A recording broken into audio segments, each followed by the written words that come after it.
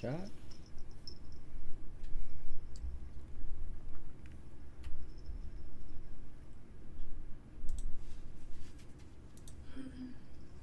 Difficult to try to stack into an Alolan Ninetales. Those freeze effects make it really hard to get value and escape in situations. So we are going to see Alolan Ninetales really finding on the impact desk, in the early moments of this game, especially because Exile have the opportunity to give it the blue buff and immediately evolve into Alolan Ninetales before it even steps foot on a goal zone. Well, you shouldn't deal with that, but you get it. Well, yeah. Right now, though, we are starting this off with no particular invasions. We've seen a lot of invasions recently, but these teams kind of playing chill. Although this is you turn around and see how it sounds and stuff. Actually, I mean, it evolved. It got exactly what it wanted. Just a particularly rare way to actually go about that. Yeah, Phalanx is going to be able to defend their own Flux zone and get that KO, as poor Chansey from Neon is just going to be going down in that scenario. Get on the desk. Leafeon checking that Tall Grass with the Solar Blades constantly. I think Oblivion's Leafeon was very, very solid in that last game, so I don't hate having it run back at all. However, we are going to see What's it the delay? some bigger KOs, I think, in the finals fight if it really wants to have an impact. And this is looking like a very scary situation for Exile on this bottom path. But I will say, once we get the evolution to the Trevenant, this is a very scary path. However, they might just focus on this path to make sure that it doesn't even become a problem. We're already down to 31 HP on that first tier 1 gold zone, and they're getting their points, they're backing up. We are oh my goodness, barely the very maximum range on that Solar Blade was able to get that KO. Oh, that was so tough. Eggnoob having a really tough choice of who to throw the Pollen Puff onto in that second instance, and they decide on the Meowscarada because the Alolan Ninetales is doing damage, but I don't think anyone watching with my cat. expected Oblivion to make the long flank all the way to the bottom path and earn that KO. So Exile having a decent start in terms of the KOs that were, of course, matched by G, who got that early KO on the enemy support. And G holding the point. What's good, man? How's it going? Pretty high point lead for how early we are. I got about a 10-second delay, so it might be a second before I get to your comments. Trying to figure that out. Like but we're going to see a lot of early fights. There's some really strong poke on both sides, and so the first big initiation is going to be really hard, I think, for either team. They're really going to want to catch out people with stuff like the Solar Blade, right? Or if they can catch somebody a little bit close to something like a Woodhammer or something from the Alolan Ninetales, that's going to be their opportunity. But as you can see, they're kind of just poking each other, trying to see what they can find, backing up. Yeah, they do not want to be a part of that damage. Yeah, not at all. I am really excited to see at level 6 what Slash decides to elect for their move choice. If you're going to go Snarl or Wish, nice. In this Yeah, mine's Snarl looks pretty decent. This is Ace. To enable a few of your, Ace. other damage She's dealers. However, extra needy at the moment. In combination with Wish healing is extremely strong. Welcome in, everybody. Welcome in. Put this hyper carry Phalanx to work. I think my biggest fear would be there's a lot of burst damage on the side of Exile. We'll see. Ooh, okay, Selling. Or Zaloots, I still want to call them that 100% until they change the name. All right, I'm still calling him Zealot. Great push there. Oh, well done. The foul play by Slash, able to hold down the goal zone for now. The whole squad of Exile trying to spread out as much as they can to get these goals in the face of defender Umbreon, and finally Slash will go down. Exile able to get in quite a few scores. Yeah, she is. That Trevenant stacking up. How's the audio? Is the broadcast, the UCS broadcast too loud, or is it good? That is completely uncontested. That was a very long time to take that, as we're seeing G just take control of the objective. Right now, Exile just kind of focusing on farming in the center area, in their own central area, and nobody dealing with the we got a level 10 Meowscarada for Team G versus level 10 Venusaur on the enemy team. Look at that. Levels are looking good on both sides. They knew this push was coming. However, the Simp does go down first in that fight. A very small score from Slash, but it puts that goal zone at an extremely low threshold. Moonlit pushing that Leafeon back. Well, OG tries to finish that KO, but Oblivion just dodges away and returns for the revenge. Now we have Freak trying to chase down with this pedal drain Venusaur. Pushed away for a moment, but now... It's usually how it goes. Cats just like new things. Yeah, back to this kind of pokey game.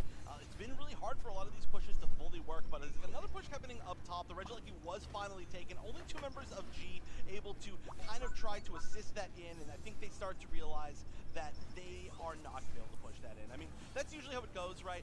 They're just going to say, okay, well, we'll see if there's an opportunity. Yeah, G's got a lot of farm on the map, so I would just pull back and not try to push that in, make them defend the Lecky while we just go get all those Adinos and jungle and keep getting our levels higher and higher. And earn a knockout. But they do manage to break the bottom goal. to break that goal zone. Umbreon goes down for it, but puts him ahead. But wanting to take that break as quickly as they can and get some more space on the map to work with. Trevenant looking to answer back a little bit. It's just a Mew there. Umbreon's coming back down. Too many wild Pokemon that if you don't take them, Exile's going to. Yeah, and then also maybe trying to get a little bit of their 10 seconds to the next bottom objective. Venu trying to get his levels up. Need that 13 on that Venusaur. They could meet in that center for half. They're both kind of coming down the same direction without those speedsters from either team. But this is going to be one of the first major big. I've seen a lot more Mew than I expected to see. Everybody else is around. People are still running the Mew. Egnu on a huge flank on the Eldegoss, trying to push into the enemy squad. Gone Cloud Crash, gonna hit a few targets, sell it with the Unite Unite's coming out. Leafeon goes for the secure, but it goes down to the Ninetales. Exile takes the Regirock. In their favor, but not a single one has fallen in G's way yet. Exile taken down member by member. Currently a KO streak of 2 for Freaks Venusaur, and finally OG joins the fray. Black is here as well. This dynamic duo has been playing together for years, and it's working together very well right now. That was amazing coordination. The Unite coming out from Black CH into the Surf, into the full set of KOs. That was just a great way to turn things around from what was a pretty bad situation, and now we're seeing a ton being dunked in the bottom tier 2 of Exile. A great way to turn that around, realizing how much space they have. They've got to get away now, although in the meantime it looks like OG was putting a lot of pressure on the bottom goal, getting points in, letting Meow get the top Lecky solo. Actually, the tree's been really afraid of them getting chopped down very quickly. However, finally this is going to be a 3v6. Unfortunately, the 6 only is powerful. Yeah, that Simp and Freak duo with the Venusaur. Kind of a weak overcap there by the Blissey, and Lecky heading to the tier 2. That we saw towards that tier 2 though, with Slash pushing all the way up there. Really low points in pocket. It's a very easy score to get and immediately retreat. It's not like Exile can really. But again, that you might not be able to push that in, but it gets a lot of value by allowing your team to pull back, pick up a whole bunch of farm, while the enemy team has to deal with the Lecky. You're looking very low in that center area. It's a little bit scary. We are past the point where they could possibly get KO'd. Everybody's just farming. It looks like we're trying to just get some EXP before the final stretch.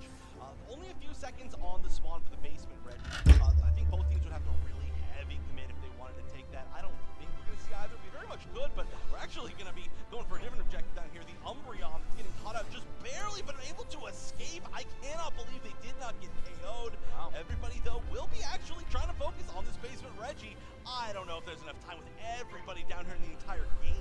It's a Regirock buff, but defense is huge, especially when you have to contend with. It's got 12 seconds here to get that rock. Looks like neither team wants to really go for it. They're just going to come to center, try to take position for the Ray fight. Hopefully, be able to fight a little longer. However, like you mentioned, neither team's going to go for that play, but watch OG on that mini-map on the Phalanx going on a big flank. However, they are caught. Freak is able to find the Phalanx, and of course that natural predator in the pedal dance Pika Drain Venusaur is going to be constantly chasing them down. It's always so fun to see Phalanx running away from somebody because they just trail behind and you can hit them from so far behind. But oh my goodness, that's a very far forward Eldegoss, and they're actually going to use that opportunity to counter engage. We're going to see Umbreon get very low. Slash has been doing such a great job on that Umbreon though, not getting KO'd. Oh, they dive in. Comes out along with quite a few other Unites all at the same time. Phalanx looking for that Ninetales. Mew gets the Blissey, no support, but the Bliss Assist was able to come out for the Venusaur. Oh. Phalanx has to respawn. Meowscarada Unite comes out, but they're able to take Meowscarada down as well. Now it's just Phalanx and Mew. But they were able to get that Venusaur. He's going to be out for a hot minute. 2 KOs before that moment as well. This Mew has been absolutely crushing it. Love to see Black playing with this level of Trevenant doing a good job keeping the Phalanx putting damage on, but he's going to go down for it for sure. Yep, the Umbreon comes in and gets it. Oh, man. 5 up for G. Meow's coming back in. Phalanx is zoning Exile completely back to their home pad. G. And unless an egg comes out for a secure, way too early on the egg, it goes down to over to G. G takes game 2, knocking Exile out of the final stretch and moving on. Let's go. I don't know what Trevenant was doing. Like, it's not like Phalanx was gonna rip that down. I don't know why he was in the pit absorbing all that damage, but should have just pulled back a little bit. And they're just gonna take take off their headsets, put down their controllers, and G will be moving forward in our bracket. Fantastic battle between these two squads. It really was, but Black CH's Mew in that matchup, absolutely unbelievable. And from top 4 in yesterday's tournament, I did not to think now G was top gonna 4 2-0 in the Exile, but here we are. G gonna be moving on to play DOL Kittens in that next That was a good one. That's going to be an incredible match, but well earned from G. And you can see exactly what I was saying. You can see right here, they're just having such a good time, right? They're just running off of their own energy as a team. They feel like they just really gelled together. Of course, a lot of these players playing on similar teams, but something about their current iteration just feels like they're just enjoying it. And that's such a big deal, right? Being able to have fun, being able to be there to just play with your friends, and that's exactly what we're seeing from this team that I think has an amazing chance of going to Honolulu. And I think OG has found a new top path monster to really master. And Phalanx has been so strong for them. I want to see the numbers of this last game though, because some big moments were had across the series. Black CH with those 4 KOs, 3 assists, but OG, 8 knockouts on that Phalanx, even with the Venusaur on the other side. Freak having an amazing game on the Venusaur though. Was level 14. 8 KOs for both Phalanx and Venu. Fitting the bill of that raid That's boss. pretty good. Yeah, I mean, the idea is good, but once again, we mentioned this before, I mean, actually... Dang, the Venu damage. It just doesn't seem like it's enough. I didn't think Mew would have that big of an impact in this tournament, but Mew's been killing it. We gotta talk about every single person. I mean, Zealot was making some amazing plays, obviously able to secure Rayquaza, but just throughout the entire... Best Mouse Gratis looked all weekend. Yes, almost, yeah. I feel like Alright, we can there's see been, this like, again. It's been pretty good, but this has been great across the board from Zealot. Oh, the Scyther was an interesting pick. Every single member of their team in that last game in particular, I felt like really got a great chance to show off their strengths, and they are, again, looking just so incredibly powerful. I feel like they're running off so much momentum, and they're just going to continue on. Yeah, and of course they have to go up against the Kittens, which looked amazing of our first game on stage. That's going to be quite the matchup. That'll be happening a little bit later today, but I do think a lot of people... Those Mew beams, they were doing stuff. I do think that's the... Played Mew last night. I did not feel... I definitely felt the Mew nerfs, and I would not be confident playing Mew in a tournament, but I am not as good as these guys. Who's next? They were so close to qualifying, but not quite. All right, well, we got an interview on stage with Dukesmax and Black CH. Let's send it on over to the main stage. This show right here? So I think that was the turning point there where Meow traded 1-for-1 on the Venu. Like, losing Meowscarada is not nearly as big as losing Venus losing Venusaur. So that was a good catch. Good trade. You told me before this interview started that I need to unbutton one more button on my shirt. I've got you, brother. No problem. There you go. Oh, I'm gonna do 2. We're doing 2. Look how low that is. Okay, Black, talk to me here. Thanks for checking it out, man. Appreciate you stopping by. I'm just testing out my ability to stream on YouTube here. Thought this would be a good one to do it. Thanks for stopping by. Qualifying for the World Championships, taking one of those home with you. What you said, your mind is a temple. Your inner peace is found. How does the rest of the team feel? Oh man, we are so locked in. All of them are doing amazing. Sealot is finally locked in, man. Oh my God, Sealot. I mean, that Meowscarada play out of Zealot yesterday and today has been terrific. Let's talk about Black CH and the Mew play. Nobody expected this dialed in of a Mew from Black CH, but like you said, you are securing everything. What's been the game changer for you? I mean, I have worked with Stocking so much, you know, like 2 years. Like I gotta learn something. Look at this. Stocking, Man, I don't think I've ever smiled that hard. Black CH, before you and I have to kick rocks, I'm going to be a chance to say one more thing. We got fans in the stands with signs with your name on it. What can you say to all those beautiful people out there? I love you so much, guys. You are everything for me. Like everything. Like, thank you so much, everyone. The Pokemon Unite community, everyone. Like, everyone's so great. Thank you, guys. Thanks for coming, guys. That's where we're going to leave it, back in the booth.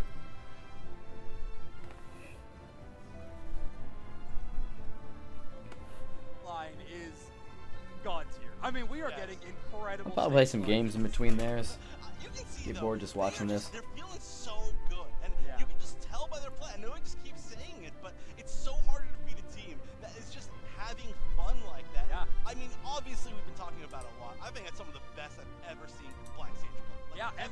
finally locked in. Their words. That was so funny. I was cracking up.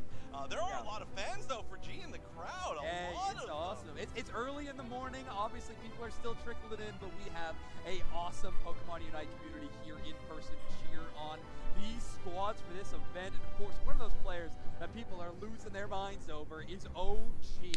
On this Phalanx, so unbelievably strong. Running that Razor Claw attack weight Curse Bangle. I see a lot of players lock in the scope lens on Phalanx as well to try to get a few more critical hits with that Iron Head No Retreat composition. However, OG really liking that anti-heal opportunity with the Curse Bangle. Yeah, the healing stoppage, of course. But the combination Curse Bangle on between, Phalanx. OG and Black was like, that was it. They were just so good at combining their I powers. usually swap the That's Bangle something for you the do so weakness often, policy, sometimes but I you have also to haven't double tried No down Retreat on Iron Head. it. I thought that build was kind of troll, but that's what everybody's running. From that player set that you had earlier. But So I gotta try that out. Oh, Phalanx, that might be my next video. Phalanx, and we just saw them What's going on with my shadow so here? many coordinated nodes, triple. It was unreal. Yeah, it was awesome to see. Needs that. And I'm Let's really bring that happy one that up a we're little going to get to see more of G. Yeah, that way. they That work? gone into There this we go. tournament Because they look unbelievably strong. They look like a team that could absolutely qualify for the World Championships. We've already seen a few of those rosters play today, and we're only halfway through the first rounds of today's tournament. Reminder, everybody, single elimination all the way through today of our top 8. Win or go home, and the matches are going to be raging on all day long, so make sure to stay tuned in. We're going to be jumping to a very short break. More Final Stretch right after this.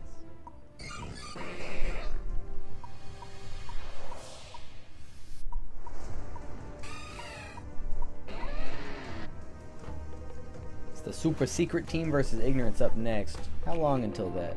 5 minutes? I don't have time to play a game, dang it. I was gonna try to play some Ashes in between their stuff. We might have time to run one game. We might. What do you guys think? Try to run one game? What is good, everybody? Doob Snacks here. You're on the Sky on Eos Island, and I'm bringing you another edition of Snacks with Snacks. This time, we're gonna eat some of this Cajun food. So jumping straight in here, we've got this plate, of course, fried oysters. A little something about old snacks. I love raw oysters. I love fried oysters. Oysters Both are good. Terrific always. I do prefer raw oysters over fried oysters. I'm gonna give this solid 8 out of 10. We got beans, collard greens here, black-eyed peas. Oysters I are personally good. Really enjoy. Let's see how good these are. Collard greens, black-eyed peas were terrific. I'm gonna say 6.5 for both. Serve a similar price. Let's get into the Well, when I'm playing Unite, I normally stream on Twitch, so if you guys are in and want to head over to twitch.tv/IrishDragonGaming, go check that out. Drop a follow so you know when I'm live. It's usually on my days off, so it's random. Say 7. 6.75. 7. Still more than that. Man, Nice bowl of gumbo here. Just gonna go right into that. what Look at what that I topping would not specimen. give to be getting paid by Just didn't enjoy the Pokemon gumbo to more be than telling I you would. how good this food is. 7.5. I like food. Oysters, though? I'm a certified chef. We'll say 8. Let me in. Now, classic. Beans and How rice. fast can I eat this whole plate? Is it a race? No. 3 out of 10. I don't like beans, but I bet it's absolutely amazing. On.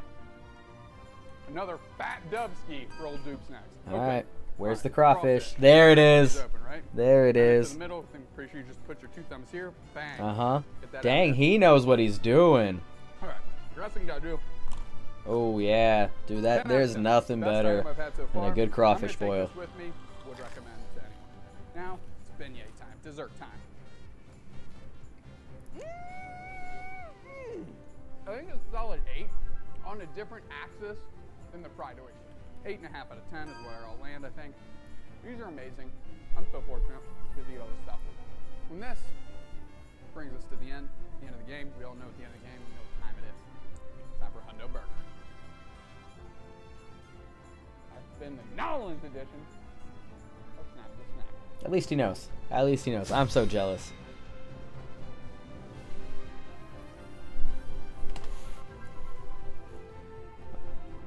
They showcasing the Umbreon.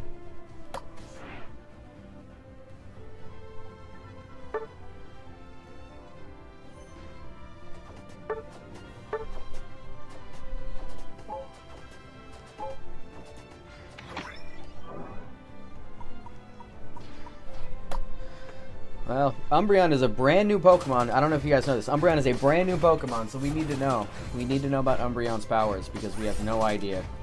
how broken Umbreon is. If you don't know how broken Umbreon is, go check out, I believe that was yesterday's video. Yesterday was Umbreon. Umbreon straight smashing. So bad you don't need Ray. That's what it was. Lose Ray, win game. That's Umbreon's plan. Go check it out. Be sure to drop a like. Don't forget to drop a like. It helps the algorithm. Like the stream, guys. Man, I'm like 8 hours away from New Orleans. I should have just made the drive. It would have been fun. Just for the food. Is there a donation option yet? Did I set up a donation option? Someone drop a donation so I can go get some real food.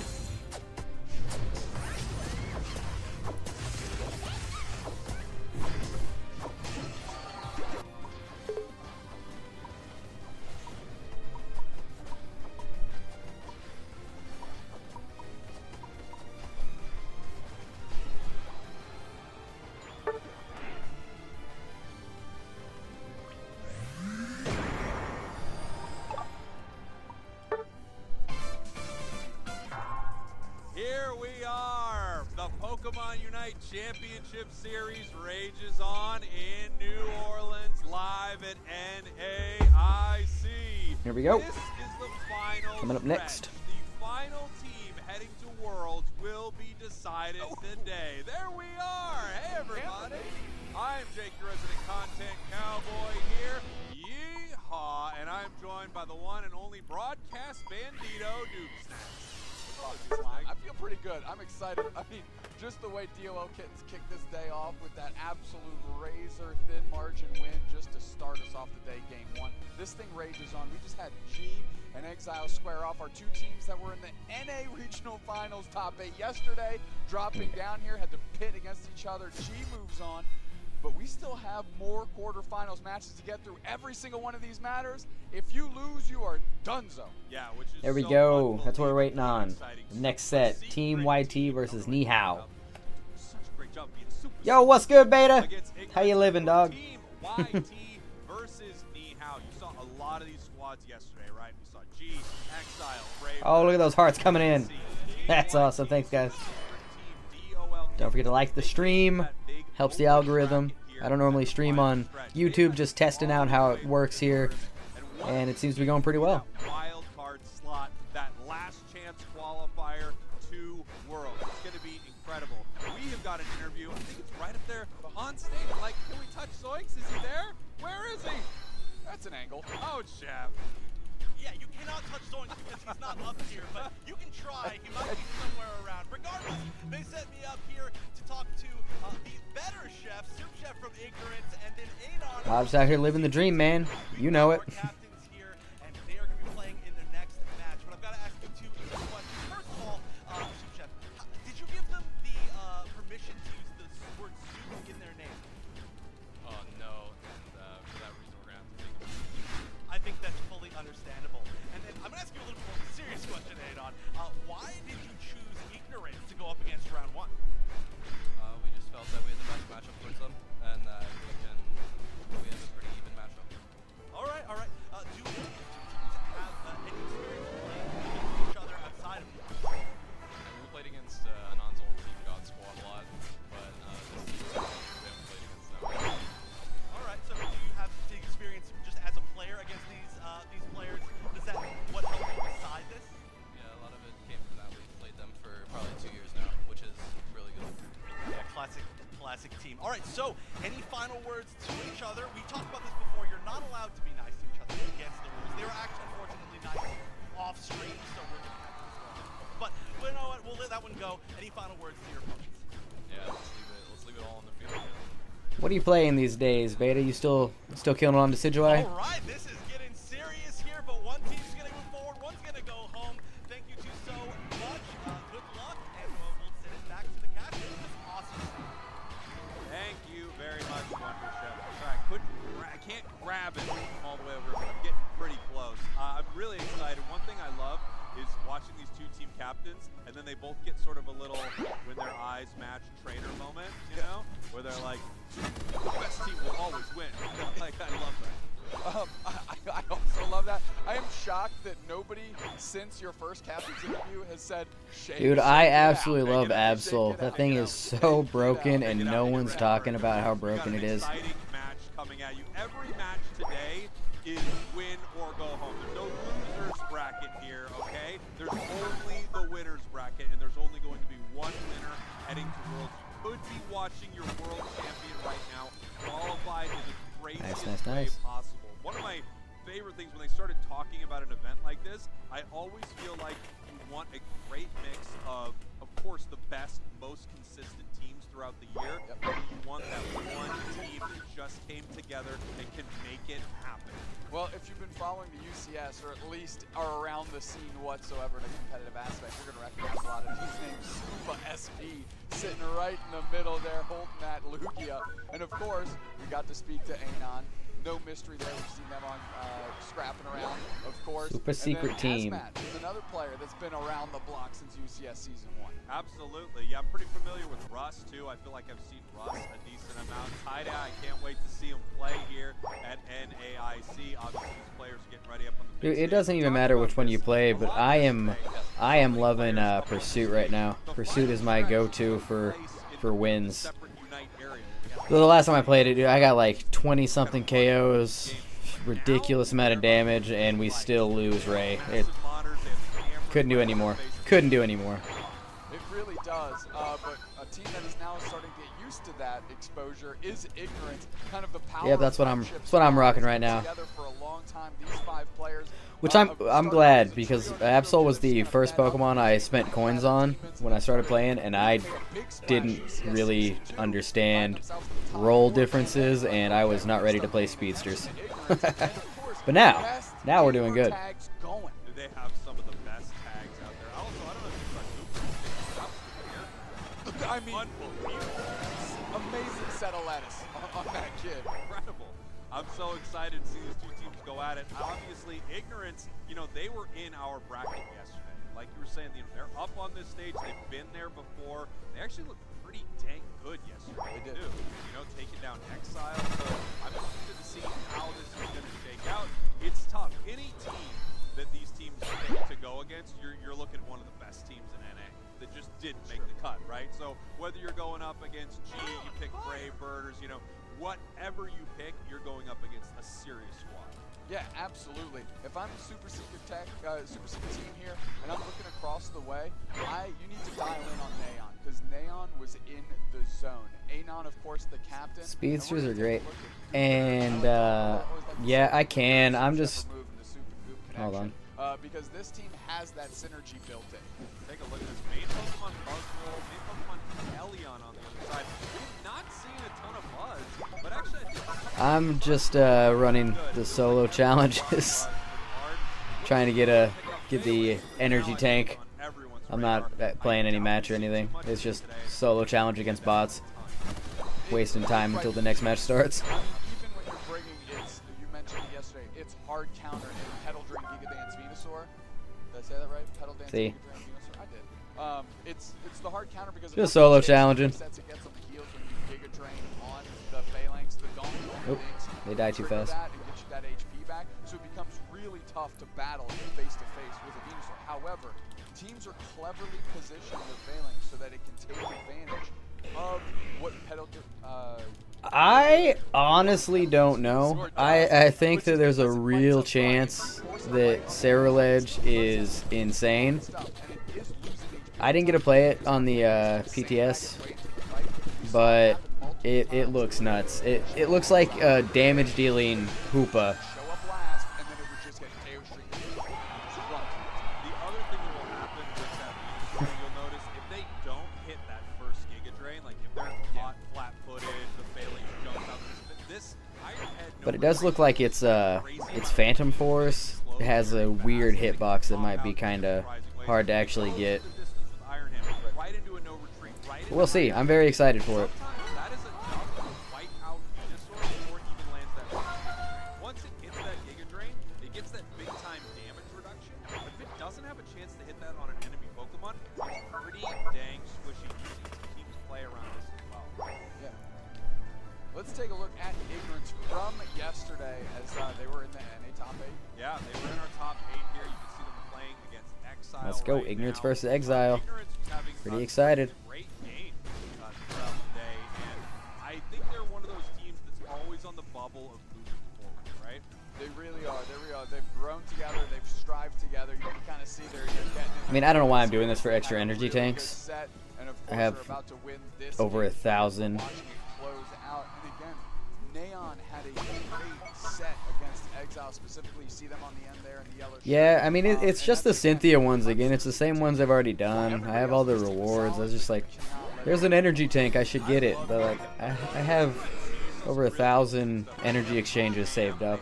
I don't need any emblems. I don't know why I'm doing this. A lot of exciting picks. I love a team that isn't afraid to sort of wade outside of the meta pool of 15 Pokemon that everyone knows, like this.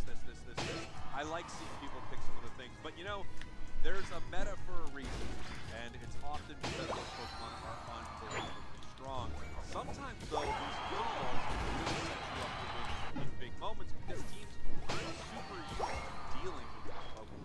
Yeah, you've seen teams like Ignorance find success with that. Teams like YouTube find success with that. Last year, Mihao just in this event was such a wild card. It was like sitting in the back of the van, cutting the brakes, on the wild card and diving on the back. Yeah, that's what they were doing all over the place, and there is value to that.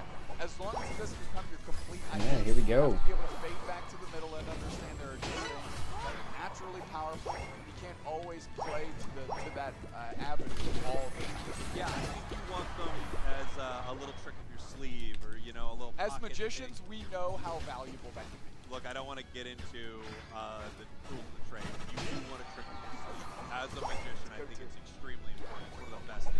I mean, I want to watch this game, but I'm really just excited for the YT match afterwards. That's what we're here for. We're here to watch Team YT. And then, yeah, also have something that you can switch on to, like we saw in the regional finals, where Gottlieb said, all right, it's bullet C3 time. Let's win this. Take a look. Here are some of our big picks, and we actually showed some of our thoughts yesterday. Sylveon, Trevenant, Blazing, and Hoopster, Eldegod, and Melissa.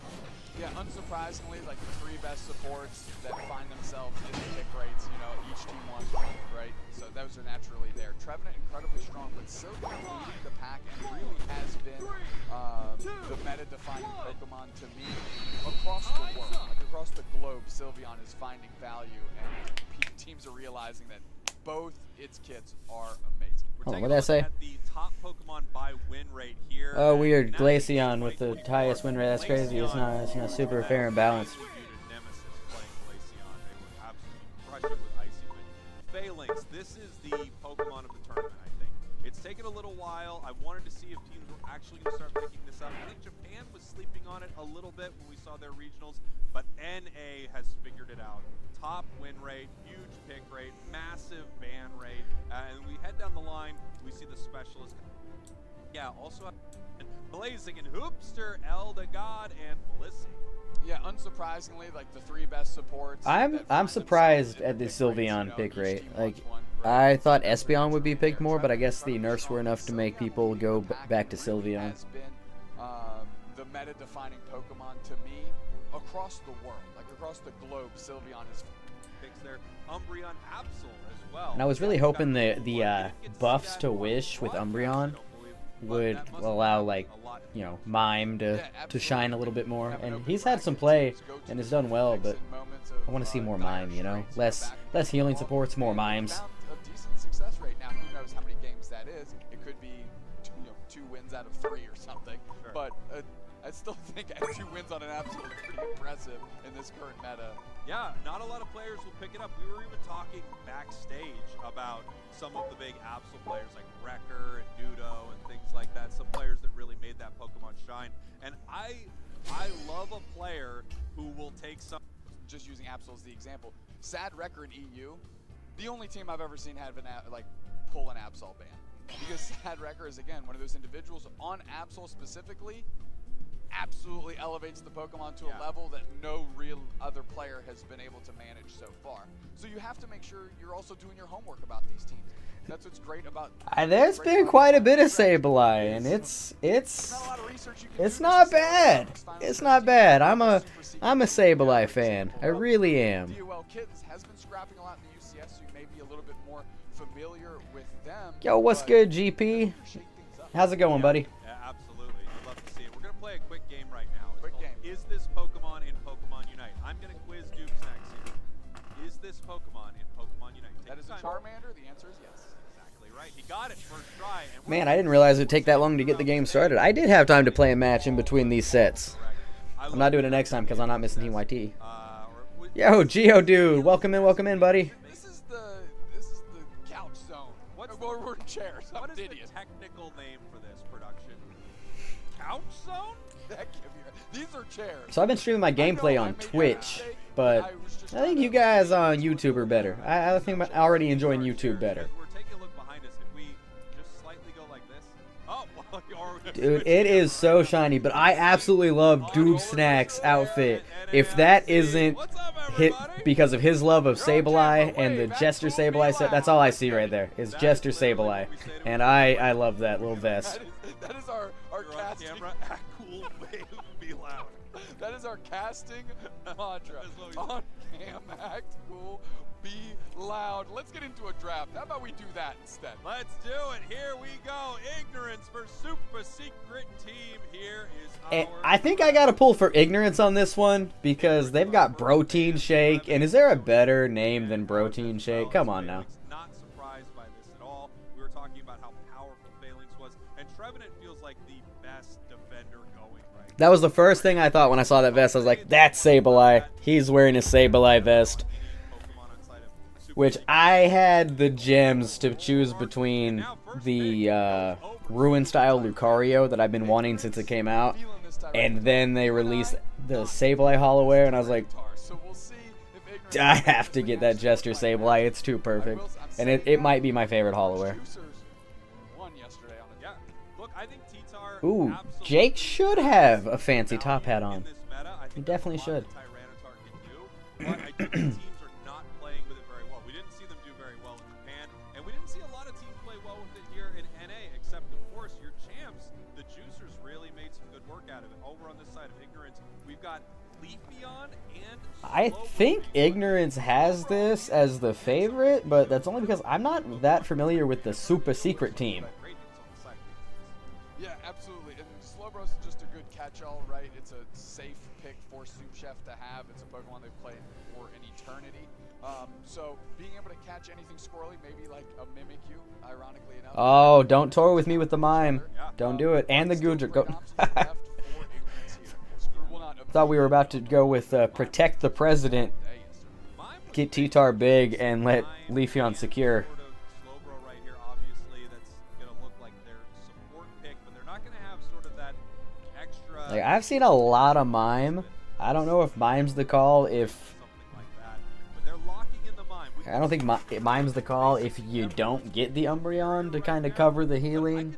But Where they power swap this Tyranitar. That would be safe. all right, and another Mew comes out. Give it a little bit into its more true support role rather than its pseudo tank role that we've always seen it in. Yeah, throw a leash on that T-Tar, take it for a walk. Yeah. Yes, yes, Beta. Give me my Ice Lane. Somebody play the Ice Lane. Like, you can literally pick Ninetales first, build your team with whatever you want, and last pick Mamo. No one's gonna take Mamo from you. You can just get your damage dealers, your engage, and set your team up, and then just play Mamo with Ninetales. It'd be great. Let's do it. Hardware, the trophy, everything here in the final. I mean, this is a true Cinderella run. I tried to get my team that I played in the UCS with to run some Ice Lane, but I don't think we ever did it.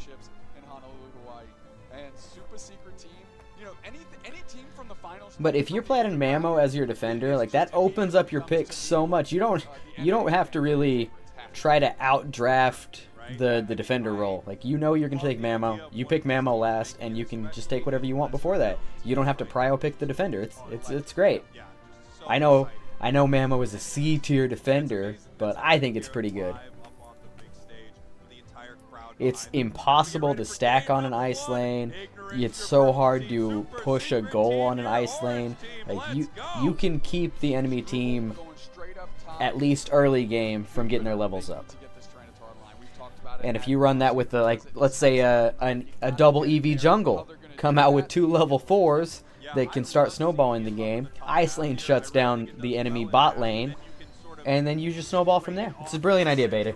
It's a brilliant idea. But I could be biased with my love of Mamoswine. Could be.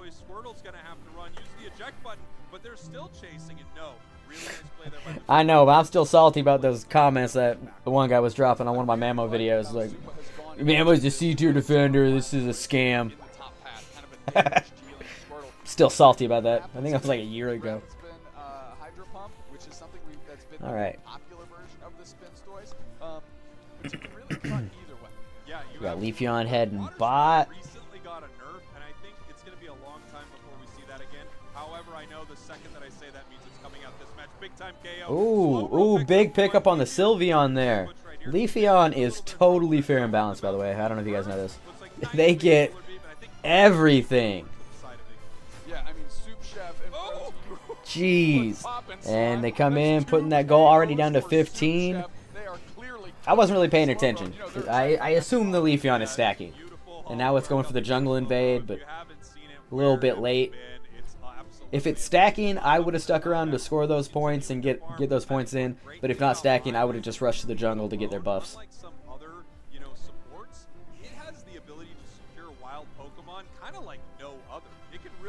And now T-Tar takes the jungle. Yep, you put the Leafeon in the jungle for the first gank, and then put your Pupitar in there. Get it T-Tar as fast as possible.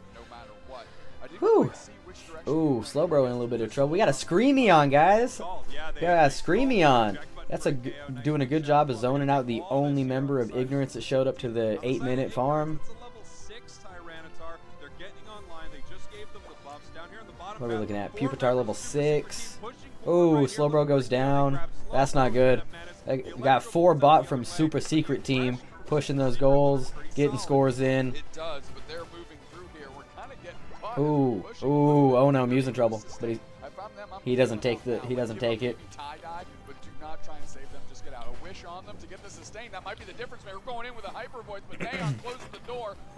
Man, I can't hate on it. I've been really liking Razor Leaf Aerial Ace, but I've also been liking Solar Blade Aerial Ace. I think Aerial Ace is now pretty good. And I forget who was running it yesterday. It was LG was playing somebody, and Overlord was absolutely running over people with the Aerial Ace Razor Leaf Leafeon. And then the second game, the other team took it away from him, and they ran Solar Blade. And I was like, damn, I think that's the first Solar Blade Leafeon I've seen. This would be the second one. But I think I've had more success with Solar Blade just because of what it does right there. What it does right there. Into Unite, Solar Blade, into Unite, into Solar Blade. They bury Frolic into the back line, forcing out the Mew Unite. Can they at least get Protein Shake? They do. Super Secret Team, tons of players low on HP. Catch a nice reset. Man, I love a good Wiggly Sylveon lane. And Soup Chef, Neon, and Goop are running. And we have a Scald Bro.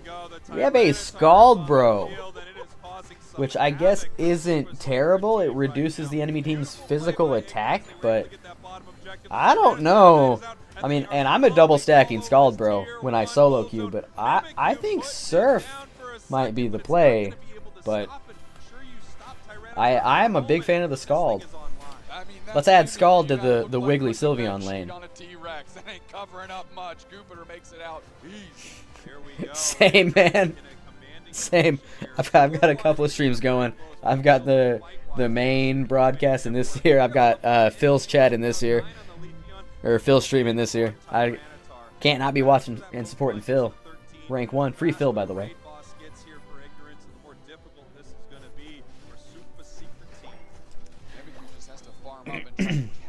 I mean, the only thing with Aerial Ace is that you can't, like, hypercharge your solar gauge. but if you just play the range and distance, it doesn't matter, and you can get out of things a whole lot better than you can with Leaf Blade, I think. I think they're both good, but I'm really liking Aerial Ace with whatever else I play. Jeez, Leafeon! Of KOs for this squad. Credit them for 2 as the Regieleki hits, and they've got a big overtime. Ooh, we're doing math. We're doing math. Look at that. We can't. Look at that. Look at that. And they are holding that as long as possible. Look at that. They got that as low as they possibly could before putting the 40 in. Make sure you get a good overdunk. And the way you're winning these team fights, you're going to be able to get some stacks somewhere else. Yeah, absolutely. Top goal zone gone. 185, 109. Every fight has been looking great for Ignorance.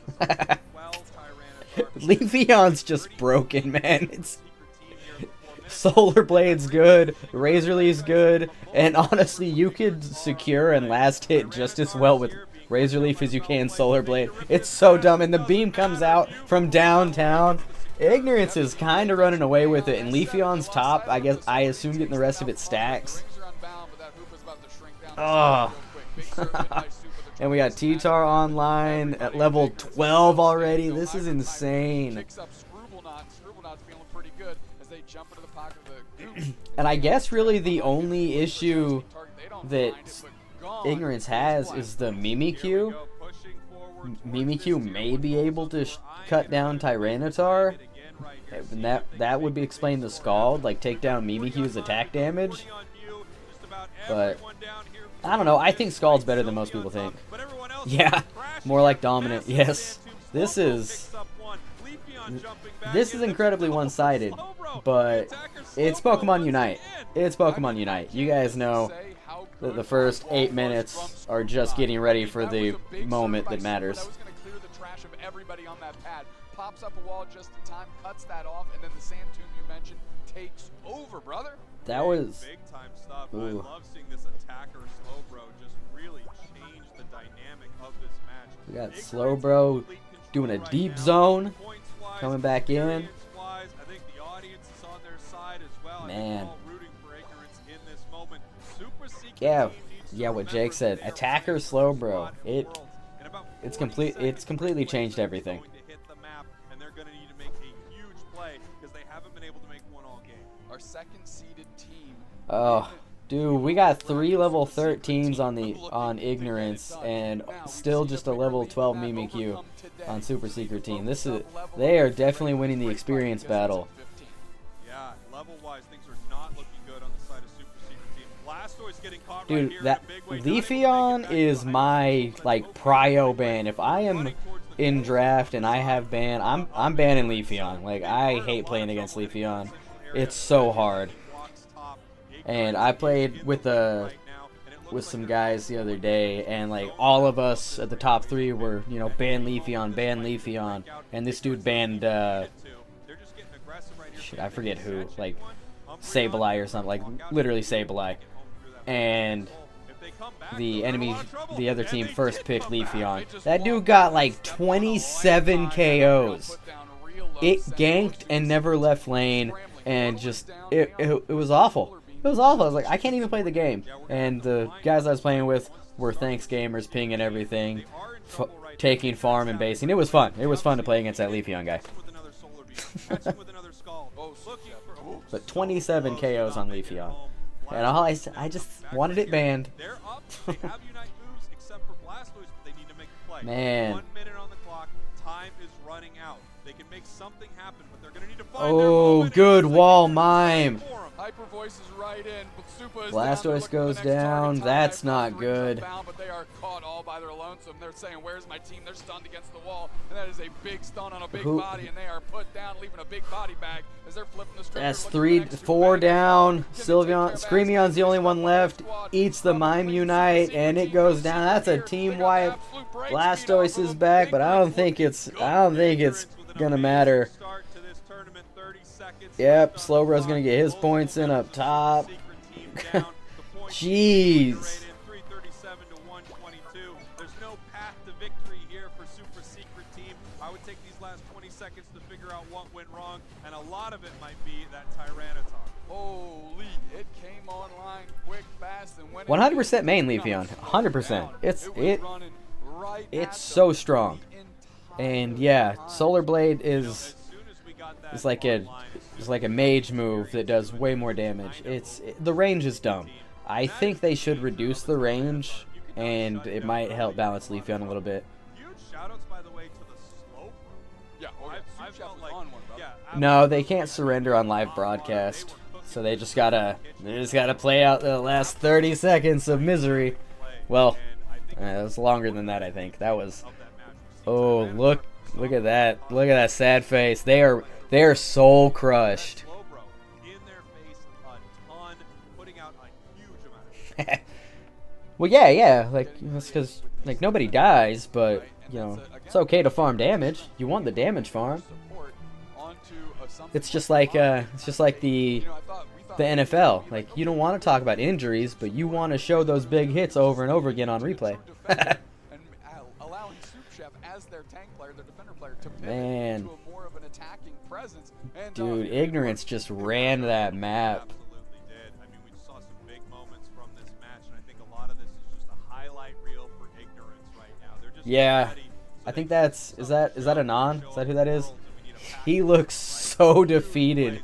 Like they're gonna have to pull out something crazy and get some morale back for game 2, or I think this might just be a 2-0. Oof, that poor guy. And I've been there. I've been there. Couple of UCS matches where it was just like it felt like that. Like, why are we even playing? Like it was always into 2 or 3 players, really just facilitating good engagements across the board. And this is right after they absolutely wiped the whole squad, and they were just trying to make a play on tier 1 goals. They didn't need any more points. They wanted it. Yeah, they just wanted to put a few points in there, stomp around a little bit, get a couple more KOs with Tyranitar, right? Obviously feeling good after a win like that. It does feel like Super Secret Team probably Yeah, I mean, I think they brought their A game. It's just got just about everything. that Leafeon came down and caught the Sylveon jungler, and That's what happened. Ignorance got everything they that I wanted. think that was the deciding factor from the first gank was It really, the unlike the maybe Leafeon jungle Spring beat the version Sylveon matches that we jungle saw, and just this ran with one it from felt there. like, oh, it's a top 8 regional team, really flexing the difference. Here we go, heading into this next draft. You have to I think you might be a little biased on the Hoopa pick, Beta, but I don't think you're wrong. I don't think you're wrong. Hoopa was working. It was very difficult to deal with. First ban is going to be that Phalanx over to Super Secret Team. Oh yeah, everybody loves farming damage. But I would never do that. I would never farm damage. I just like good, clean games with a good GG handshake at the end. You know, just friendly competition. I would never farm damage. Wow, interesting. So we've seen the slow bro. Yeah, the other team had S game. That's absolutely right. First pick. We're gonna see what they want to grab. Here's what I want to see. Here's what I want to see. Maybe they're going to go for the Tyranitar. Trick Hoopa. Trick Hoopa. Trick Hoopa's broken. Yeah, I can see an Umbreon. It's funny. Okay, there we go. Yeah.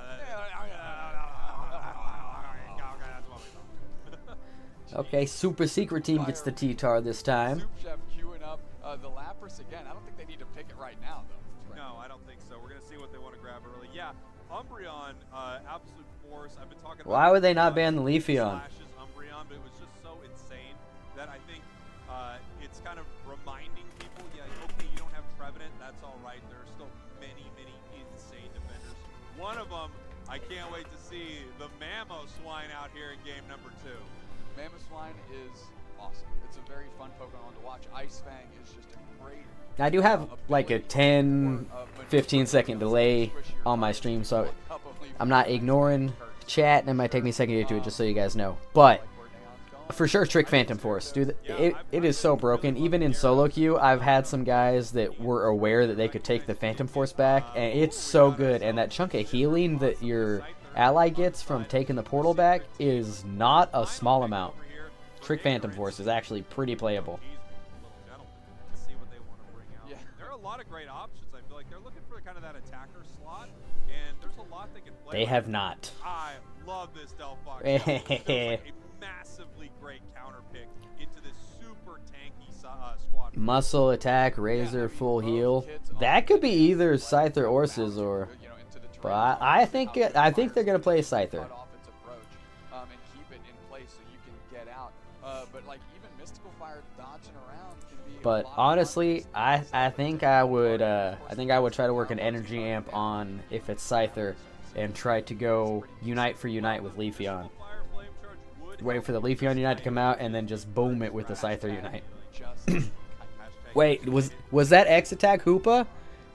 Was that? Hold on, I gotta back that up. I missed that. Ability for maneuverability on some of these squish.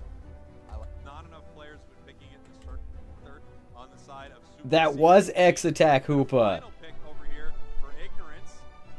Don't tease me, it's a little gentleman.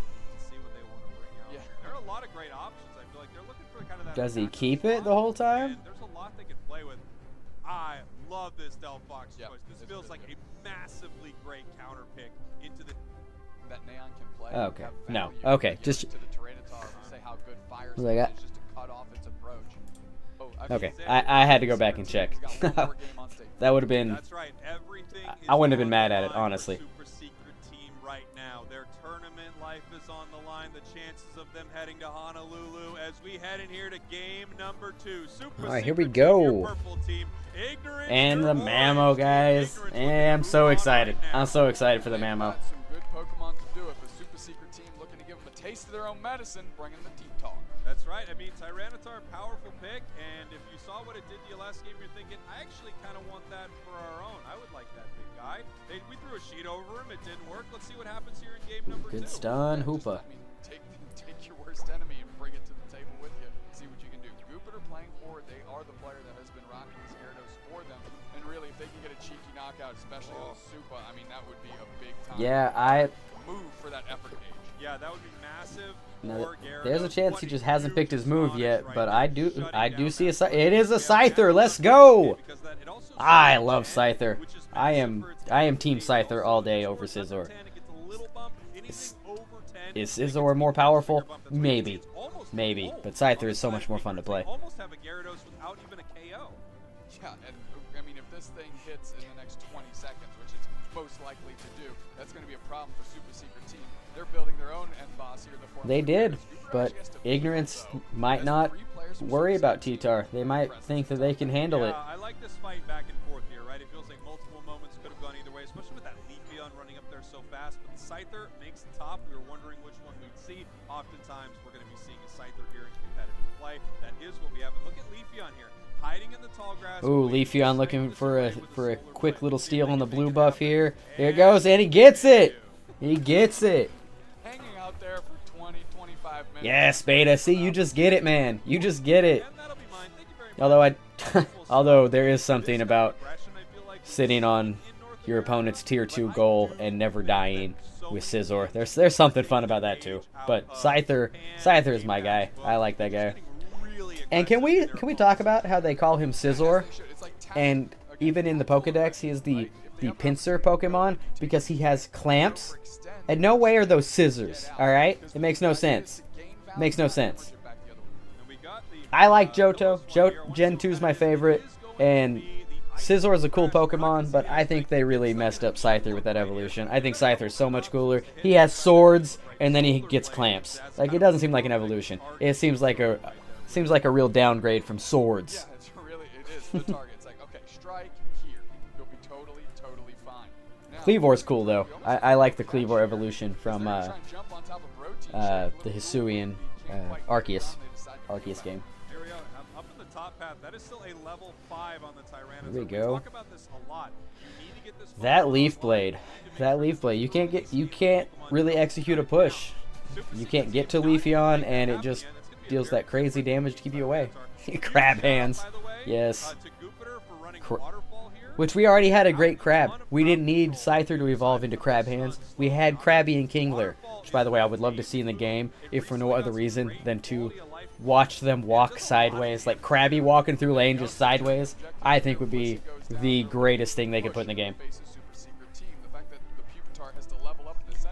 Now, Ignorance does get the Lecky, and no one is paying attention to the bottom one yet. Alright. They didn't take as much time to score in that one. Because we got 5 top, Hoopa taking them all bottom. And they still don't have a T-Tar. It is a level 7 Pupitar still at 6 minutes. So the super secret team is not having as much success with the T-Tar as Ignorance did.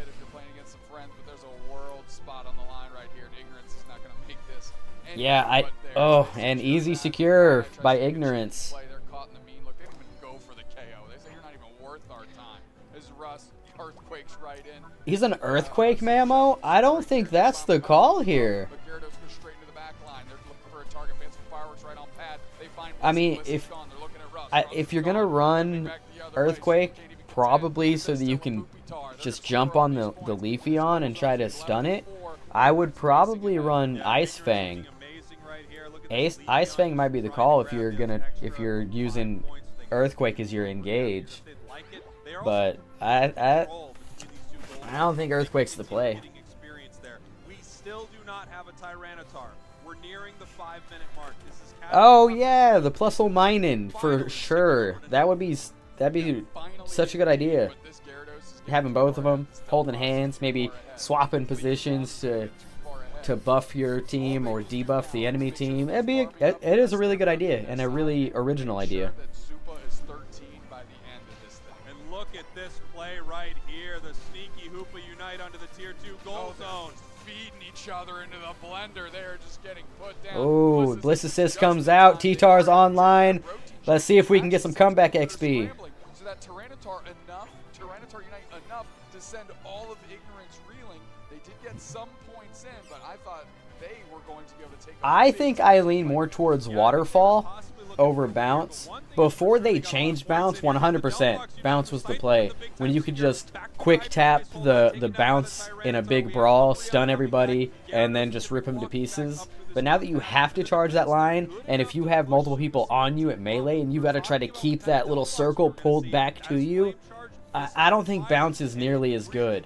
But now, when you have like a Delphox over there, you could catch it, big bounce on top of it, stun it, and take it out. I just don't think Bounce brawls as well anymore. So Waterfall is what I'm leaning more towards now. I miss old Bounce. Yep, T-Tar got online, and Super Secret Team are able to push a little bit more. And levels are all pretty even across the board now. Waterfall's not bad. It's still like you can get stunned out of it pretty easy. Great knockout on the Scyther. In the background is Azmat, who's trying their best with this Sylveon, but there's just too much pressure on them as Jupiter's able to sort that out. Meanwhile, Soup Chef on the front line's getting a KO streak of 2. Regirock getting worked on. Rust in the back line. They might Looks like Ignis can take Regirock into Ray, unless nope. He tried. T-Tar tried. HP make it a little lower than that. They're gonna let them off the hook as they're moving forward, and everybody catches a nice. Scyther just united right there. Why? Why? Looks like the Scyther's gonna have to peel back, caught by the mystical fire. Delphox And he gets pushing caught. Right now. We see the movement sliding all over the battlefield right here, and that's a double KO. I mean, if he had the amp on, I would understand. But you're gonna have. I don't think you can farm enough to get it back. I told you, if you're super secret team, you need to watch out for Neon. If they go unchecked, they are going to run through your squad. As a level 13 Delphox, but look at the other side. They have been feeding this Tyranitar. It's been playing some Stardew Valley and farming this entire I mean, time. Here we Super are, Secret level Team has a good shot here. They got a level 13 T-Tar, Mystical Fire, Delphox, or Sylveon. They don't win here. Super Secret Team Yeah, goes home. like that was a solo queue, like 220 tier 2 push. I don't understand. And they are up. The fight And is they've about to all right. They've break got out. 3 They're unites looking for their versus moment. 5 so Gyarados far. getting far forward right here, and if at any moment they can catch them and jump on them with Tyranitar, I'm sure that they will. So just you waiting for the right moment to strike. Umbreon just looking to mean look the T-Tar. You mean look it. You've got the Delphox Unite right on top of it. Take down the T-Tar, and that should be game. Scyther still got his Unite back. He's basing, coming to center. With that Icicle Crash, we catch Tyranitar in a mean look. There it is. There it is. Where's the Delphox Unite? Middle of nowhere, but it barely makes it home. It almost got chipped up out of that hyperspace hole as we're going back through, and that kind of sent everybody scrambling. Mamo is doing his best to keep Umbreon away from T-Tar. He's mean looked. That mean look was aggressive, but they don't get get punished for it right here. Scyther moving in. And Unite move not I able didn't even to realize make Scyther was fighting down there. He almost died, united, and got no value out of it again. Well, as here comes Tyranitar. Sharks in the mix. They're going for Oh, and yes, the shields come out. Bliss Assist comes out. They pick up the Blitz and set the perfect target. 2 players down for The Ignorance. Umbreon was, they were able to take the Umbreon down. T-Tar's doing T-Tar things. Hoopa unbounds out. And now it's just, now they're just going for it. They're, oh, T-Tar doing a good job keeping Leafeon out, but, oh, Leafeon goes down. T-Tar, this is why you ban T-Tar, guys. Oh, no. We have a Mystical Fire Sylveon that has no secure. And, of course, the T-Tar gets it. Jeez. Secret team gets it done. Super secret team taking Rayquaza. Dang. Leaving in the most important Mean look gonna hold him, but there's nothing you can do to stop those points from going in. Looking to score right Oh, now. man. 344 to 227. Super secret There team you is go. alive There you go. in The this T-Tar tournament. win rate There's increases. a lot of time left, not really, but there's an opportunity to score if they can push. Yeah, give me a second, guys. I gotta run to the bathroom. Points going in. Looks Hunter like Murder, 4, Super 4, Secret 4. Team It's pulls gonna this one be out. We got a a game high 3. number for Super Secret So I gotta Team. wait at least another 10 minutes They can for Team push YT. the zone I'll be right back. Run into the bathroom. Got this thing locked up.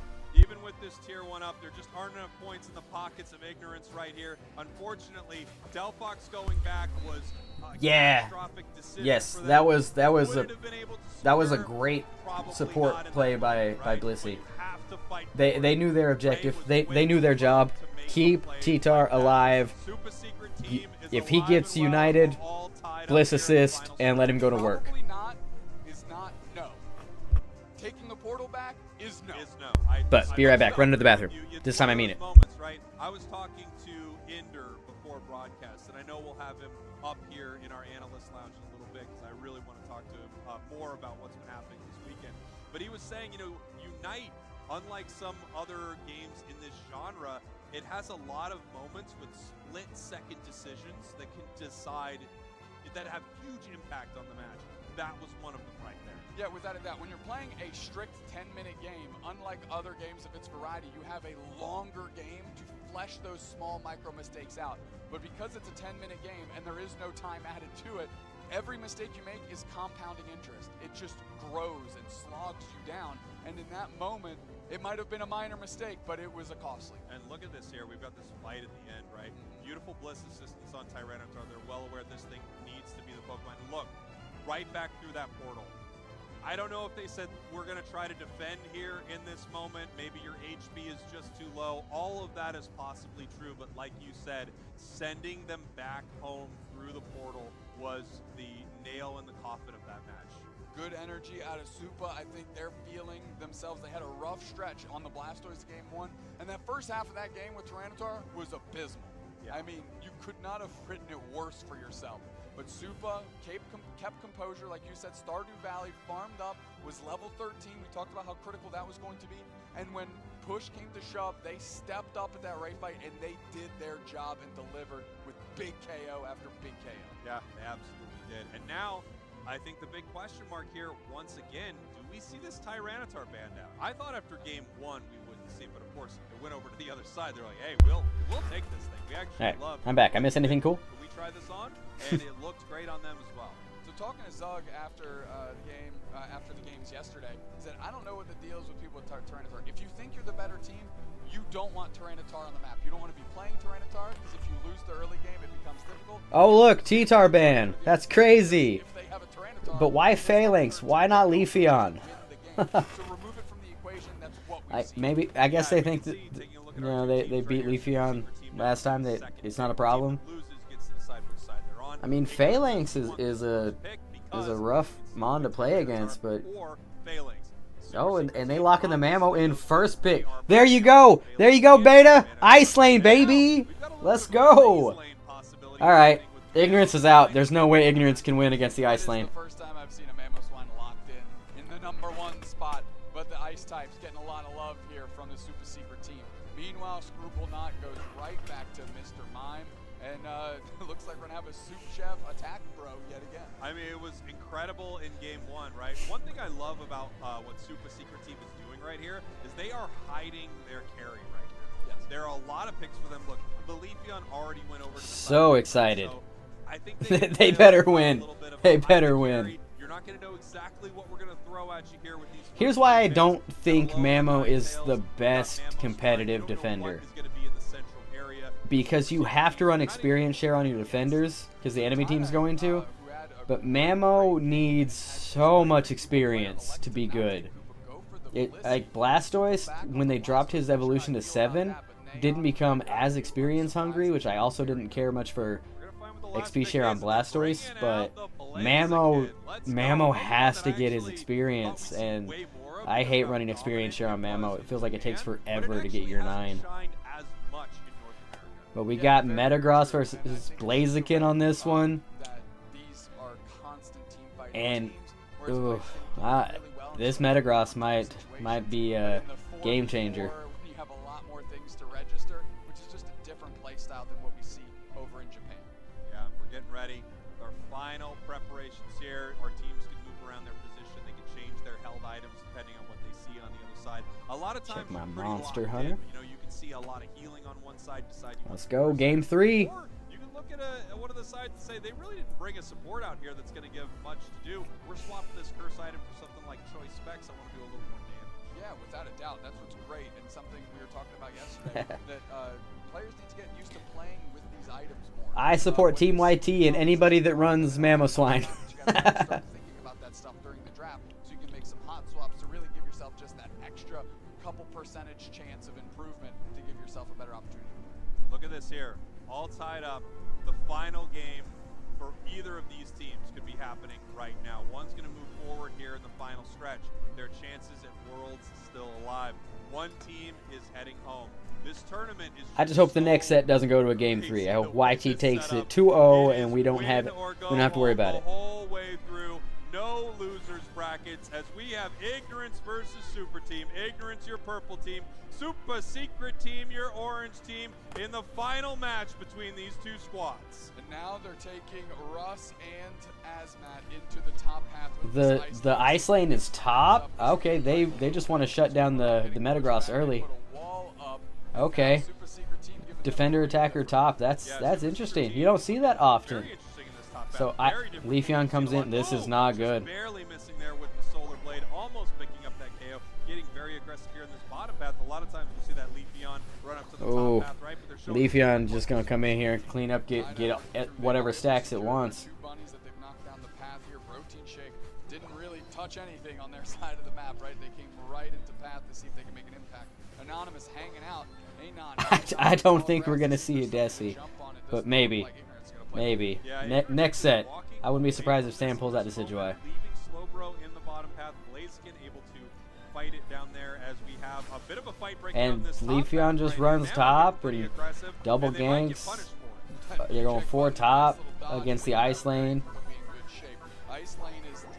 This is not good. The personnel difference, it's been 4v2, 3v2 pretty much this whole time, and they are struggling to get caught up. Russ needs to start evolving. Yeah, Russ definitely would like an So evolution. they are At the same really time, trying to we get get that level Metagross 6 on that big. Alolan Ninetales. The power spike is huge. But It's now gonna we be have really a hard level to 5 deal War with the side Turtle. of Ignorance. I'm wondering what the thought process was behind our Metagross right here. There's definitely going to be some brawling done for Metagross, but also Are you in that it's gonna bush? get Like, he didn't know you walked right in that bush? Alolan Ninetales. It is, but the Alolan Ninetales needs to get online. If its whole advantage is the early game, and if it's not getting ahead, what is it doing? I'll tell you what, Anonymous got sussed Oh, out. jungler Russ down. as it should be. Look at this. Center farm goes to Slowbro Ignorance. is a real factor on the side of Ignorance. It's a huge Oh, deal. yep. Very nice stuff. Dive Great in, catch by KO. Lime, and a great follow up there by Leafeon. Leafeon doing the speedster's job. Huge amount of burst damage, picking up some KOs, and then running away.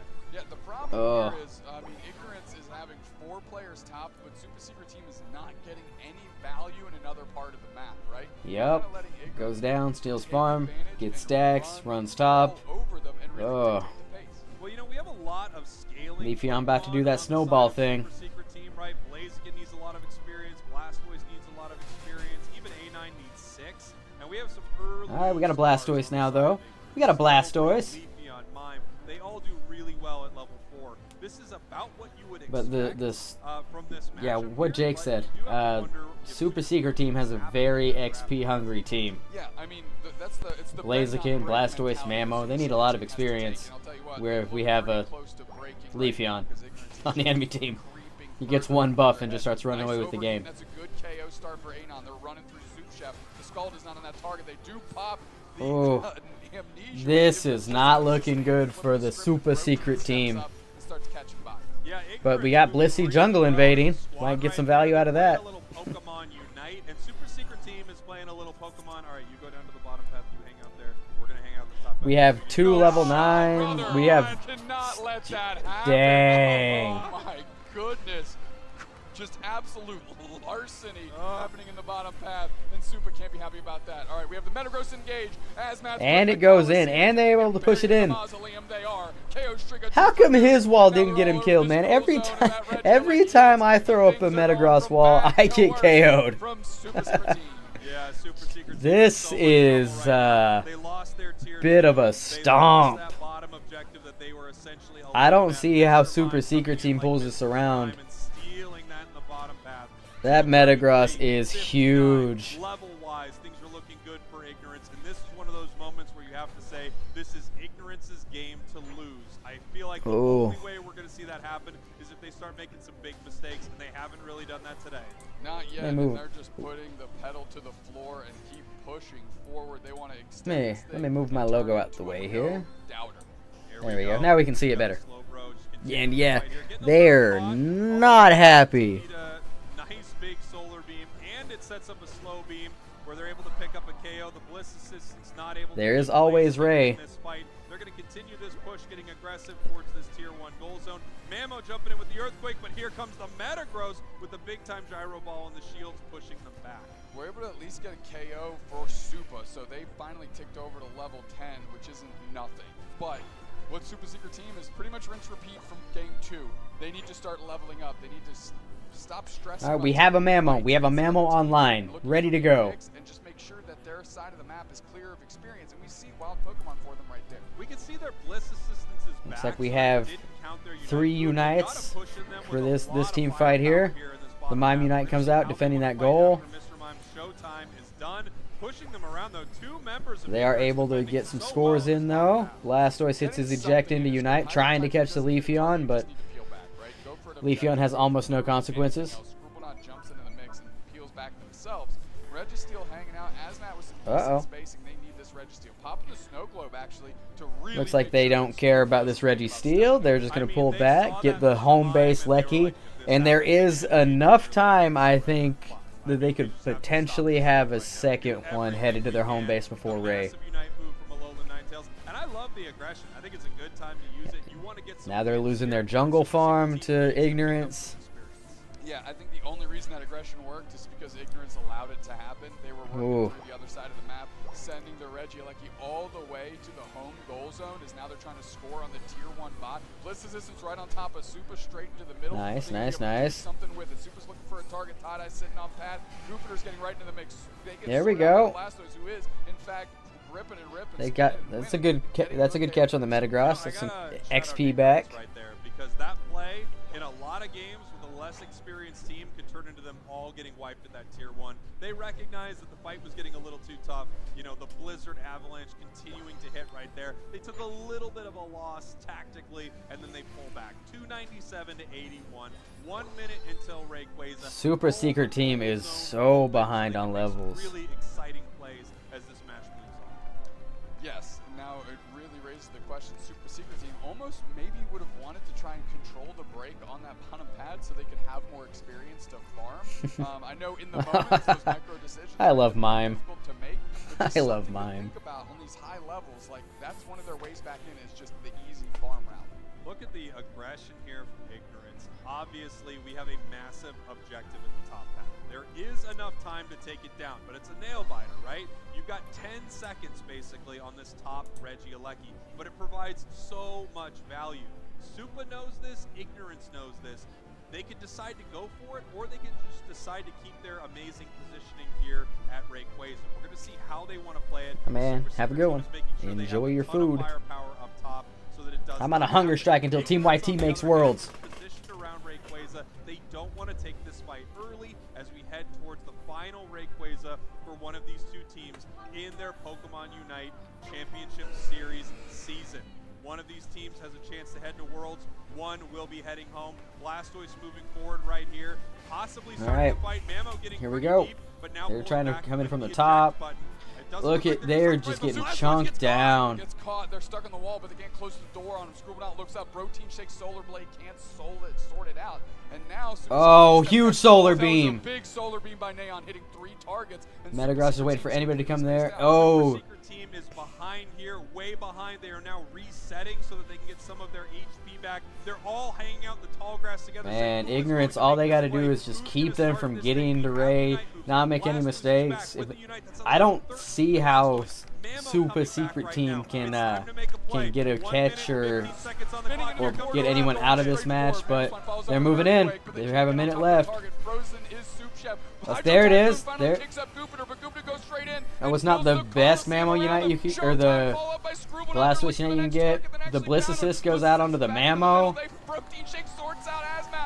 Oh, we got 2 down. Blastoise trying to recall. Protects the goal zone, and now Ignorance just bought a ton of time. A ton of time. Yep. And Super Now Secret team does Ignorance not just have gets a to lot pull of it. back, 40 seconds watch left their on the goals, clock. make sure 2 nobody members down, backcaps, and they're going to need and to make a play with all not. 5 members of Ignorance I now moving towards don't Rayquaza right see here. It's their how last this can ditch happen effort. The unless they Hail rip Mary it down moves in. and we get a Blastoise Blaziken moves in with the secure, Unite but move. nope, Wipes Blastoise the goes ball down to off the of Emerald the map. 2-step, Rayquaza and no longer Blaziken being also, touched. G, Ignorance in the 2 power KOs, position with only 20 100 seconds going left. in, They're as the really shirt nothing says, Super Secret Hundo team. Burger going in. Scrambling to score. Oh, Super Secret team. that Ulysses not that gonna was get just a back. clinic. Ignorance is dunking in right That was now. just a clinic by Ignorance. Regional top 18 for a reason. Moving on. Ignorance moves on from this tournament. Super Secret team, their tournament ends here. Ignorance Oh. could possibly be your world. That was a hell of a champions Leafy on and Unite in the Reap It. last representative heading to Worlds in Honolulu. Really just keeping the dream alive. Tip of the cap to Super Secret team. Our Dang. seed coming from that final stretch open bracket, taking Ignorance to the limit, but ultimately the difference was there in that 3rd game. Power of friendship moves on. Yeah, the power of friendship moves on. Had some great games here by Super Secret team. You know, it was a hard-fought series for them, taking it to a game 3, everything on the line, and they fought like it. You know, they were looking for their opening in that final fight, and they just simply could not find a way in through the incredible positioning and defense of Ignorance. They completely controlled this final fight. They really, really did. And we can see above our screen here, it looks like Team YouTube is marching towards that stage for our Let's next go, matchup. Team We YT. gotta see how Ignorance got it done in this best of 3. Yeah, I mean, Ignorance had some great games. Tyranitar, the story of this series, I would say.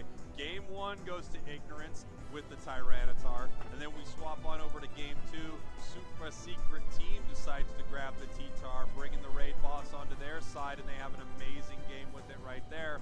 As we head into Game 3, both teams have decided that there's going to be no Tyranitar, there's going to be no failings. We're going to play this thing old school as we head into our 3rd game. Once again, Super Secret team with a fantastic fight there at the end, and a big old T-Tar giving them the win. Yeah, I like Super's energy, right? They know what's on the line. They played their hearts out. All of Super Secret team did. But again, here, this final team fight, just an amazing engagement after the Hydro Typhoon only kicked up Goopiter. Goopiter goes straight at them, runs right at them. They get 2 knockouts and really just deflate Super Secret team's chances. Yeah, there we go. Taking a look at some of the stats from that last game. KOs looking a little sparse, obviously, on the side of Super Secret team. Only 2 for the Blastoise, 2 for the Blaziken. On the other side, Ignorance picking up quite a few for each of their players. Yeah, I mean, so you look straight down, you know, with Scribblenauts being the exception. I mean, 3, 4, 6. Soup Chef, though, this Skullbro has been very impressive. Yeah, Skullbro is huge for them. I feel like every game it's a massive, massive playmaker. I like a lot of the picks from both of these squads. That's I a love good seeing point. some of the The different Skullbro types of diff. ammo, Huge, something different with huge all pick 9 on the but Skullbro. Unfortunately, it just was not able to be the See, difference. I've been playing Scald. People tell me it's troll, play However, Surf. we're I gonna knew throw it. up on the I big knew Scald was the stage play. here to the interview with a member of Ignorance. Take it away. Thank you so much, Sprinkles and Dupesnecks. That's right, I'm on stage with Neon of Ignorance, a fan favorite squad. You got some supporters out there. That's so exciting. how good does it feel to get that win on the main stage? Yeah, it feels amazing to get that win. Honestly, we were a little bit nervous going in, but it's honestly amazing to be able to play in front of an amazing crowd. It feels so good. Thank you for cheering Dude, us pizza on, and rolls. we're so happy we're Somebody able to send me go some through pizza it. rolls. Well, Damn, that Yeah, sounds it was a good. I great can't remember set, the last time I had going pizza the rolls. distance. Game 2, a little shaky, but it's all right. You were able to clutch it out in Game 3. I mean, what was Super Secret Team doing that made it such a tough matchup? Yeah, they were just responding really well to what we were trying to do. We were trying to mix it up, and I feel like they were really responded and like really agile with what they were doing, and it kind of made it hard for us to know what to do, especially in the second game when they got T-Tar. But it's okay. But that's okay. All right, and you are known kind of as That's better. the North American Delphox specialist, at least on that Mystical Fire of Flamethrower. Am I right? Yeah. And you make it look amazing. What's the secret sauce to that build, and how are you, becoming the master of it? I'm like, basic logistical answer is just a lot of repetition. But honestly, you just kind of got to vibe with Delphox, and you have to understand that she's beautiful, she's amazing, and as long as you give her the respect she deserves, you're going to be amazing. So don't even worry about it, yeah. All right, I love that. Okay, it's an important pick as a part of your team's composition, often the last pick for your roster, and your draft decisions as a team have been very interesting in all of Ignorance's life cycle, and one of the talking points for us on the broadcast.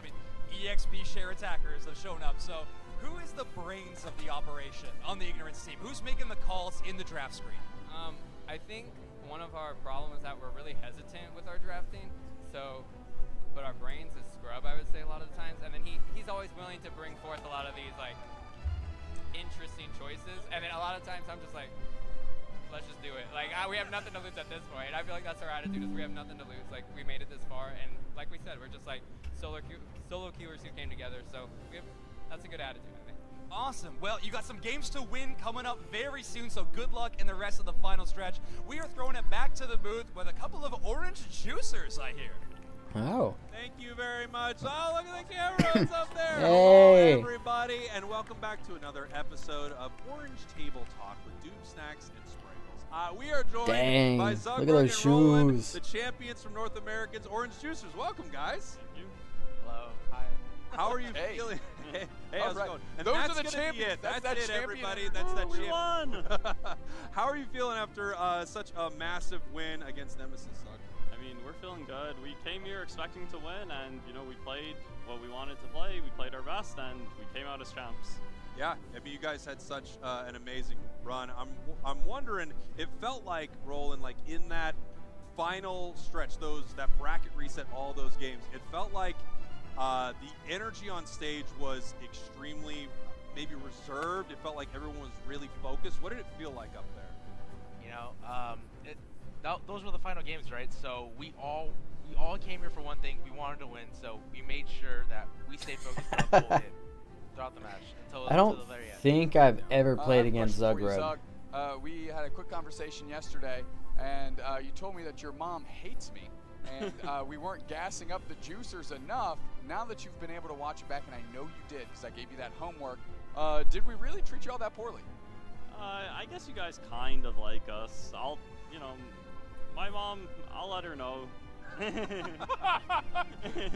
Fair enough. Zug's mom, look, we love the orange juicers. We do. Everyone loves the orange. Doesn't everyone love the orange juicers out there? I mean, see? Zug's mom, you gotta like us. Zug's mom liking us means a lot. I think It's very, like oranges, we are worth the squeeze. You're absolutely Roland, how's your family feel about Doom Snacks? Oh, they love you guys. They love. Yeah, we did it. They love the Incredible. mustaches. When are we gonna see yours? Hawaii. I sent you all those videos. Roland. About what? You sent him all those videos? about Is anyone mustache. listening about mustache? Mustache grooming. It's not like weird mustache videos. Is anyone Well, listening GP, to Wiggly's this broken. I don't know if you know conversation this. I've been about saying me? it forever. You sent him Wiggly's all broken. those Best mustache support. Videos? 100%. He didn't watch He them. might have. He might have sent him all those mustaches. Check this man. And I'm almost not kidding. Cute Charm might be the most I want to hear a toxic little bit of a breakdown ability of in the what you guys game. I think hate Cute Charm. happened in North It America, ruins maybe meta-wise so many of my around this games. tournament, because we went from Phalanx might kind of be okay to Phalanx is banned every single game. Zug, do you maybe want to talk about that a little bit? Well, I think that everyone knew Phalanx was a strong pick, but it's like, oh, it has counters, like Venusaur's good against it, like there's just different things that everyone was like, oh, it's gonna be hard to play Phalanx. Oh, is he streaming? But then Did you go into his stream? Into Venusaur, into Lucario, and you're like, it's so strong that it doesn't even matter if they have the counters. So everyone's like, we can just pick Did it you when go it- GG as a streamer Rolls, was after that they lost to you? something, That's not a good. that That's not a you good felt idea. Playing against that Pokemon, or I guess even This is not a good outside of idea. Phalanx, was there something that you saw that you went, oh, this is actually They tend to not like in that. real time? Like Phalanx went from pretty good to banned every game, and now this Pokemon's going from off everyone's radar to being banned. Well, for our team personally, I would say like a big mon for us was like Koopa, right? We were prioritizing. I mean, I don't see the point realized throughout, of like, getting mad about it. well, People maybe want to be it was, like, a really good you know, choice for the early game and for the. I gotta play against you. So it was a really good pick. You're one of the best in the I world. want to ask you both Good- about the It's story of awesome, Tyranitar. You stepped but, up here and you was like, you know, Tyranitar's broken. but If something they don't just win really felt and you come and like get it wasn't. GG, they It get felt all. like it wasn't up to Most snuff. streamers get all offended and What are angry your and feelings on stuff, and Tyranitar? Should it be that first pick I know. priority when it's available, or It hasn't happened to me yet. know, You guys know I never lose a trailing match, near so the end? it's okay. Tyranitar has its pros and cons. It's not really. It's essentially a late game mon, so it's got its weaknesses, right? You have a Leafeon or a Sylveon up against it, it won't get ahead. But if you let it scale, It and get looks that really farm, cool. It will get it will turn its own monstrosity. I'm curious, now that you guys have won here in North America, twice for you, by the way, Zug. You're actually pretty good when it comes to winning here in North America. Congratulations. I'm wondering, now that your eyes are maybe, you know, looking towards the horizon, and we're done dealing with all these NA teams as directly, and you're looking to the big teams in all of the other regions, what are you most concerned with as you head towards Worlds? Maybe what region, what kind of play style, like what is concerning for Orange Juicers? What are you Yeah, don't check win rate. Don't check win rate. I swear, undefeated. So know what's going on over there. But for us, we're gonna focus on our own game, like try and play the stuff we're good at. Like I think we're not gonna change our way of playing. Even if other teams are playing a different way, we're gonna do what works for us. You're gonna play the juicer way. I think it's pretty great, and it's done really well for you so far. Is there a region that you're really excited? That's what got you banned from Ender Stream. I remember when you comment on one of my videos and said that you got banned from another streamer, so you're here for I think you're gonna be here more often. incredible That's right now. North hilarious. America's He won banned the you twice, but there are a lot of great regions heading because into you Worlds. said Are you there- like if you were to leftovers. Not power rank them entirely, Damn. but really on top of the list for you, a couple regions. By the way, leftovers is trash. Yeah, regions. Oh, okay. So Leftovers I would definitely say never a good including call. yours, like everyone. Yeah, include yours, baby. Like you don't have to go through the entire. Okay. No, don't go through the entire thing. I'm just seeing a couple of the Like, top. we've got like we don't have like infinite. Okay, I'm so- hearing from production you have 15 minutes of uninterrupted talk. Ah, Go okay. ahead. So let me get into it. So, but I would definitely say Japan is up there. You know, That's probably so funny. My number one, and then EU, and then NA, top three basically in my opinion. Yeah, so Well, actually, Latins, never mind. Yeah. They're above us, I think. you think so? Yeah, you know, Rework, Respawn, E7, great teams. Absolutely. I think there's one time you can play leftovers, Showing at AO and that's on a Sableye that only goes to back cap. Regions that you've really got your eye It's on. only scoring NA off on lane. top. That's the only time you play leftovers. 100% Homer. I love that energy. Zug, you played a ton of tree yesterday. Contrary to what my attack And, weight, I think Umbreon was probably leftovers, score shield Pikachus tend to think, I don't think that's the Did play. see a Snorlax game. Is Snorlax always in the pocket? Because there were some games I was like, this kind of feels like it would be a sick Zug See? Snorlax See? game. Sableye. And then you And just like I said, I trade. gotta Is this the difference delay on the between stream, so your Snorlax chats are and coming in Power before I can Rangers? respond to them. That And I egregious right tried now? to fix that in Yeah, settings. I I don't know how. think This is my that first time streaming on YouTube. I'll figure it out later. Stronger But than Snorlax leftovers right and now, Sableye is but okay. other teams I are well can played tree, so they're see stronger the and application more on than slow iPad, bro, but Snorlax is I am there, a it's double always- stacking it's always a Scald win. bro. I'm in Roland, the you fight at all mentioned- times. I think it was maybe Zug was telling me yesterday that some days you're feeling playing Hoopa and some days you don't. And play I Hoopa can at all. I can And see the yesterday was a application Hoopa for day leftovers on for slow bro. Roland. When you get back And to it kinda goal, felt like hit you your were- amnesia your game was or accelerating throughout the day, the right? You were just getting sharper and sharper and sharper. one before that. Did you feel that throughout the day yourself? not Oh rest. yeah, I came into this tourney. Slag thinking, off? Okay, I'm only I don't gonna remember what it is. What's You up get with you get Blood? extra Like, healing out of it. throughout I the can tourney, see the I was like, application. "Hey, I I'm just looking really can't. good here." I can't endorse leftovers. I've been hurt too many times by players with leftovers. I can't endorse it. Looked incredible. You guys looked incredible. Congratulations once again on your amazing win. I think Rescue Hood has less application than leftovers. I'll give you that, because I see too many people running it on Pokemon like Trevenant and stuff that doesn't. Rescue Hood only increases the shield and healing rate that you give to allies. So if you're a Pokemon that is healing yourself and you have a Rescue Hood on, you're not getting additional healing from Rescue Hood, and you're getting no value out of it.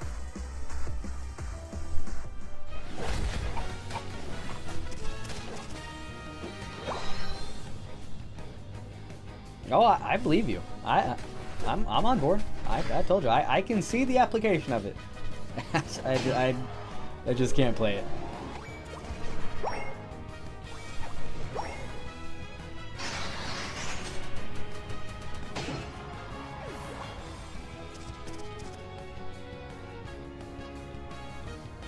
I got a guy. I got a guy I play with.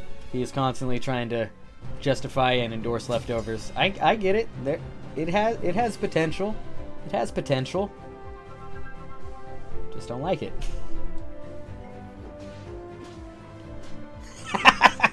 I don't know what you're talking about. The triple classes Greninja is classic. and that's what I always say when people go for or against leftovers. I'm like, listen, at least it's an item that works with the Pokemon if you put it on anything. Unlike, yes, the choice specs Charizard, alright? I know you're running Flamethrower, and Flamethrower is a special attack move in mainline games, but you're getting zero value out of your Wise Glasses on Charizard, or your choice specs.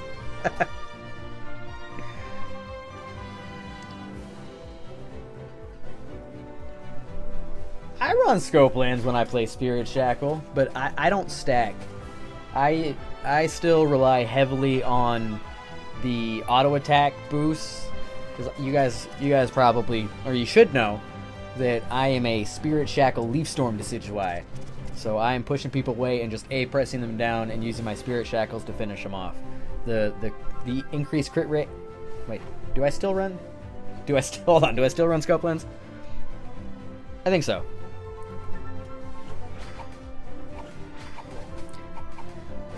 Unoski, what's good, man? How's it going?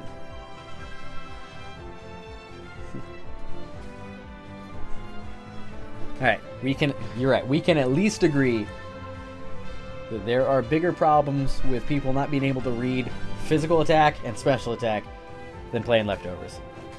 Foos! You got it! Beta knows. Beta knows. The Dovahkiin Decidueye.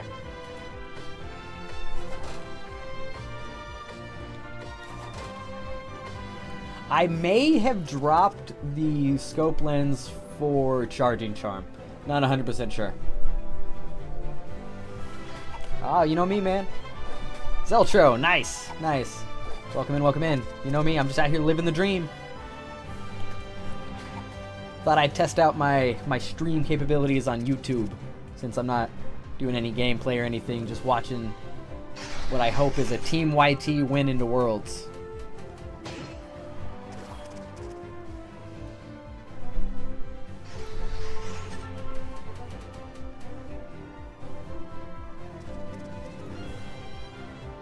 Thought I'd try to get some of my main YouTube channel subscribers in on the stream to hang out and watch this.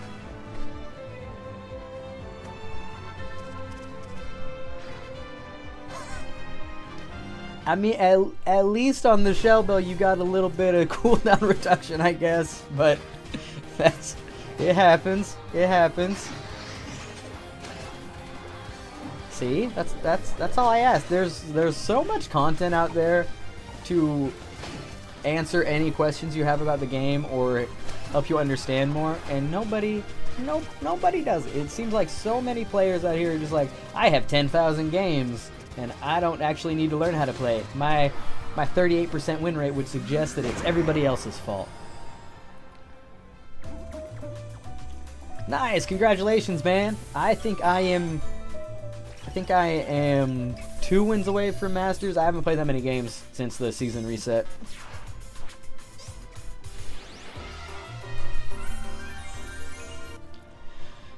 Yeah, you gotta watch the Unite community. Not that I'm trying to hurt anybody's feelings here, GP. You gotta watch the Unite community. They're kind of soft. They like to call people toxic a lot. Trust me, it's rough out there. Some of these guys, streamers included, a lot of the players, they would not have made it on like the Halo lobbies that I used to play on. They don't take kindly to anything. Everything is toxic and offensive. It's insane. Thanks, man. I appreciate the comment about my videos. I'm trying. This is all a learning process. Everything I'm doing here is all brand new, and that's all I'm trying to do is grow and get better every time. I don't know, but we play for the casters. Make the games fun, baby.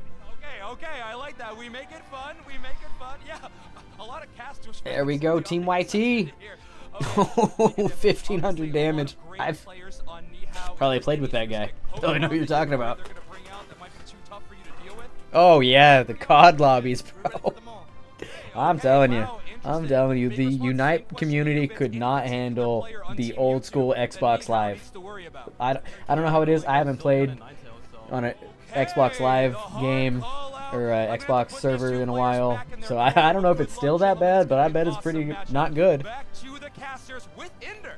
That's right. Thank you very much. Zoinks, we are here. Cookie on Buzz, playable. More HP, always good. I mean, if you're stacking and tackling. Hey, it's Ender. It's your buddy Ender. There he is. It's your buddy Ender. That's right. They signed me up as their sub. I didn't really like to talk about it too much because it's their moment. I want them to be able to enjoy it. I didn't want my name being thrown around out there. And I just kept telling them, stick to your game plan. You guys are looking good. Yeah, they look fantastic in that last game. Yeah, absolutely. Neon's electric. I mean, Soupchef bringing out the attack slow bro as well. Just a quick dial in, as I know you're sitting in the crowd watching that last match. You said Ignorance is looking good. They got a real shot at this thing, eh? I really do think they have a nice shot at it. Before their game started, they asked me like, what do you think we should pick? What's your read on the meta? And I'm like, look, you guys are a scary team. Back when I was playing, I was terrified to play Nice. you guys because you have a very unique style of play. I think they're one of the strongest teams in North America out of all the teams at playing around Rayquaza and just making it really difficult to close games out. So I told them, stick to what you're good at, don't worry about what anyone else is doing, and they pulled through. Now, we just took a look at our bracket there for a second, and obviously we can see, again, no losers bracket. You have to win your way through this entire thing. What team would you be most worried about running into besides Ignorance? Just talk. Yeah, Ignorance is great. There's a lot of experienced players on a lot of these teams. We have YT coming up next, team that was able to make it to Worlds last year. I love that shirt. A heroic run to close out the season. So it almost feels like they have an opportunity to do what they did last year, where when everyone counted them out, despite being one of the most popular teams, Ignorance? kind of pulled through, made it. Is he playing for Ignorance right now? And I don't know, they're a scary team to play, and they've got a lot of experience on their roster. Yeah, I've said this many times. There's something about Team YT. On any given day, they can beat the best team in the world. That's why they're such an exciting team. Yeah, it literally feels like a YT event, like a YT-based event. Like you said, this is just kind of the one they would YT win has to the most qualify. fans. But tons of other teams there as well. We've got Nihao coming up against, of course, YT that we see on screen right here. How big of a mix-up is it for this team putting Pikadiff in for Phil? Yeah, I mean, that's a great question. What do you think, Henry? It's a big mix-up. Phil has a certain type of energy, but Pikadiff, he's a seasoned player. Jeez. He went hard after you, man.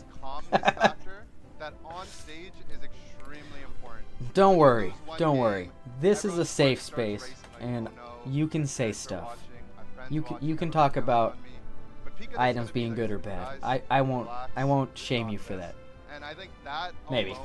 I won't ban you. We'll say that. I won't ban you. He's probably the best player in NA, maybe in the world, at getting his team to be level-headed. If you chose Sableye as your Pokemon to hold, that terrifies me. For you as a person. I don't trust you anymore. Wildcard and unknown factor. This is a team that, came up through the ranks and surprised everybody with how well they did coming into NAIC. Another team, Nihao, that kind of plays like Ignorance, that plays very to their own game, their own style. How do you think that's going to work in the face of a team like YT that you just mentioned? Ah, well, he lost a good viewer then. Yeah, I know. That's on Nihao him. mentioned they're playing for the casters, but when I see them, I think they're playing for the solo queue players. They bring out the Outrage Dragon Knight, the Path Cinderace, the Gren, whatever it is.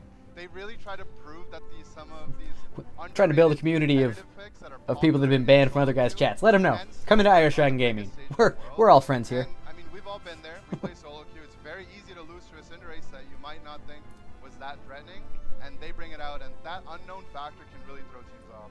It's easy to lose to that Cinderace. You're right. Chaotic playing with Joy-Cons. How is his Ninetales that good on Joy-Cons? What do you think? I mean, we saw a bit of an evolution throughout the day yesterday. We also saw what was happening with Japan. As we take a look at this draft between these two teams. Sounds good, man. Thanks for stopping in. Should be live tomorrow. I think. I don't have anything going on. One of the other Pokemon that has a really high win rate that Nihao actually was using yesterday as well is that Icy Wind Glaceon. We saw Japan, Kabi-chans, they really brought that back at UIC along with some of the other teams. Trainer had a phenomenal performance on it as well. Banning the Dragonite? I think it has a lot of potential. I think almost 80%. I don't think I've seen a whole lot of Dragonite play. But yes, ban the Leafeon. But I don't know that much about Nihao. I guess they've got a good Dragonite player. Giving the first pick over to YT could possibly snatch up big. Something that YT has been good at both last year and this year is just picking a team and going straight after those pocket picks and saying, you know, a perfect example was last year in the May finals, Stockings, and Chandelure on Stockings is a problem, ban that every time, very targeted, and they ended up winning that event using that same strategy here. Yeah, we saw it on the stage call out as well. Chaotic can only play Sylveon and Ninetales, and I think they'd rather have him on that Ninetales. Taking away that Sylveon makes a lot of sense. I love Ninetales. I know it's not. Think Waterboy's gonna play Greninja? I think there's a place for this Pokemon. I would love to see YT bring it out here. First pick was the tree. On the other side, Umbreon, Eldegoss. These are all powerful picks that we've seen a lot. Gardevoir, a Pokemon that I have. Yeah, let's go. Let's get Sam's Guardy out there. It has a pretty high win rate throughout this tournament as well. Let's get Sam's Guardy out there. Let's do it. You're hovering this Hoopa, and it really has felt like a Hoopa-based tournament. You're a big-time support player, and somebody. There we go. There we go. Of course. How do you feel about Hoopa's run through this event? Okay. Yeah, All right. So Fui's gonna be on the Trevenant. Teams always like to fall back on that Hoopa, giving you that macro play, that Hoopa highway can make games really difficult to be able to develop a lead with. And it's a safe pick. A lot of teams have a lot of practice on it. You can never Called really who tell out for with what? Hoopa. What I miss? Trio on the side of Nihao. This is a Pokemon that I feel like comes in and out of the meta constantly. I think Crustle's gonna be good. Every time it's back, everyone goes, "Oh man, the Trio's back." That's right. We're gonna have to deal with Sam gonna be on the Blaziken then, huh? have a Dodrio. Okay. Maybe it's the flavor of the week. Why do you think it just kind of, without buffs, without nerfs, moves in and out of the meta so much? Yeah, it's just a powerful Pokemon when it's put in the right hands. But when things go wrong on Dodrio, it's very easy to point at, you know, maybe we should change things up. You kind of lose your confidence on that Pokemon. And then when you get back on that big stage and you have a really good moment, everyone remembers, like you said, maybe this Pokemon might not be that bad. Yeah, I feel like that's a great way to look at it. They lose a couple games and then they say, all right, maybe we actually have to get rid of this Dodrio here. We're heading through our final preparations right now between Team YT and Nihao. Inder, any parting words before we send you away for a bit? I'm happy to be here. NAIC, the crowd's been amazing. I've been able to meet a lot of the contestants, a lot of the fans, and these games have been electric. I'm really happy to see a lot of these teams that might go a little under the radar when playing online tournaments get their chance to play on a big stage. So I'm happy for them, and I want to see some more great games today. Amazing stuff. I know we'll be talking to you again very soon. Give it up for Inder, everybody! As we get ready for our next game here, Team YT. Let's go. Let's go, Team YT. How? You ready, Dupe Snacks?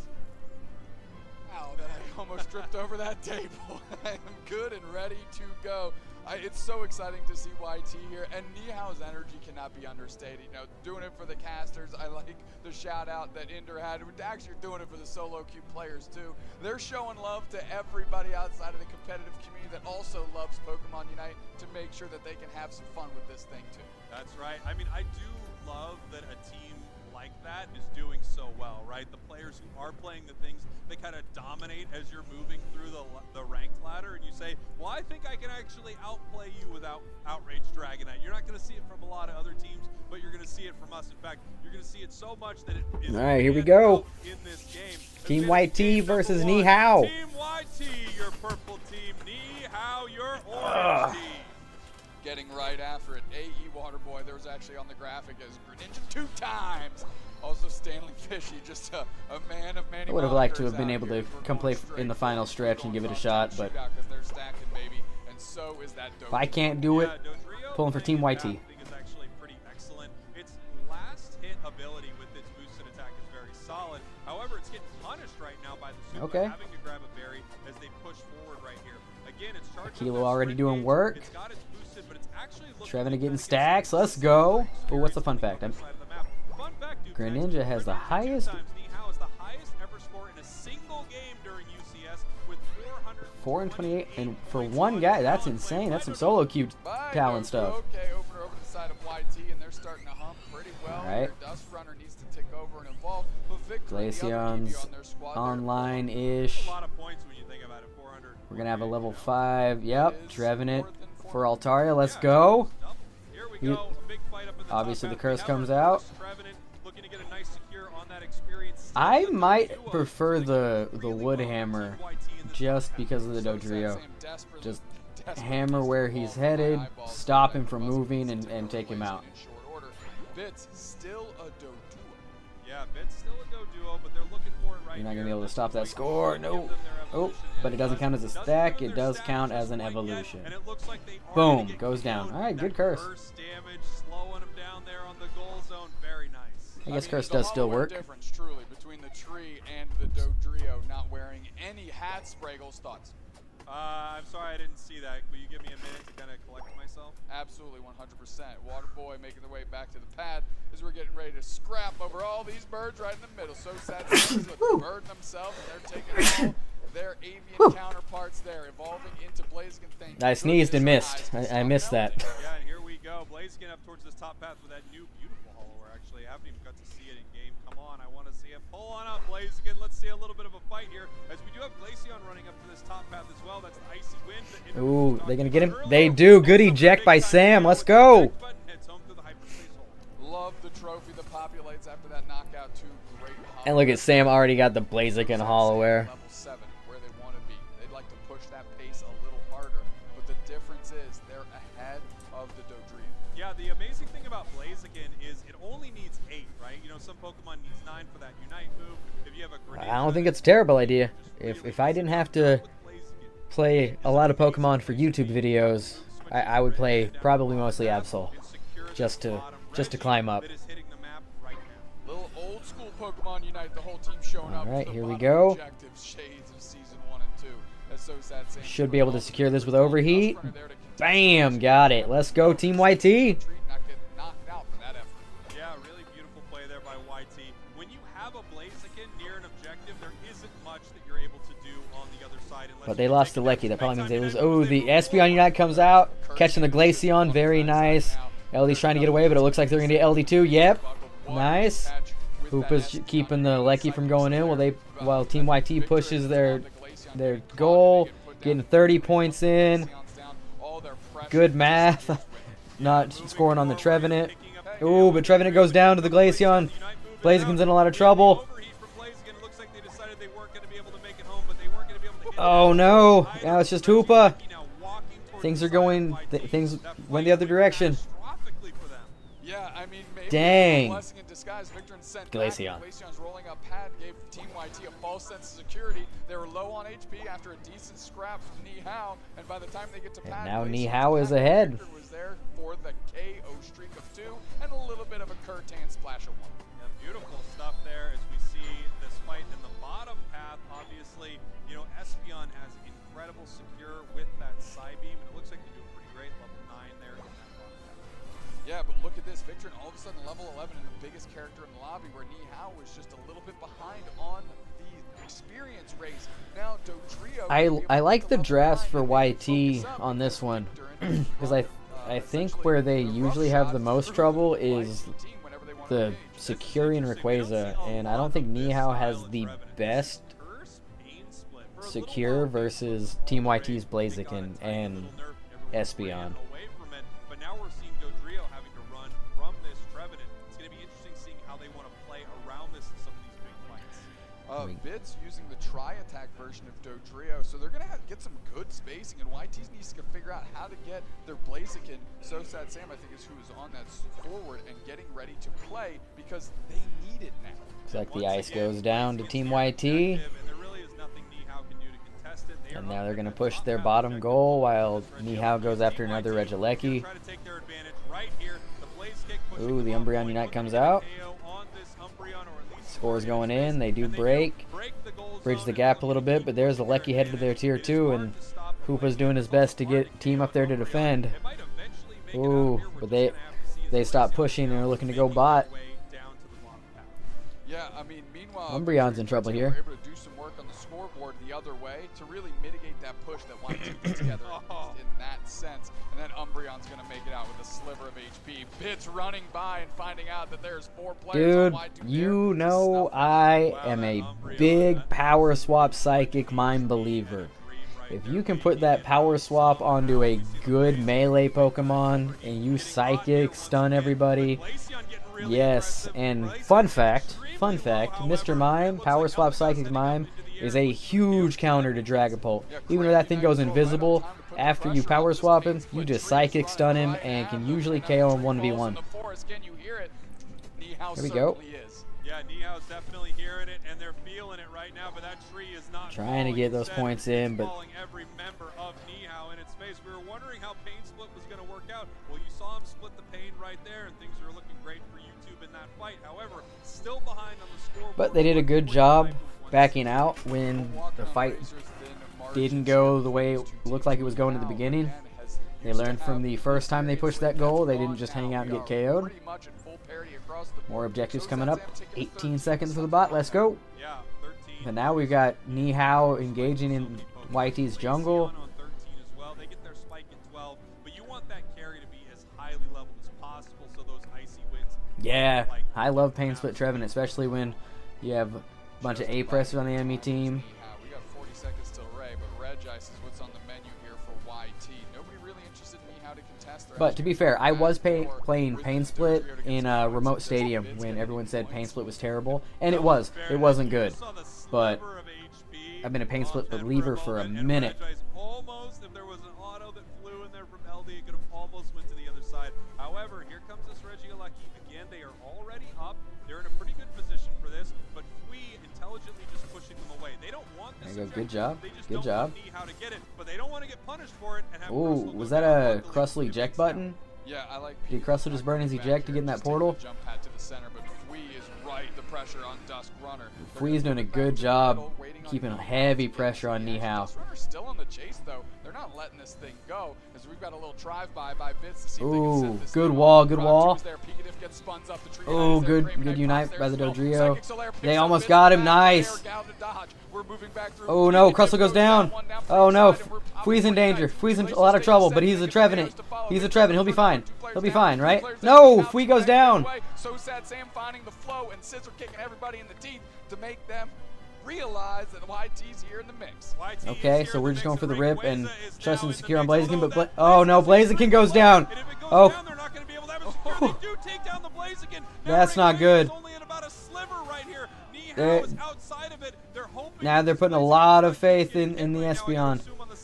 Ooh, and the Espeon goes down. Oh no. Crustle, no. Oh no. Nihao making some magic happen. Just Fui there to break up shields, but there's too many players. That shield is huge on Glaceon. That's not good. That I did say the Ray fight was gonna be the hardest part. Is all the guys AFK just sitting there? It's just hanging out right there.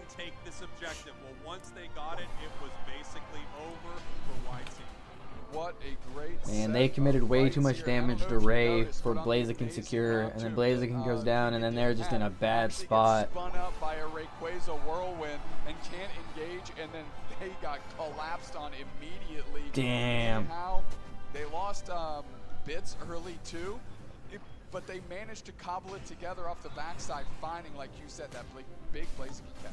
Yeah, that huge catch on Blaziken. Blaziken went back through that hyperspace hole, and instead of deciding to engage on the team, of course, they were looking towards that objective, but they got absolutely melted in that Rayquaza pit by Glaceon. I guess ironically.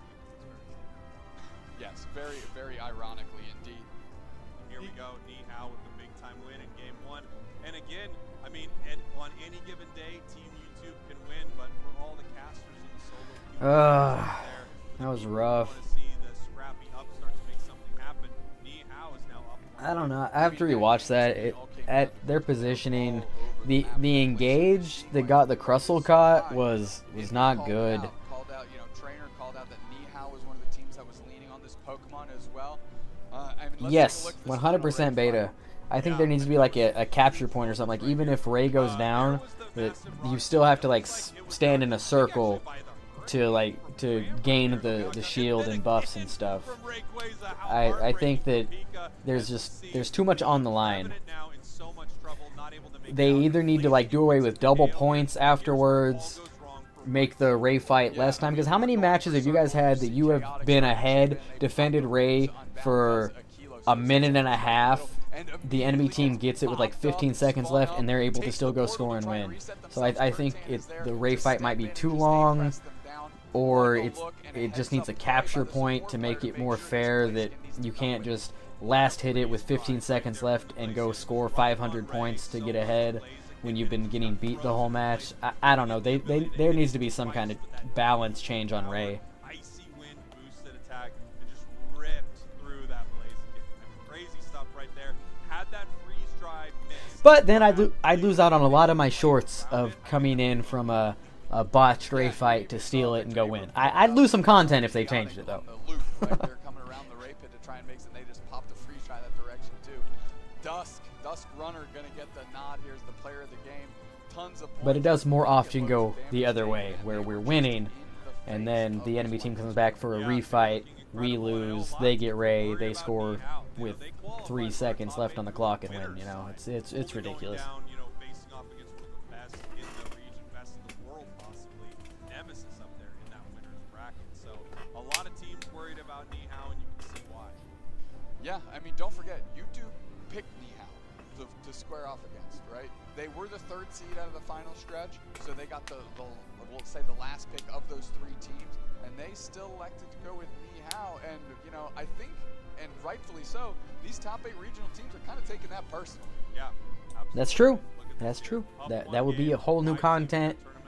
What's best when it comes to the capture point? Like defenders like Mamoswine become a lot better, and Snorlax, the defenders that are able to just push the enemy team out, not deal damage and KO people, but just keep them off the capture point while your team gets it. I think that would really change. Obviously it would change the meta, but I think it would really change the value of other Pokemon. Mime would be huge. Mime would be huge with a capture point. Sure that, you know, they essentially have they're limping a member along is YT. YT, on the other hand, if they've got the opportunity to snag something for Chaotic, they need to do it off the rip. Yeah, we're going to have to see how they want to play this. We see Tyranitar being banned out once again. Phalanx is a possibility here. We want to see how YT wants to play this. One nice thing about their Wii pick earlier, which they're going with again here, is not only First pick and tree again. this Wasn't bad. We did good. rounder that Wii is playing, it also steals away Trevenant from being on the other side as a massive defender. Oh, but they're taking Pika's Crustle. Taking Pika's Crustle. Right, and they want to take something else top. Of course, Pikadiv can pick up the Trevenant and use that as the true defender that we've seen, you know, like Zug play yesterday. And now we can see on the side of Nihao. I think Slowbro. I think Slowbro. We're snatching up the 2 other insane powerful defenders in this meta right now. Umbreon, Crustle, over to the side of YT. They're fine with that. They're bringing out the Slowbro. Selfishly, I would have liked for them to sandbag their defender pick later because Pikadiv has an insane Snorlax. and I think depending on how the texture of this goes, they could have had a really good counter in Snorlax with different priorities here. Okay. Victorin eyeing up the candle, not a bad look. We haven't seen too much of it though this weekend. No, not a ton of Chandelure. Kilo's good on Hoopa, and he looked good early game, but maybe a healing support on this one would have been better. Garchomp. I would not play Venu into Garchomp. Okay. Okay, here we go. We got Chaotic on A9. Yeah, Pikadiff is like the pro player. Like, that's one of the first pros that I saw playing, and he's from other MOBAs and stuff. And he's played on like so many teams in Unite. But don't forget that this is the Pokemon that Chaotic ran through this North America region with last year at this event. They're gonna switch. There's no way. Okay, I was about to be like, yo, GP, we about to have leftovers in UCS, but no. Okay. It's not something we're actually seeing much internationally, I would say. I feel like people are kind of off this sort of long range. Ooh, that Talon alone is going to make this almost impossible for Guardy. Even if Talon goes down and just trades 1v1 every team fight, this is going to be tough for Team YT.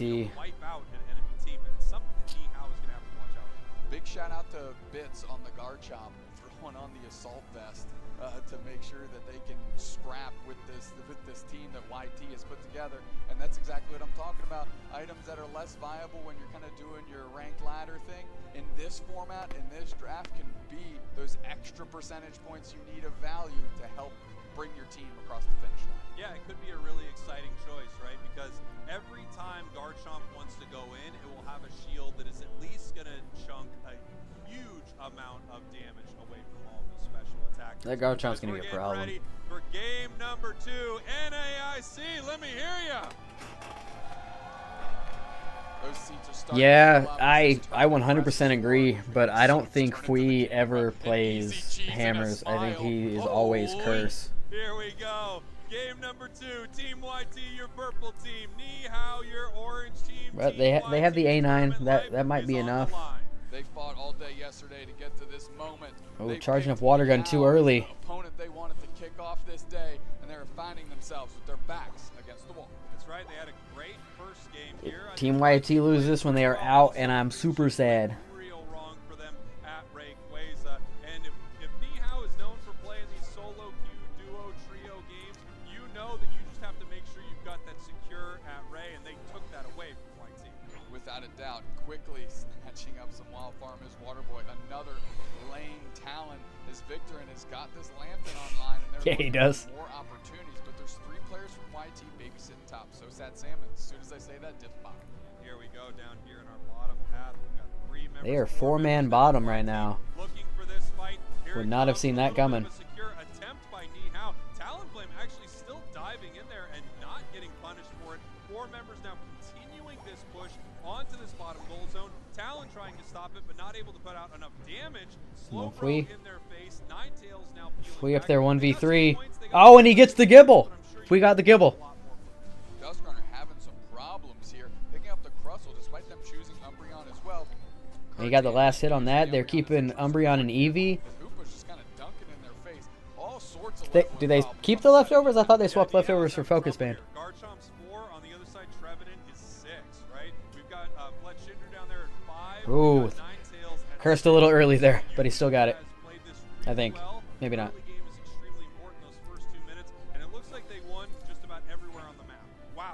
What's the Kilo doing? What's the Kilo doing over there by himself?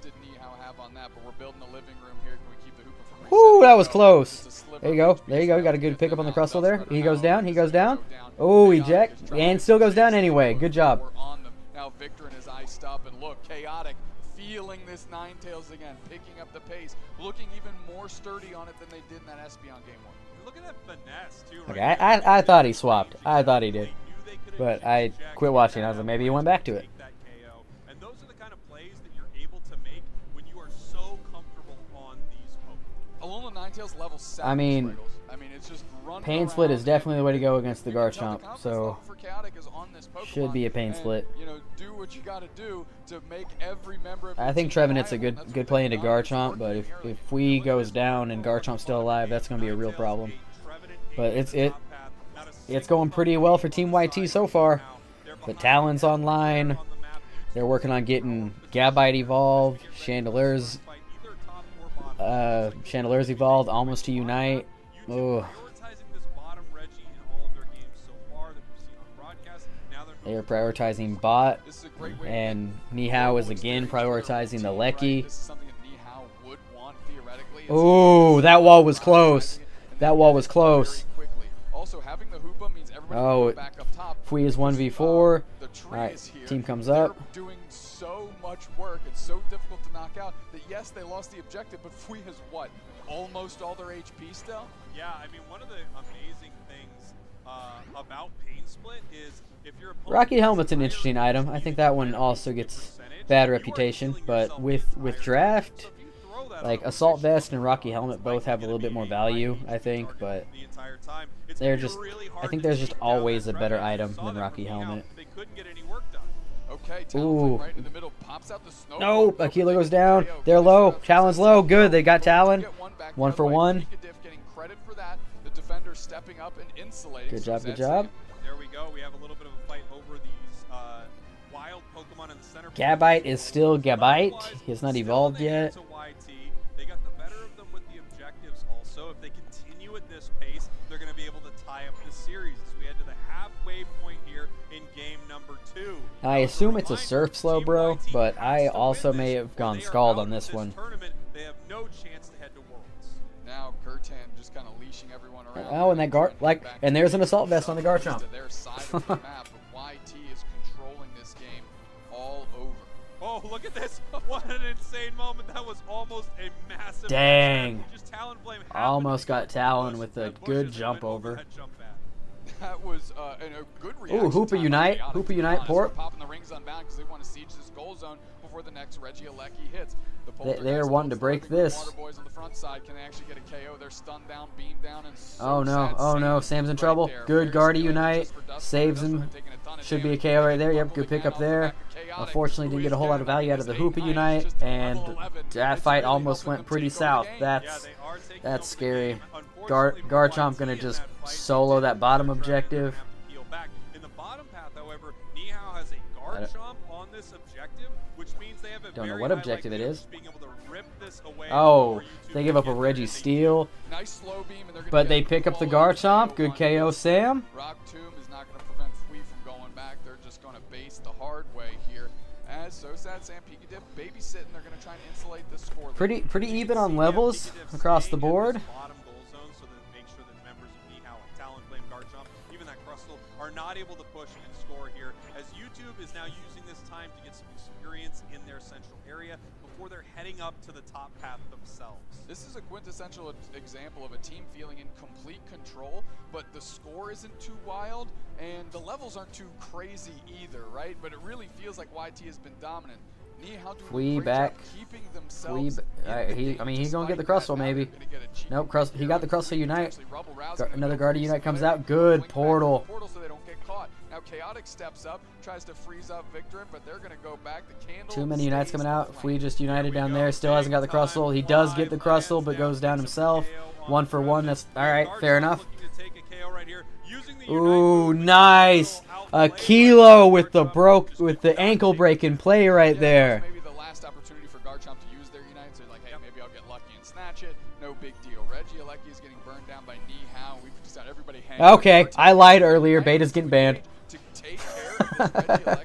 And when I say take care, I mean so Nihao can take care of the Regieleki, right? Just landing on all these. But that is a pretty big resource that they're going to have to work to get back. They are going to have to work for that, but, you know, I do love the aggression, right? I love a play like that, and at the same time, they also are in this really unique spot. Yes, using that Unite move is going to be a little tough, right? They need to charge it back up. Of course, you want your Umbreon Unite, but they know they're behind YouTube. So I don't know if they're expecting YouTube with with their tournament life on the line, with their chance to go to Worlds on the line, to get super aggressive at Rayquaza when they're already ahead. This gives Nihao the ability to get that Unite. Only a level 11 on the Kind of a Garchomp. brilliant play as long That's as not Fuji bad. We doesn't got decide to 13 on Sam's Guardy.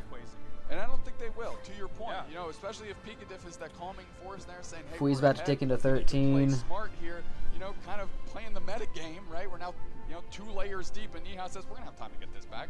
Yeah, and it looks like they are. I think they know each other right there. Tier 1 goal zones up in the top path are gonna He did not know. get you to scoring Paint split. Big time X scissor. There it is. Trevenant, but Trev is Okay. Good. Good. That was calm. I would have probably engaged. The Poltergeist, though, trapped in the Rock Tomb, and Picadiff is against it. Nice. Nice. Good Unite. Good Unite, Fui. Interesting Hoopa Unite. I would have faced the portal the other way, but I'm not a pro. There we go. Good secure. Good secure. But they still got to get their points in. Okay. That'll make it easier. Good stuff. Good stuff. Looks like we're going to go to game 3. Think they banned Guardy? No way. Think they banned Guardy? Just simply going to take Rayquaza. They were already up. While we were saying that, they were taking Rayquaza while they were already up. Nice, nice, nice. Tricking us all. We had a great look of just the Rayquaza slowly getting worked on. Yeah. And honestly, Oh no, Akilo's in danger, or Chaotix in danger. in that choke point, Akilo as well. And I mean, how much time did they buy? Oh yeah, they bought a ton But of time. there's still a minute. That's a long time. They zoned them out completely. Okay, And with okay. that, they just said, we've got this. We have a great secure. We've got Gardevoir. We've got Snow Globe on Alolan Ninetales. We have this all sewn up, and they take it down. They weren't able to make it happen in game 1, but they can absolutely make And it happen in game 2 here. there we As go. we are Good. head Good to stuff. Game number 3 between these two squads. Absolutely phenomenally well done by YT. Great call. I mean, That they was can actually- give both goals it wasn't a and full just kind of defend home base. violent rip, right? It was cold, calculated. Keep your Ooh, composure. nice, nice, This is nice. our plan, like execute, right? Stall them out. Do your job. We'll take care of everything. The business in the back that is Rayquaza. They're not And done. a Oh, nice Hoopa's still got a big shield. Really great stuff. Oh, here. good portal. They're just Hoopa waiting puts for more one points hit. in. Let's go. And the rings unbound come out. They want more points in. They making a statement right here. They want to put a stamp on it. Very hungry to make it to Worlds, where they're gonna have to win this. Now, was that a good play? Was that a good play to get your team morale, or did that just make Nihao angrier and want to stomp you even harder, and they're going to come out in force in the next game? Stick around. We'll see. I got to run to the bathroom. Be right back. And I really think they make some incredible plays. And that is one of those picks. We talked about this earlier, Dupes Next. You can't really ban away Alolan Ninetales unless you just get so afraid of this particular player that you want to do something about it. And there's no bigger sign of respect in Pokemon Unite than banning away a player's best pick. Yeah, absolutely. And if you take away Alolan Ninetales or ban Alolan Ninetales and don't pick Sylveon, if that's the only other Pokemon that Chaotic plays to this level is A9 and Sylveon, and you give them Sylveon, well, I'll tell you which Pokemon is super strong. It's the one with the highest pick rate in the event, and that's Sylveon. Yeah, I mean, this is a great position to be in for YT. It's where we were talking about earlier, with players who have those slightly off meta pocket picks. They're really hard to ban against, and then they bring them out into a game and they absolutely crush them. And they did. I mean, they were all over getting quality KOs. They were not limit testing, but they understood the limits, right? Yeah. Unlike that eject button avalanche. And then here, they're just ripping. They're using their snow globe, pop, bang, secure. Before Nihao has any idea what's going on, the game is lost. Yeah, amazing stuff from YT. It's exactly what they need. Making that in slow motion, it really looked like no one was going to give him a fist bump. It really looked like we were doing slow motion, Chaotic holding out the fist, and no one gave it to him. But he got there. He got there. Yeah, we did get crazy that we're playing on Joy-Cons right now. Oh, is Chaotic on Joy-Cons? Yes. Maybe that's why he can only play Oh, can I take away my player to watch? It's got to be somebody else. He's on mobile. There we go. Make it him. All right, Nihao YT going to a game 3. Nihao, I think I had a pretty solid draft. We're doing some clever things in here. Do you want to see them shake up? We saw Garchomp win some games yesterday. We saw it feel kind of other times. I'm not a fan of Garchomp, but I know some of these top teams are having some decent success with it. I never feel like it is the difference maker one way or another. And I don't love Pokemon that are in that position, right? I don't love Pokemon They could. that feel They like, very well could. hey, if This you had is it, gonna be a it good would've game made a 3. difference. If you didn't And my have cat's it, back. it wouldn't have made a difference. I would like picks that feel more Couldn't stop thinking about Beta's Sometimes pizza Garchomp rolls. has Went to some- try to find something to eat. I don't have anything I don't have to If you cook. get a good dragon combo right into your Unite move, some of these squishier attackers are absolutely gone. But they weren't able to make it happen in that last match. We're jumping straight into draft here for Game 3 again. 10 minutes separate one of these two teams for the next step in the tournament, and the other going home. Here we go. Worlds is on the line. So for they both probably of first our pick Trevenant, squads right? now. Nihao and YT getting ready with their draft. Sylveon, the targeted man. Dragonite, the targeted man. Crustle on the other side. And finally, Leafeon for Team YT. This opens up a lot of powerful Pokemon. Tyranitar is available. Phalanx is available. Trevenant first. Yep, pick. they are take the stealing this Trevenant. away from Fui. I'm wondering, Fui, Do we you see have a Buzz? T-Tar? Do you have a Phalanx? What are you picking if you do not have Trevenant? We're going to find out pretty soon as we lock in the Hoopa for Team YT. And We lock get the in Umbreon, Hoopa. Phalanx is back the other way. I mean, I think you can grab if someone on your team. Team YT has historically struggled against a Zoroark. But it's possible these teams aren't super practiced on this Pokemon.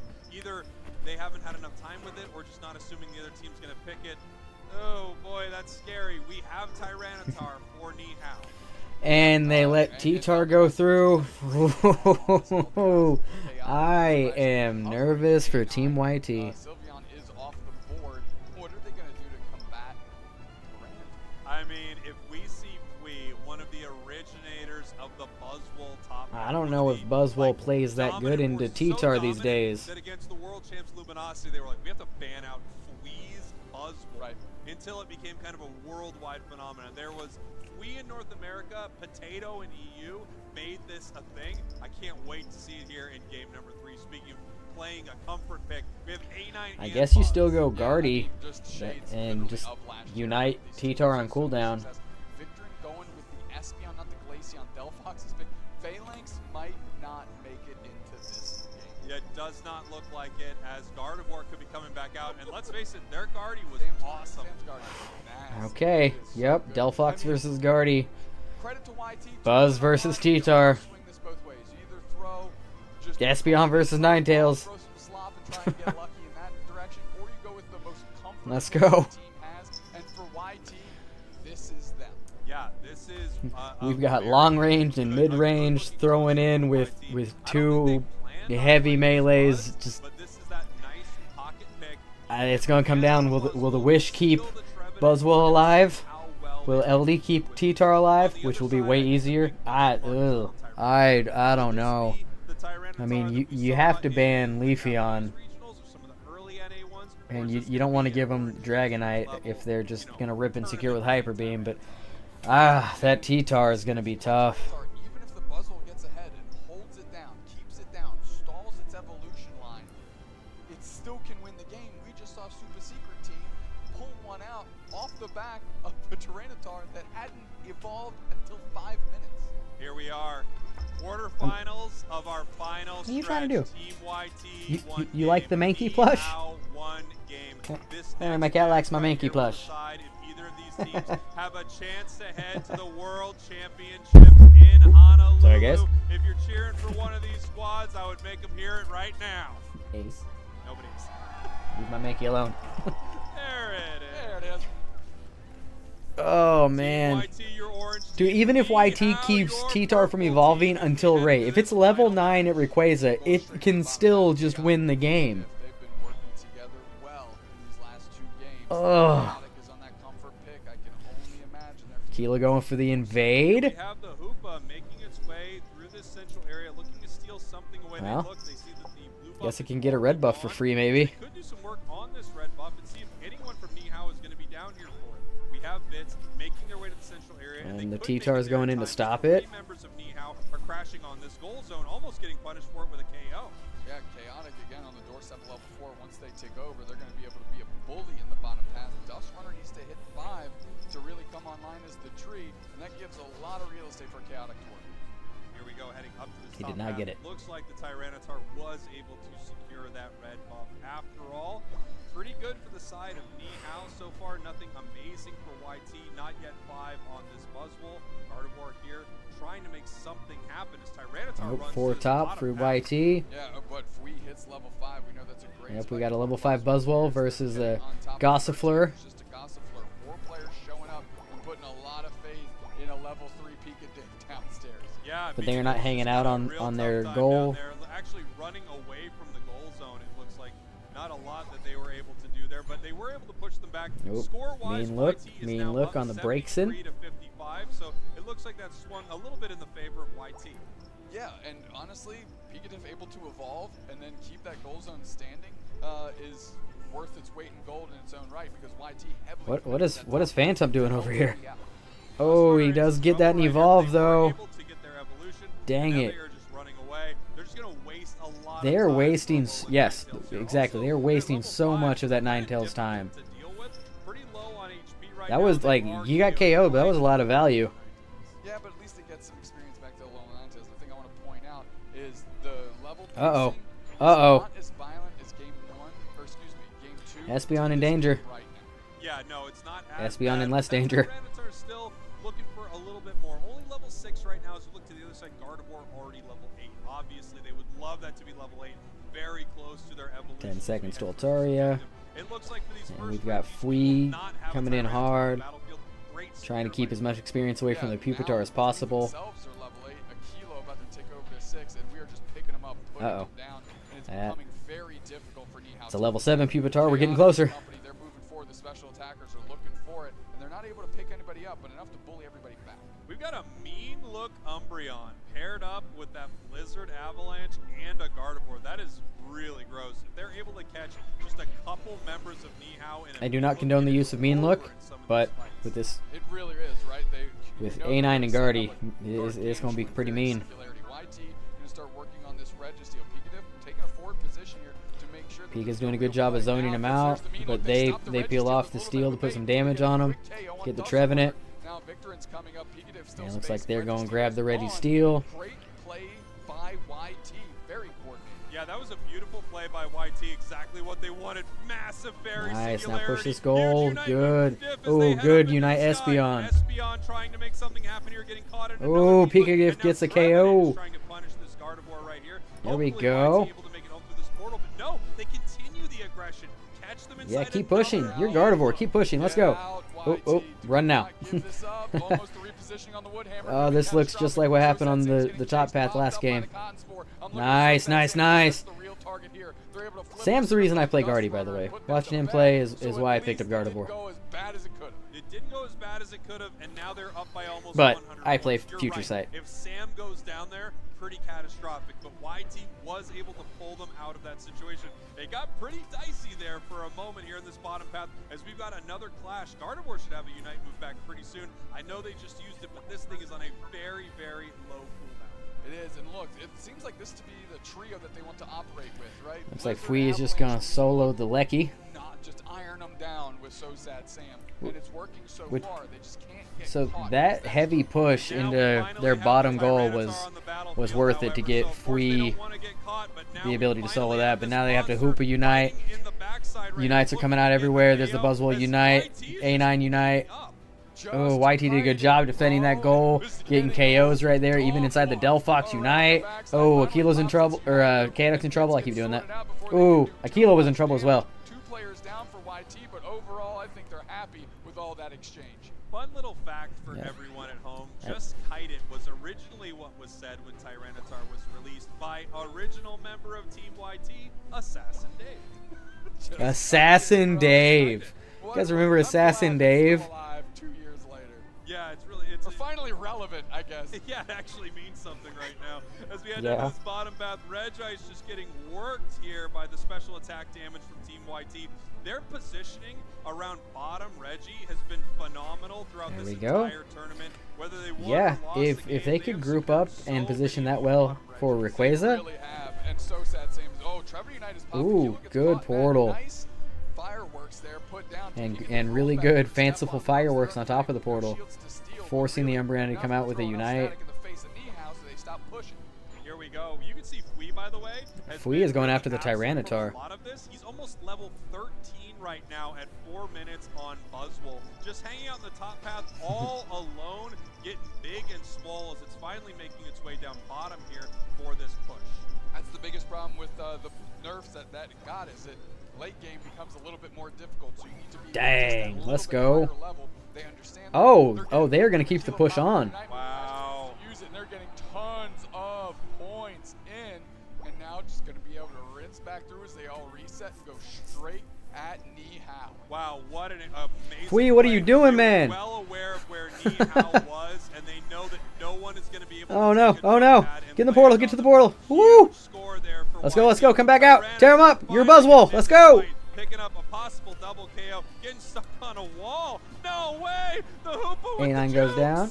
Come on, man. Just a little dip skerdoo by the Hoopa. Puts the Tyranitar against the wall and gets punched right through it like they drank a Monster Energy. Fun fact for everyone at home, Assassin Dave originally came up with the term dipskerdoo as well. That's not true. I don't, you know what, I think it's, I don't believe that one's true. 45 seconds till Rayquaza.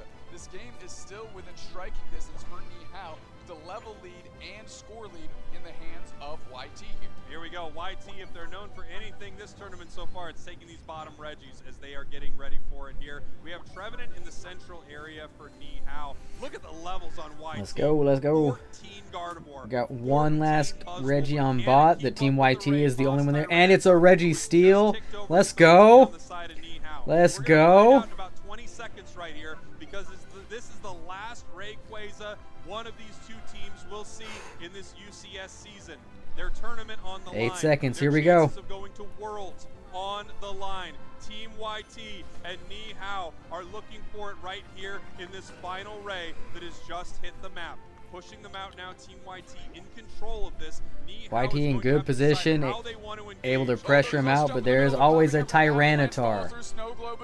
Where they were able to get 2 KOs there, Trevenant and Espeon down, but again, there is still a Tyranitar.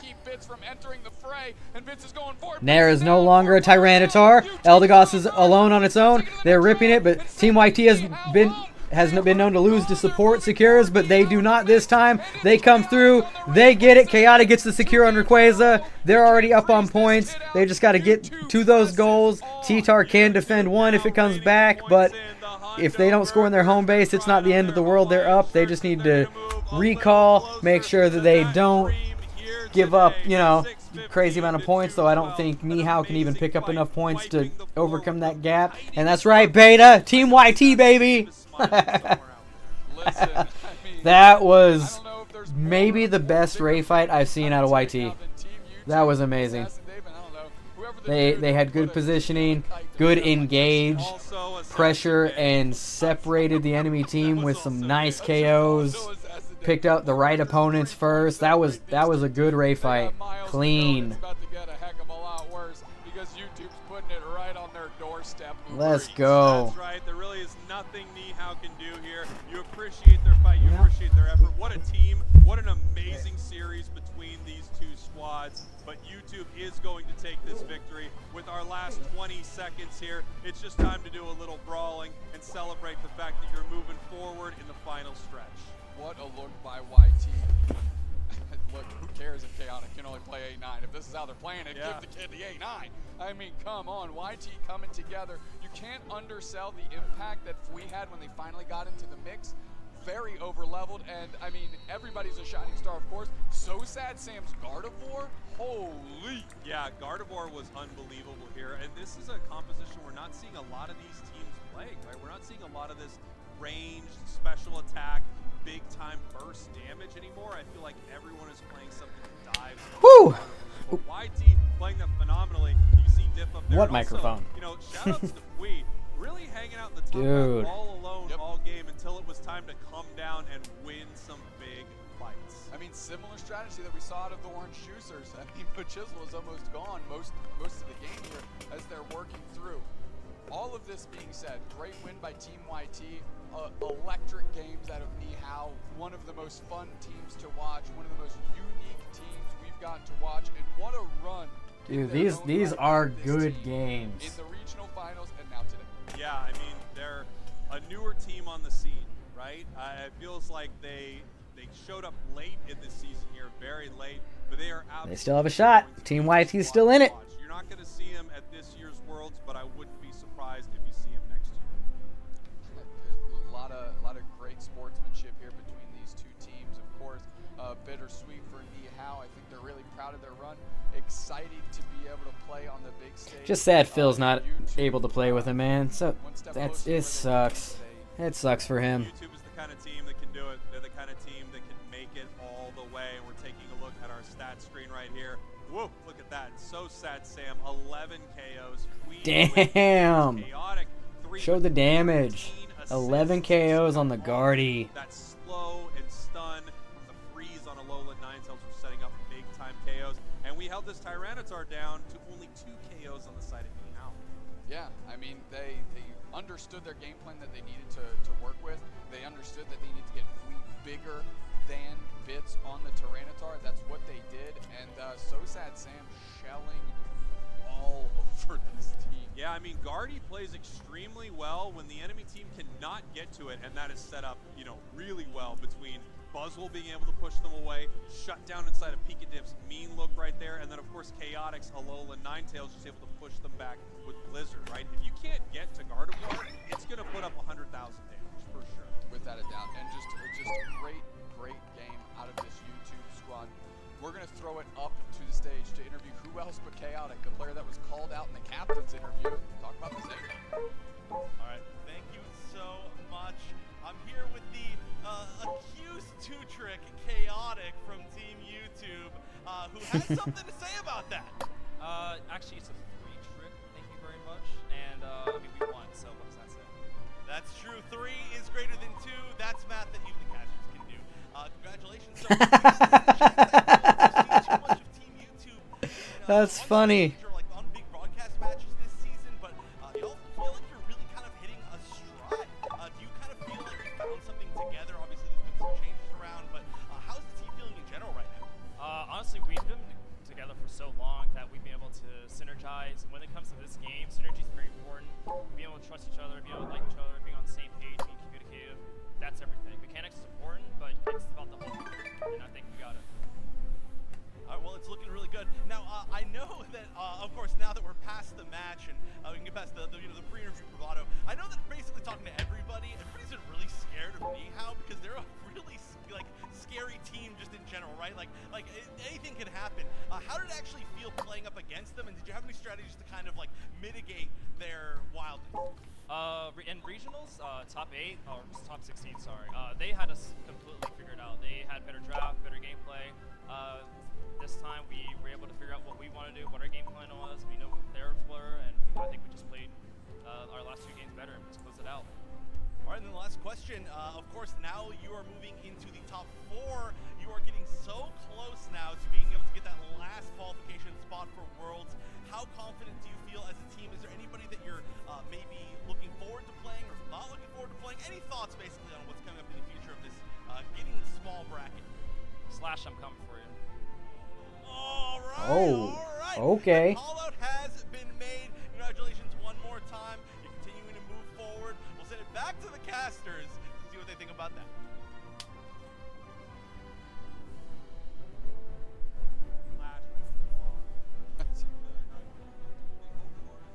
Slash's father, but apparently Chaotic is looking for that as well. We've got Ender here. I want to get to him in just one second. I do have to point out an amazing sign from the crowd.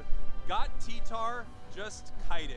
So there you go, Chris Heroes. If you're still having trouble with this, I know you're watching along at home. Just kite it, buddy. Assassin Dave said it, but did that really come from the crowd, or did Spraggles just make that real fast? YT, what a battle. Yeah, we got a lot of people wanting to be other people's fathers. I like to say I'm the grandfather, potentially over here. But I really like to see them go back to what works for them. Fui on that Buzzwole, Chaotic on his A9, and I think YT. Why does it say ignorance? Why? Finally found their footing and their playstyle. That might be enough. Is he there as a sub for ignorance? Great, right? We talked about this a little earlier. Those comfort picks that teams can kind of lay into. If you're against YT, are you at the point where you're trying to ban away both of Chaotic's picks just to see what he's going to be able to do with that Espeon? It might be a potential for them to try, but it's not like this YT squad doesn't have a lot of superstars on it, right? We can see Fui step up, and SoSad Sam, I've said it before, I think he's the most underrated attacker player in the region. His Gardevoir play really shaped up NA and inspired a lot of other people to play it as well. So I don't know if you can really target ban. Nihao tried it a little bit, and it didn't end up working out well for them.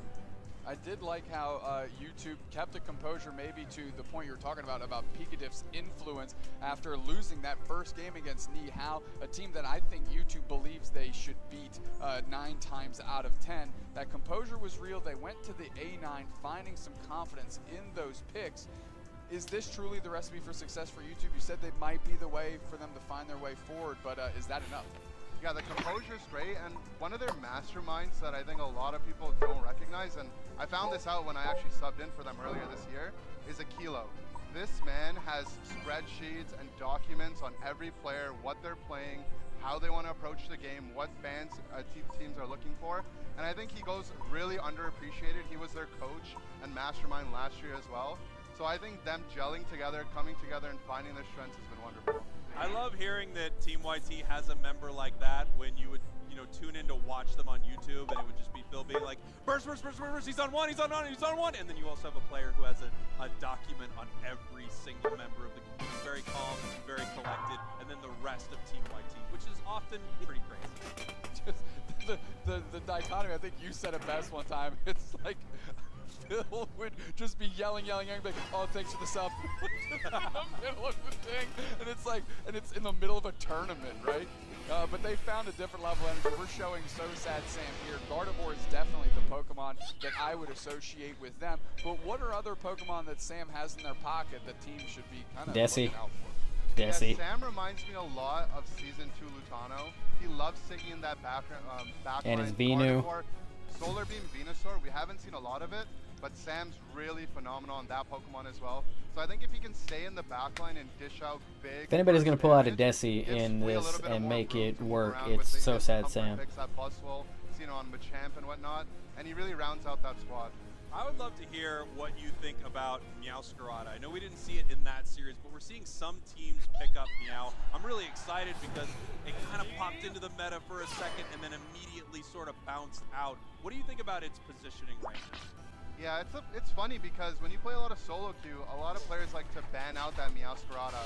Its passive ability, being able to go invisible, is really, really frustrating. But like other speedsters, whether it's Zoroark, Dojiro, or like you mentioned, Meow, they have this confidence factor on it, right? And sometimes if you lose a game on it, maybe you had a couple scrims that didn't end up going well, you lose that confidence and you want to go back to some more comfort picks. I'd love to see some more. I think it's got a lot of potential. But if the shot isn't falling, sometimes you got to pass the ball. Yeah, Andrew, we got one more question for you before we take a very quick break. And I'm wondering a hot take for this tournament, something maybe we haven't seen yet that you think we will. We saw a lot of Trick Hoopa in Europe. Teams have been relying on that hyperspace hold. There's a lot of good strategies with Trick Hoopa, whether it's pairing it with Tyranitar, Phalanx, we saw some Garchomp, and I think there's a lot of potential in that ability that's undiscovered right now. Amazing stuff. Thank you for joining us once again for this interview. We will be right back with more of the final stretch live here at NAIC. Just kite it!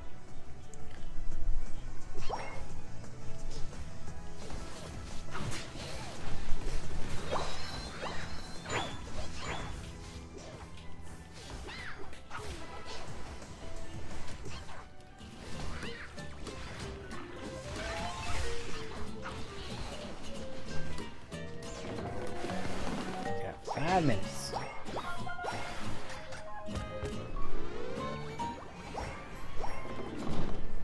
So we got UIC was home to Unite's AOS Cup for the second year in a row, and this one was bigger than ever. We got Doll Kittens versus G next. In-person open bracket, and the invited teams from around the globe were all fighting over the first confirmed World Spot of the Year. The first ever open bracket and an international championship brought teams from Europe, North America, Latin America, and even Asia. After 5 fierce rounds of Swiss, 8 teams emerged to enter the group stage, with only one team going undefeated through Swiss, Nemesis from North America. The second stage of the tournament was the 16-team group stage. The 8 teams from the Open were added to the 8 invited teams, which included regional champions from the February tournament, as well as 2 of Japan's strongest squads.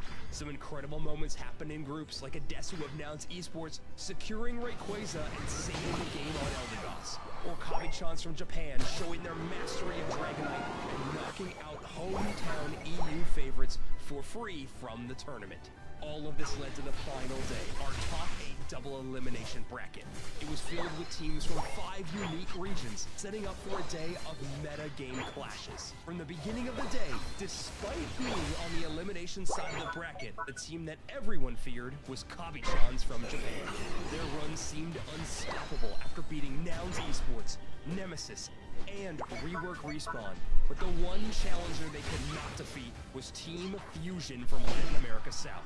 With a draft strategy built around denying Kabi-chans their unique Dragonite and strong Blastoise, Fusion was able to defeat them 3-1 in the grand finals. And that is why Fusion are the AOS Cup champion! Fusion became the AOS Cup champions and officially the first team locked in for the World Championships later this year. Think you have what it takes? It's not too late. Make sure to visit start.gg/Pokemon Unite so your team can be a part of the journey as well.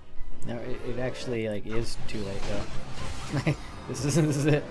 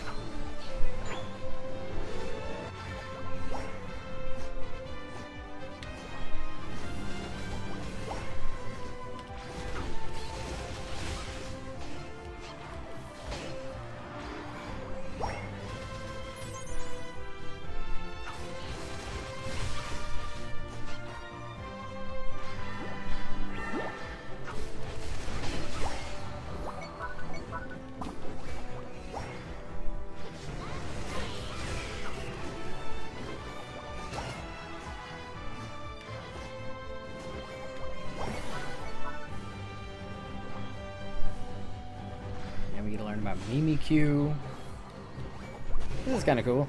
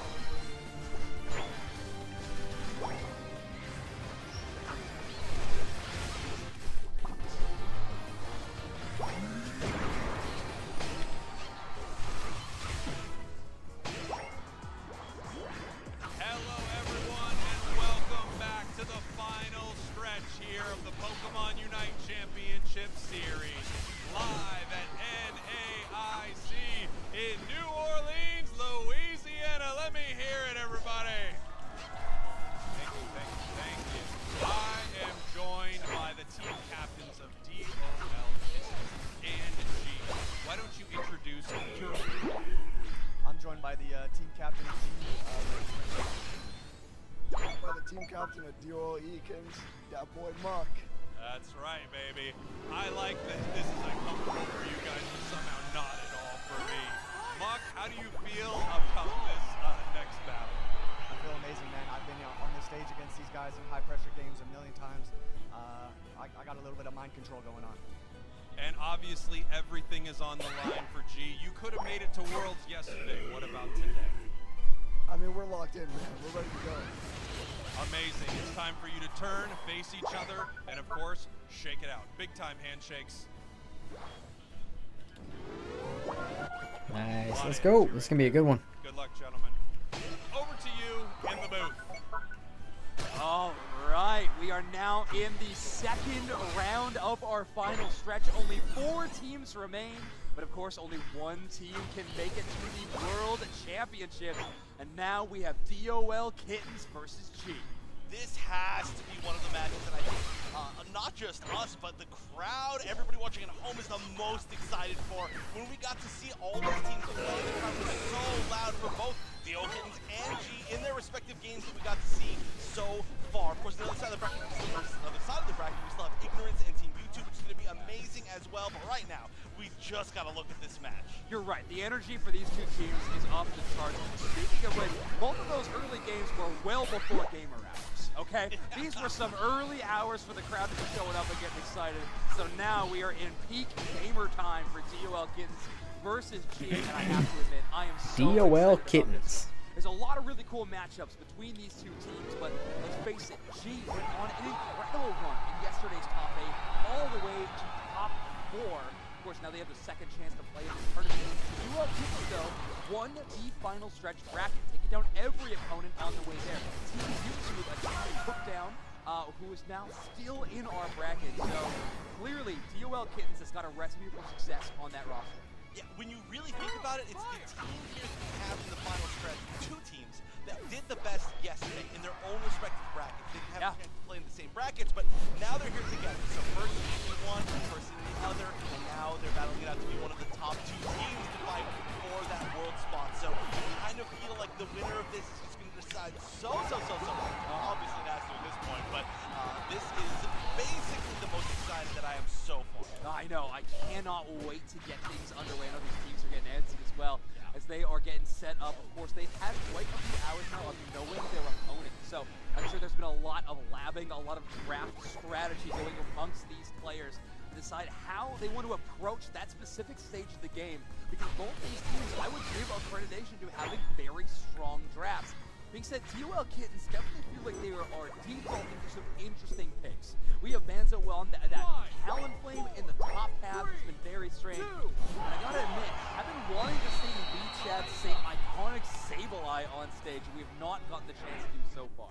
Yeah, that is always such a fun thing to watch, but it's got to be the right moment, right? You have to realize that it's like a moment where you can maybe throw the other team off balance. Otherwise, a solid team is just going to shut that down. We can take one more look at DOL Kittens, Mukbanzo, Sobi, Elmo Girl, and the Chad, who gave me a signed card, by the way, in the back right after this. Not biased, you know, but they obviously are on a ridiculous run, and I think this was the team that said that they weren't used to waking up so early, right? Sorry, me neither. Exactly. But you got to remember, Muk does have the mind control, in their own words, whatever of that what is actually going on means. for G. I don't think Muk knows exactly what it means either, but I know they are certainly locked in. That word's been thrown around quite a bit. Let's see what team really can live up to that title between these two squads. I'm potentially curious about it. Let's start talking a little bit about G, the opponents on the opposite side. You can see Team Captain Eggnoob, and playing the support role for this roster, Slash Defender, OG Top, Zealot in the central area, Black CH rocking that attacker bit. Yeah, who, by the way, looked so amazing in the last game. I mean, that's the other thing, too, I think, for both of these teams, is that obviously we've seen them play a little bit yesterday. It was harder to see off-stream from the DOL Kittens match, but we did actually see their qualifying ending match. But also, we got to see G a ton. And I feel like both these teams are playing even better today. They're just in the zone. They have so much energy, so much momentum. They're both having just a lot of fun, and it feels like this is just kind of 2 unstoppable forces that are just running into each other. Yeah, I am so curious to see which one can circumvent the other. Be right back.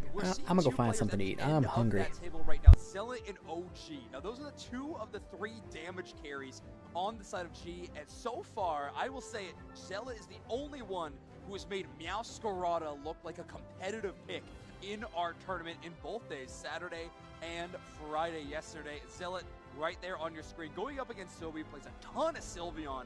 Zealot main Pokemon being that Leafeon. It is funny, I feel like the majority of the time when we see these screens, it's always an evolution versus an evolution, right, because so many people play evolutions, but you can see the comparison of some of these stats. Zealot with a lot of MVPs for sure. Also, their new stat, the knockouts, feints, assist stat, you can see 726, 757, so quite a few assists. We got to see kind of like some of the average stats for assists, and I feel like a lot of the, kind of as we get further and further in the bracket with the better and better teams, the assists kind of get higher. Yeah, absolutely. You got to think about the attacker role a little bit differently these days. We're talking to Black CH about it and saying that they have to play that more supportive option as the attacker. Play for assist. Your job is to soften up the enemy for those big closer Pokemon. And Sobi has been doing a fantastic job with that as well. Their Venusaur and their Espeon has been unstoppable in the match that we got to see them from so far today. Truly, I mean, breaking out into the competitive scene. A lot of people know and love Sobi, but in terms of the greater scope of Unite Esports, this is their main stage debut, and they've been crushing it. Yeah, we've seen also specifically, I would say some of the outside evolutions, they're all really good, but specifically, I think we've seen obviously with the trainer with Glaceon, and then a few of the Espeons over the course of this weekend, and when they're being played well, they're huge game changers. Obviously, we've been seeing a ton of Sylveon, but Sobi's performance with the Espeon in the previous set that we saw on broadcast was extremely good. It was one of those moments where it's like, okay, this is still, there's a reason why this Pokemon was kind of the highest picked evolution for a while. Yeah, very consistent damage, but all right, here we go. DOL Kittens versus G as we begin our drafting phase. Leafeon going to be the first ban of DOL Kittens. Do not want that to slide over to Zealot. Yeah, Leafeon, really impactful. I mean, all the evolutions, I know I keep saying it, but Dodrio as a ban, a little bit more interesting, right? We have seen it with really high impact today and over the course of this weekend, so it's really targeted. And actually, I would say both of these bans on the side of G are very player targeted. Oh, I would say all four of these, honestly, if we want to call it maybe Phalanx being the only outstanding option other than that, because Leafeon kind of dipping down on the ban rate charts throughout this tournament, not as frequent as we've seen in the past. Sylveon currently being the hover for DOL Kittens, such a phenomenal Pokemon at the top of all of our prediction of the usage charts. I think we've been kind of living up to our titles as analysts with that one, because Sylveon has been everything. And then on the other side, Slash's true signature pick for the course of this tournament, extremely strong Umbreon. Umbreon, like I said, sometimes first ban, sometimes first pick, sometimes ignored for an entire set. But any time that we are going to see Slash on broadcast for this particular tournament at least, it's going to be way up there, as well as picking up that support really early, which has been really coming into play for a lot of these games. Yeah, that's true. And you always, if you're picking that list, you really don't want to see that Umbreon on the opposite side of the battlefield. So there's a very frequent first pick on the orange side of the field is the Umbreon in partnership with the Blissey. Now, G is going to be locking in all four of their Pokemon. We have Blaziken and Cramorant going in. I don't know if we have seen Black CH play the Cramorant so far. A lot of EVs, a lot of the Mew, but now we're going to see a new look. And the Gyarados locked in by DOL Kittens, and there's the Meowscarada again. All right, well, the Meowscarada we've seen, like you said, it's extremely strong, especially now the fact that we've got the double evolution. I mean, that was kind of one of the original reasons why we started to see Meowscarada, was it's quite good against a lot of evolutions. I'll be back. These two in particular are going to be great examples of that. But nobody wants to just watch somebody eat, right? It's always going to be really interesting to see kind of what brawlers are being picked right now. That does tend to be kind of the deciding factor here. So do you think we are going to see a top path Blaziken here? Yeah, I think you play Blaziken within the top path. Zealot can absolutely clear central area on the Meowscarada, get up to that big level 5 at least, so they can start pushing. Meowscarada does have that 4-6 evolution pattern, so can very quickly get both. Dang, really? I've never played against Pika. End of that first bird fight, you're already or OG. For sure, Zealot can be chasing that down as quickly as possible. Now, the one thing I want to say that I'm excited for on G's draft really is this Blissey. I think it is one of the best supports in the game. I understand Hoopa's impact with the Unite move is so phenomenal and how we've seen it play out in matches, but the Blissey just seems to work so well in our top path dominated metagame. Yeah. That Blissey just partners so well with those brawlers consistently, and it feels like we're enabling the strongest role by locking in this. Also, we've seen so much strategy from G with exactly what you're talking about, the Umbreon pick with the Blissey, and their combinations together are just so good. And then, of course, if you're egg noob, you have to choose an egg Pokemon, right? It's only fair. All right, game 1 of round 2 of the final stretch. Crowd popping off already, and it's G versus DOL Kittens. And now we get to see exactly what's going where, and not what I expected from the side of G. That center path is a bird. All right, Black CH gonna take a little bit of that central area experience, try to get to their first upgraded move out of the basic set that they have, and try to shut down this Magikarp early, if at all possible. As we have Alright, Banzo excited for the trying to Cram. get as quickly as they Who can, doesn't build love a up good that Cram effort gauge, pick? and get to the evolution as soon as they can. Already the Whirlpool coming into play, doing a lot of damage to the Magikarp, and of course just going to be able to help clear out this neutral EXP very, very quickly. Make sure to be able to kind of steal all of that away from that Magikarp. Make sure that they get that super slow game. We are going to see a little bit being cleared in that center area from Zealot, which does make a lot of sense. You really don't need very much at all for the Cramorant. In fact, I maybe expect that we're not going to see it even go back very much throughout the course of the game. Yeah, unlikely. Now that they have the blue buff and are that much closer to Meowscarada, I think they're feeling quite comfortable. First spawn of those birds will create a big whirlpool and air slash damage from Black to try to steal as much as they possibly can. Slash making the long rotation up as well. It's quite a bit of damage. Magikarp hunting. If they can get that last hit knockout, they would immediately evolve. Unfortunately, Umbreon, a very tough one to KO when you're only doing flail damage.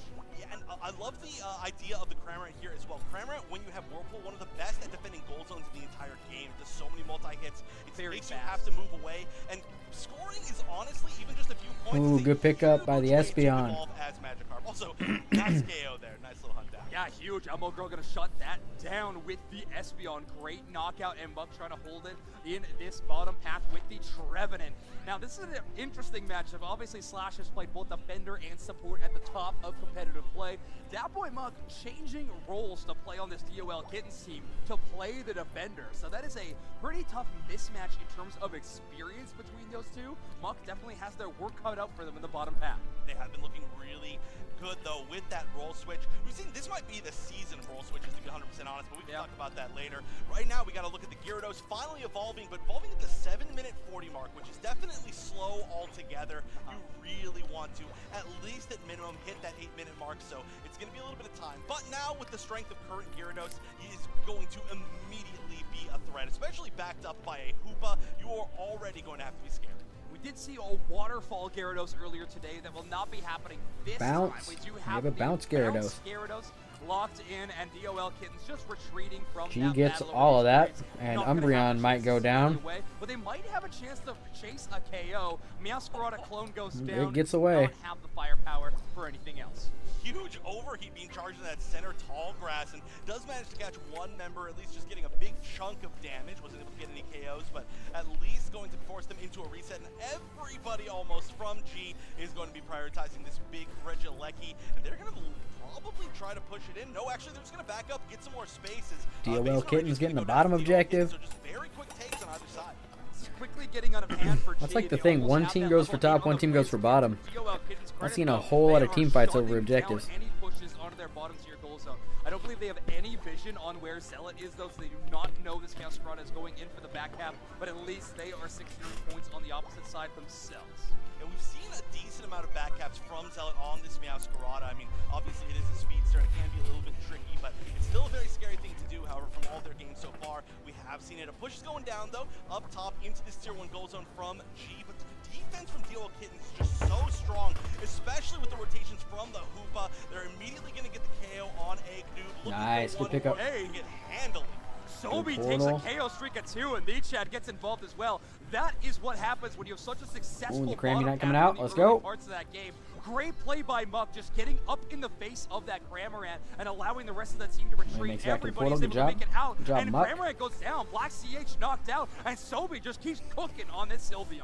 Big Phantom Force as well, hitting multiple, getting those shields, getting that damage, and it does look like maybe we're going to have to start looking towards a reset, but so much of that fight went to DOL Kittens. They managed to ban out a lot of Unites, they got a lot of experience, built themselves a lot of space as well. As you can see, even Gyarados just kind of doing its own thing a little bit lower, and now you can just going back and forth. The mobility, I feel, Hoopa obviously always really good, but they're really being used very well in this matchup so far.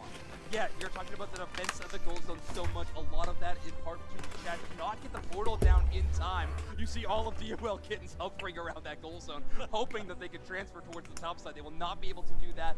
Now they have to focus on this bot side objective. G, on the other hand, almost the entire squad, 4 players, going to focus on their Regieleki to knock it out as quick as possible. Yeah, they're basically just trading. Dang, I think it was just gone. This is now 2 in a row. Whoa. We're going to see the Unite be popped to defend against the Regieleki. Running away. Like, is that real? Is that real? I don't even know. I'm not going to risk it. Doesn't look like okay, never mind. There we go. Very final moment they all went through there. That just like within the final second of that portal, but they wanted to get as much as they possibly could before they went back to defend. So once again, this is looking like somewhat of a stalemate. Levels aren't too far Good apart. SP on This Unite. is going to be big though. A lot Huge of points overcap. going in, and we're probably going to break this goal zone. Huge overdunk, 38 points going in for DOL Kittens, and now they are holding on to the lead. I do like that play call of the hyperspace hole, by the way, the Hoopa Unite move. However, it was just really early. Like, normally you do that to take the bottom objective, then immediately port to the other side. It still works out in DOL Kitten's favor, though. G just able to break the bottom tier goal zone because of it. Yeah, like I said, I don't think I've ever seen everybody go through portal in like the literal last half second of it, but it worked out. You know, they got their timing. And now you get a little bit faster recharge if you use it earlier, but they didn't make it work. A nice chase on a KO. That was a greedy Unite. I'm going to throw that out there. That was a personal Unite right there. Use that Unite. Just make sure it happens. And, I mean, hey, you get the KO. We're at 3 minutes 30. You might not get another chance, so I get it. We probably don't have any more Reggie fights either at this point in the game, so yeah, make sure to utilize that if you can. And a KO absolutely worth it. I would Unite in the over on there too for the KO. Screw that thing. Zella is going in. Bliss assist is chasing down Bliss Yasuhara. assist. And now Sobi just has to avoid. Huge Gyarados Unite move though. Banzo popping up, unstoppable with that bounce as well. And a KO streak of 2 for the team. I honestly would have let the Blissey get away. The KO gives it more Unite charge than it would have from farming. And that is 4 members down. And it would have been later to raid. KO streak of 3 for the Gyarados. And one of the best combinations is bounce Gyarados with Hoopa because they can just kind of sit there, get the unstoppable bounce through to get the heals, get the reset, then they're getting the shields as well. Everything's just really good about it. But DOL Kittens, I was talking about this in their last set. They are such a strong team fight team. They just comp around that so much, and that was one of their first big full team fights. It looked amazing. One more time, we're going 3 for 3 with them, just basically trading objectives though. Yeah. And these are obviously going to be the last ones. You said we're not going to get other Reggie fights because they're just going to let each other have the other one. Exactly, I'm a prophet. Yeah, they're flipping sides, by the way, too. So this is going to be DOL Kittens favoring the Regieleki for the first time in the game, and G taking that base when you do it. Reggie again for the first It's just gonna time go in in, the though. game for them. Will be a Reggie rock buff, so a bit of extra defense. I don't know it's necessarily super strong into anything that DOL Kittens is bringing to the table. Gyarados able to just shred HP so fast, I don't really know how relevant it will be, but the experience. Gyarados looking to put 100 in, let's go. Cramorant, Meowscarada, and Blaziken all boasting a level 13. Damage carries for DOL Kittens though, keeping pace. Now, I'd expect maybe a Hoopa Unite to get back if they really want to get out of this situation. But right now, they're just taking the 1v1, going underneath, using the Unite for the 1v1 Oh, to eject get out. past the overheat, and they're not going to be using that Unite. So the Unite, I mean, they used a Unite, I guess. It just ended up being the Gyarados one. That's huge, though, because that's been giving so much mileage for them as far as the initiations. Yeah, I mean, you sort of forced that Unite move out. Great work by OG to chase down the bounce. Knew they couldn't make it over the wall and really punishes that play. Great pull on Muck, who comes back through the portal. They are able to Horn Leech. Immediate Unite comes out from the enemy side. Oh. They see the blood in the water and they chase it down. Absolute huge tree engagement. Zealot trying to turn things around. OG still up in this fight. Has totally recalled back. This might be it unless Overheat gets in and secures it. A speedster and an all-arounder trying to chase down this final hit on the Rayquaza. OG stance changes. Overheat is channeling. You gotta stop him. No way. OG. Yep. The threat, they needed to deal with it. They had to. The one opportunity for the turn around. The perfect time to respawn and steals away that Rayquaza. OG does exactly what a Blaziken needs to do in that situation. Perfect timing on the stance change. Stands right in front of the Rayquaza. As you are channeling Overheat, you are unstoppable, and no one from DOL Kittens could out-secure nor knock out the Blaziken. And now G are going to be starting this series with a 1-0 advantage. Dang. Wow, just barely making it back in time. DOL Kittens, they What were we talking about finish that one off. Just Ray run it having down, way but too much they were impact? Just a second and a half too late, letting OG run all the way back, and then obviously the follow-up from taking the Rayquaza was nearly a full team wipe. DOL Kittens looked completely in control until that moment, but hey, that's one of the biggest reasons why you choose Blaziken and G going up game number 1. OG with a hero moment in that game. The Blaziken not only securing the Ray, but a KO streak of 3 in that little refight that was only started by OG and Zealot, the only 2 members still up and standing in that squad. Of course, DOL Kittens having a frustrating look in that first game. You were definitely poised to take that one home. That Trevenant Unite from Muck hit everybody. That, I thought the game was over that second. That was so good. That team fight was beautiful. That was one of the best Trevenant Unites that I've seen ever. The follow-up was amazing, but Zealot has been doing such a good job of kind of being hard to lock down, which is obviously one of the biggest advantages of Meowscarada. And the fact that I think that Zealot became the next big target and delayed them for just that much longer, especially using the Unite, it gave them that perfect amount of time. Yeah, it was huge. I love seeing this from this team. A huge amount of confidence that we don't, normally see with this team. But I mean, this tournament, absolutely. They have been showcasing it. Ice in the veins moment. DOL Kittens definitely had a good game plan throughout most of that series. Sobi absolutely crushing it on the Sylveon. Banzo, the best look from them by far this tournament that we have seen. At least on broadcast. This Gyarados looks incredible when it's being played by that player. And this was that final moment we thought the game was over. Huge Trevenant Unite. Gyarados turns and burns on that bounce. Yeah, and then of course it was also into the Psychic Solaire. It was just such a perfect, beautiful combination. But right here, you can see they kind of turn and kind of deal with Zealot, but it's not quite enough. And then Zealot comes back in and they're like, oh, do we have to turn and deal with this? And yeah, boom, hits the overheat. Exactly perfect for that steal. Espeon Psyshot 2 just barely not That getting was nice. or at least not in range. Overheat It was perfect. With, so it's Perfect not like it they was. were missing their opportunity to secure so extremely close. Our player of the game will be awarded to Zealot on the Meowscarada. 63,000 damage in total. Often we don't see big damage games from Meowscarada. It's usually a closer Pokemon, earning more in the KO department than they are in the That's damage true. department. What? Zealot, That is true. Yeah, you can also see such high score, which is, like I said, kind of a signature of Zealot's playstyle or Zalut's playstyle. I'm going to keep calling him that. With the Meowscarada, right? Being very kind of sneaking around, getting a lot of back caps, being just hard to lock down. We do see some very, I want to say kind of hyper-aggressive Meowscaradas, but that's not Zealot's style. It's such a hard, slippery playstyle. I think that's a good way to put it, right? Yeah, I would say so. It all starts in the bottom path as well, where Zealot has been kind of hanging out for the majority of these matches, or at least when they're on that Meowscarada, playing it very, very slow into these team fights and eventually making their way up to the top side. But a lot of scores, of course, getting that attack weight up as they can. On that Leafeon, though, their average KFA is 7, 2, and 6. Yeah, the most important thing here is we got the average stat of how many peace signs per player photo, and it's a 2-to-1 Sobi's favor. Sobi diff. Okay. Yeah, unless Dragonite's the peace sign, you just can't really see it up there. But maybe that's just the strategy of evolution players. Ooh, and look at that hardware on stage, Wonder Chef. These teams are competing for their chance to take home the trophy of the first ever final stretch tournament. Yeah, the first ever, which is, I mean, this is so exciting that we're here and we're getting close to the end. But here we go, draft for game number 2. Of course, the winner of this set goes into the finals for the final stretch, final stretch, and is 1 set away from qualifying for Worlds. G up 1-0, and we're back in draft. Sylveon banned to start things off for G on the orange side. DOL Kittens favoring that first pick position and are going to take that Umbreon away from Slash. I like that a lot. Slash has not really been denied Umbreon all that much so far in this tournament. Also, another thing that I like, we had G banning away the Mew, but no shot. Let's go. You asked for it and you got it live on broadcast. Sableye locked in. Second pick, by the way, for TOL. I knew it. I don't have eyes on Dupes next, but I'm sure he went sky up. Yeah, somewhere. We'll just hear him land, after he jumps. No, this time though. Yeah, this is a little bit much, but okay. Okay. Yeah. I Okay, think you okay. take that again. It may have been the winning choice in the last game, so I totally get it. Same thing again as well. Sobi's Espeon, like you mentioned, has been so incredibly good. It's also going to work out with this kind of like early game, more aggressive play style that's going to be able to back up some of the annoyance, I think, from this Savior. Okay, so if you're playing double mage with no healer locked in so far, of course Muck can use that wish healing. I wonder if you go with a second, I was gonna say second defender. Yeah, let's run that speedster. Sure, whatever you were saying.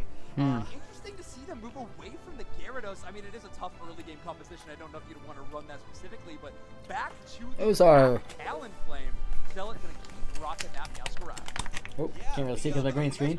But they are dill pickle sunflower seeds. Counterpicks it or goes against it or tries to deny it. So if it's working for you, you're on this stage and you want a comfy match, just go for it. And I do feel like this is a ridiculous commitment from the side of DOL Kittens. I do have to expect we're going to be seeing the wish just for some sort of healing on this team. But also, are you going to have an opportunity to heal any of these Pokemon, or are they just going to get one shot? Well, you gotta remember, you wish well in the casting animation does apply damage reduction, so there might be some opportunities to utilize that. So you might get two shots. Flames going all in, but yeah, we'll have to see. I mean, I don't think Muck's been playing very much Snarl either when they are on the Umbro, and it is traditionally that, honestly, Muck's been playing a lot of Mean Look. So, if they are going on that opportunity, Mean Look with Talonflame does have some success. And Gardevoir. And Gardevoir in particular. Really there we go. scary. Yeah. Yeah, That's the one. You get put in the Mean Look and you just look up and you're like, I'll see you guys later. Yeah, bye-bye. Go on without me. Yeah, we go next. But all right, here we go.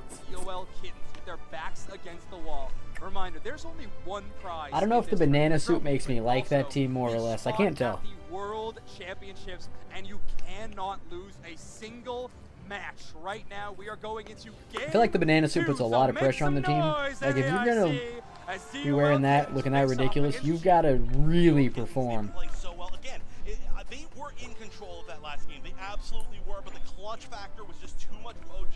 So it didn't feel like it was like a full loss, right? If they continue to play the way that they are, clutch it out just a little bit, things will go well. But of course, we got to take a look at the early game always when there's Sableye on screen. Oh, of course, yeah. Chad Ruck and the Sableye doing his job already. Well. Effect on the Hollowware looking so pretty in that Jester style. Wow, I just can't look away. I think Chad's actually had the most sparkle spray of the day. We need that from our stats team, please. I think that was Spraggles, actually. Oh, yeah, probably he is in real life. But look at this, actually playing a little bit defensive on that Sableye, stopping the aggression here from this pre-trip. Yeah, actually, interesting note about G came in. Blaziken was the only one alive. As his team was respawning, he barely got to the pit in time to just overheat Secure. His whole team had shields, went and just dropped in a bunch of points. Stole the win out from DOL Kittens. Yeah, I feel like AO Cookie has been doing really well on a lot of Pokemon. Even Pokemon that we don't expect quite as much recently, but of course they're going to be fighting for all. You making homemade pizza and you putting pineapple on it?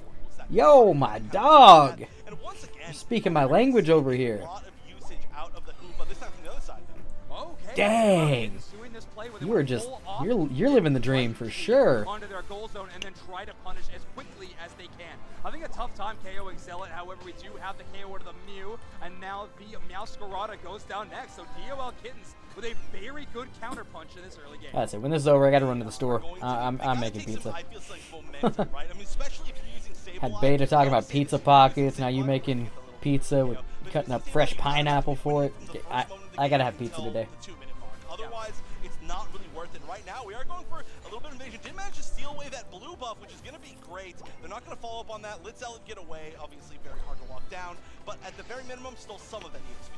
Of course, yeah, those early moments are so important, especially as we move towards our bigger team fights that tend to begin around that 7-minute mark. At least we tend to see a 4v4 at most of those situations. That is Eggnoob caught in a Mean Look, a little bit of a portal, a little later, but a little too late.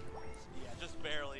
You're trying to not be in the bad circle, get in the good circle instead, and unfortunately it was all the bad circle right there.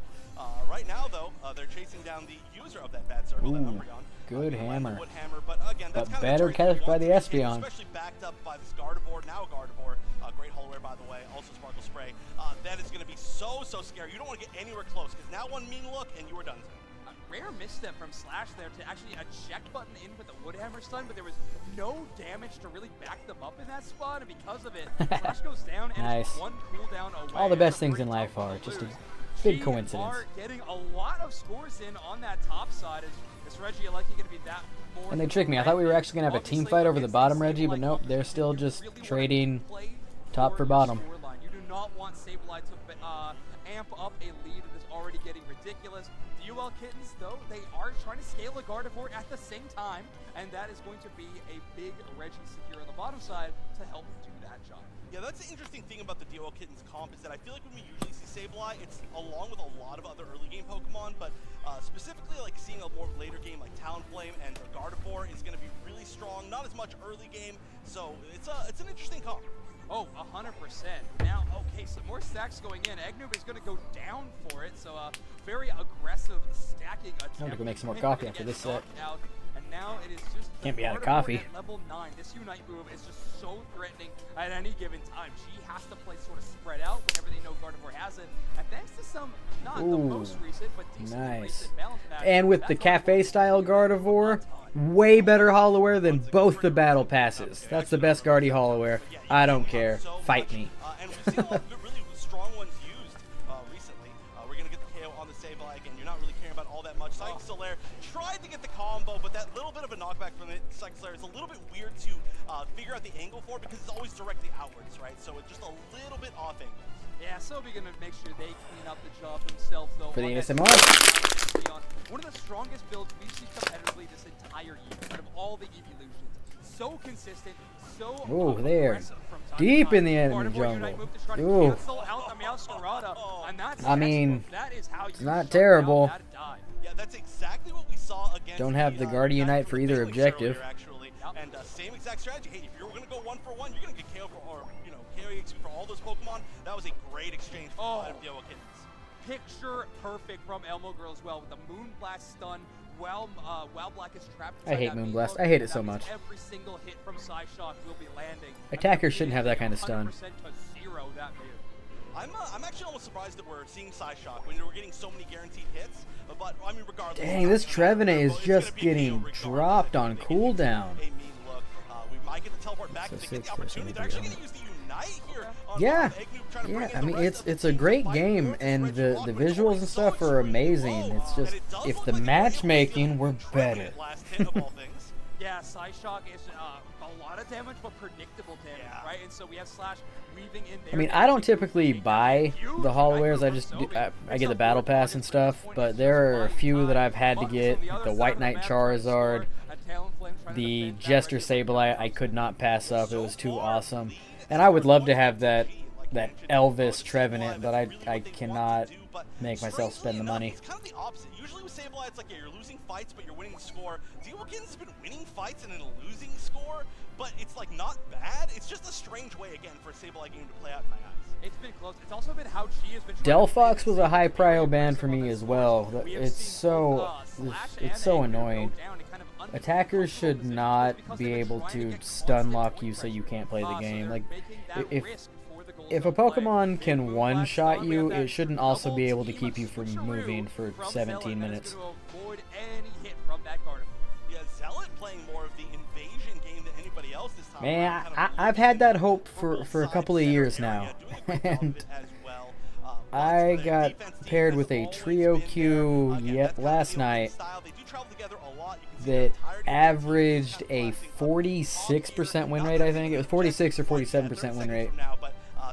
Versus the enemy Trio Q, whose lowest win rate player was 56%. It ranged from 56 to 68% on their comp that only had like 500 games, but still. Talonflame trying to chase down. They do take a Mew boosted auto, but it will be a retreat. One and done, but good look from DOL Kittens. Oh yeah, that's what I keep. I keep the membership and just use those gems for the battle pass and save them up for the rare Holloware I feel the need to buy. 9 seconds left until the final stretch, so I'm surprised that we didn't see DOL Kittens challenge it a little bit more, but they want to win the fight again. This is the weirdest non non-scoring Sableye comp ever. They're just trying to win this final fight, and I think a lot of it could be just, again, how they spend their unites, a lot of true hit or misses for them. Yeah, Chad's main job has been trying to slow down this Meowscarada with Confuse Race. That has been what they have been isolating this Pokemon for. Trevenant will go down, but I feel like Slash has done their job. Well, maybe not. Huge Horn Leech picks up everybody. An entire team Woodhammer. Carnivore Unite move hits absolutely nobody. North America. Oof. See the Moonblast. Just shuts that thing down. As the final stretch begins. Are they looking for a Batcat? Ooh, their entire team is there, Blaziken. That's a bad idea. That's a bad spot. Yep. Woo! Umbreon Unite comes out. Not a whole lot of value. Hoopa's forced to unite to not die though, so that's good. They may be able to get the Guardy, but I don't think so. Yeah, trades being or stuns being traded between Eggcube and yeah. Sableye is in full effect here, and it looked like it was going to be pretty useful at the beginning, but it hasn't been doing its job.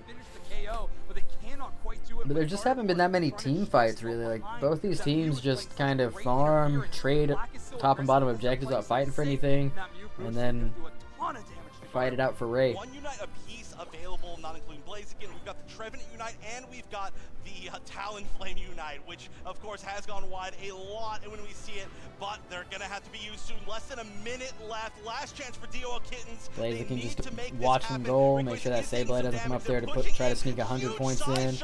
Not gonna be quite enough to get the KO. Finally man. Land that unite, or another unite to try to follow it up. We're not gonna need the Talonflame. It's gonna be 5v4 though here in this fight. That is so many resources all on just the Trevenant. Where's the Sableye? Blaziken is putting in work on that top side. They're trying to keep. Mew is just trying to keep an eye on Sableye. Ooh, Talon's got it though. It is a points race between these two teams. Uh-oh.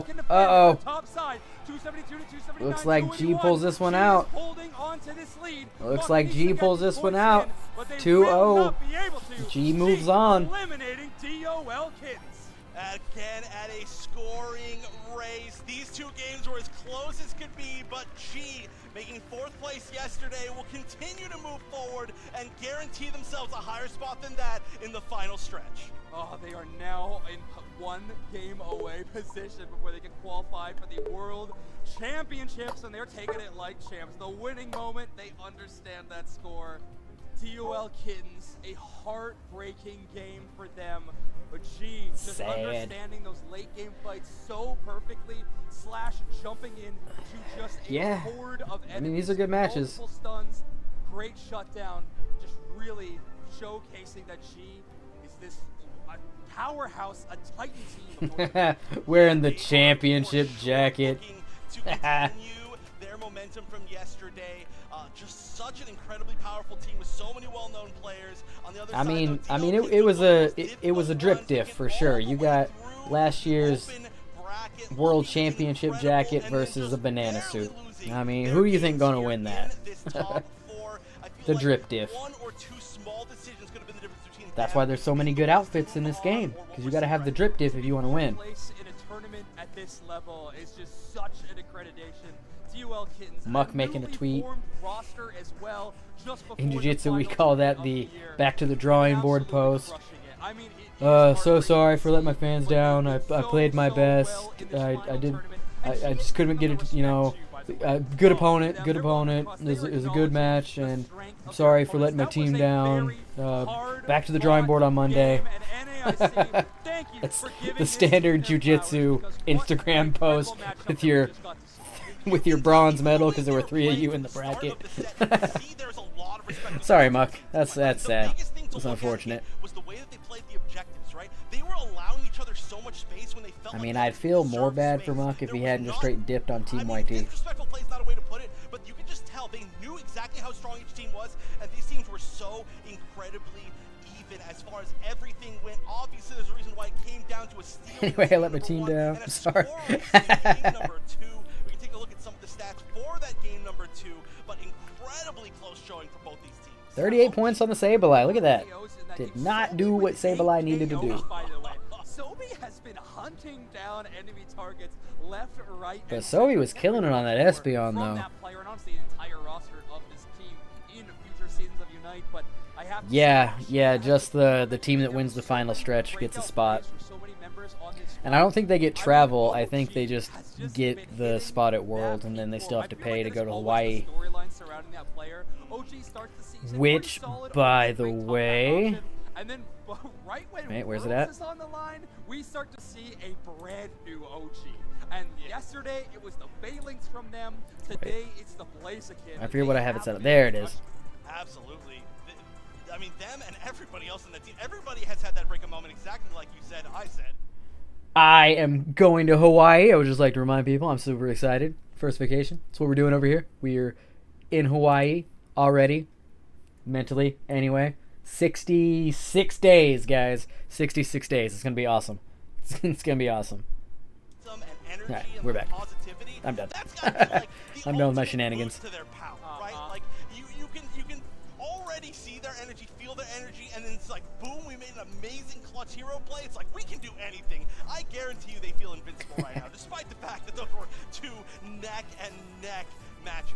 Yeah, I totally agree. Those were good. I would have liked to have seen how team fights played out over objectives rather than just trading them. Maybe that would have had a different outcome on the match levels and stuff, but I guess that was the safer play, just to go into Ray, trying to just win that last team fight. That's right. That's right. First vacation. Oh. In at least 13 years of ridiculous training and overworking myself for MMA. Can't wait. Can't wait. These two teams, a lot of respect given to these DOL kittens as they have fought through that open bracket and now here, giving you all a run for your money. I know there was some words being exchanged, some condolences, all that. Any just parting words for DOL kittens? You guys played amazing, man. You guys suck! Why is everybody so nice? Let them have it! I really hope you guys stick together and just keep on improving. You guys should disband. None of you should even ever play this game again. They Uninstall now. I mean, some of the closest games we've None of seen. that's true, by the way. I'm just kidding. An I don't think that. I think they're awesome. by OG on the Blaziken with that overheat. It's just what would be hilarious if you said that. The writing on the wall almost once they reset and were crawling back, and it's like, uh-oh, this timing might just work out. And Dumb then it name, turned out though. to be a points race against the Chad Sableye, which we know is nothing to scoff at. How was the composure in those last couple minutes as you're trying to? By the way, can we talk about that? The team names of... Oh, they play Ignorance next? That's going to be tough. I think so. I think so. So I think G makes it to the finals, and it's Team YT versus Ignorance to make it to the final. Yeah. And anywho, can we talk about the Pokemon Unite team names? They're not the best names. Like, I don't know where they come from or who comes up with team names, but they're all ridiculous. G, one match away from being qualified for Worlds. Give it up for G, give it up for this event, give it up for the booth, the casting, whatever that is. Just send it there. I think Dupsnax nailed the ending. I do as well. And honestly, give it up for that answer, by the way. That was so much respect. That's what we expected. I mean, give it up, in fact, crowd, one more time for DOL. See, I know that's what we expected. That's why I said he just should have come out and been like, man, those guys are trash. This was the easiest games we ever had. To qualify for Worlds, that is ridiculous. I know. Yeah, I think they were. I think they were. I think are shaking in their boots, knowing that they're going to have to play G for that qualification game. This team has just been unbelievable. OG going to be taking the player of the game. Oh, so you got into the fun times. I mean, clutch You got in on the Zacian Comfey time. Is always dominated by this player. I'm telling you, we're seeing peak OG yet again. Yeah, also that was fun. That was fun. But I believe that means you did miss the Absolpocalypse, which was followed by Miamageddon, where they super overbuffed Absol, and you literally couldn't look at it without dying. And then the same thing with Mime, that Mime was doing 150k damage easy and just 1v5ing. And then it went into the Mime Mew Glaceon, where they were also overtuned. It was unreal, and every team was just playing that. You missed that. You missed those times. And then slid into the Zacian and Comfey time. It was good. It was good. I don't think that was terrible. I don't think it was. I think coming after Absol, Mime, Mew, Glaceon, and then into Zacian, it didn't feel as bad for me. It was just really annoying because Comfey players were super cringe. Oh, Gengar was super strong at one point, and really all they did was nerf the range of its moves. So, and that was really all it took. They dropped its damage down a lot more recently, but when they just cut its range down, it really made Gengar harder to play.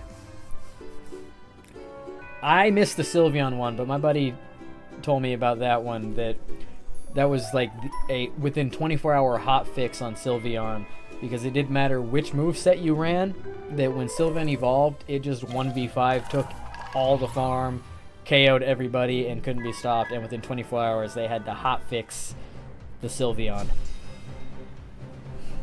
But I missed that one. I started playing end of Season 2, start of Season 3. My buddy tried to get me into it, and I was like, I don't play these games. What is it, just Pokemon basketball? That seems stupid. And then I was over at his house to watch his kids. They had to take his wife to the hospital, and I was like, you know what? I got time. I'll go ahead and download this and try it out. Horrible mistake. Look at me now.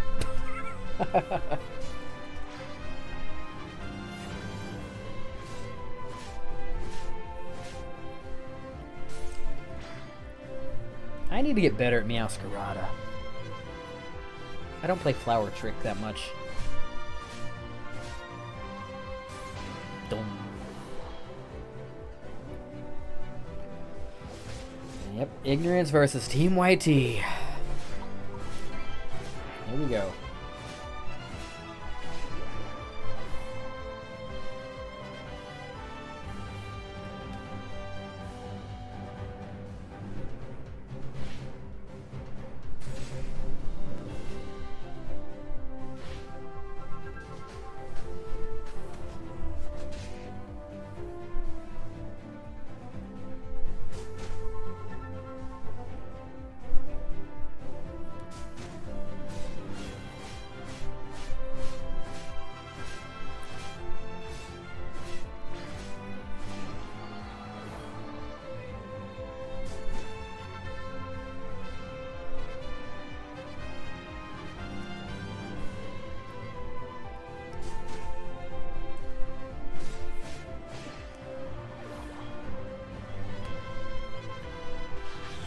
Oh, don't get me started on true damage. That's the beginning of the middle of the downfall of Charizard, taking away his true damage. But T-Tar still gets it.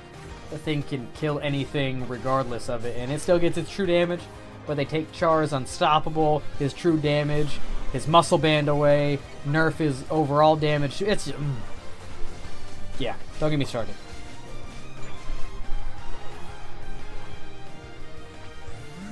But now you're talking.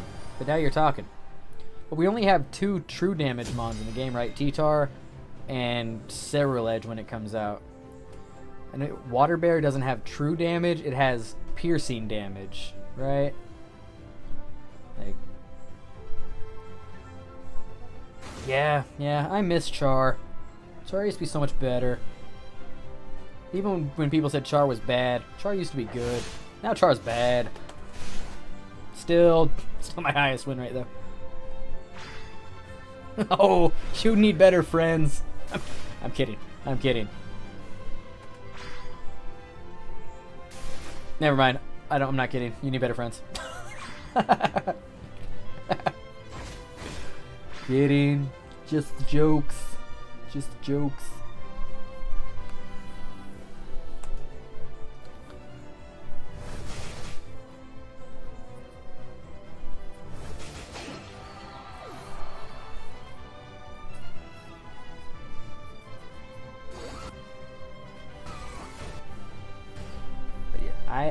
I'm quite excited about Ceruledge. It looks super cool.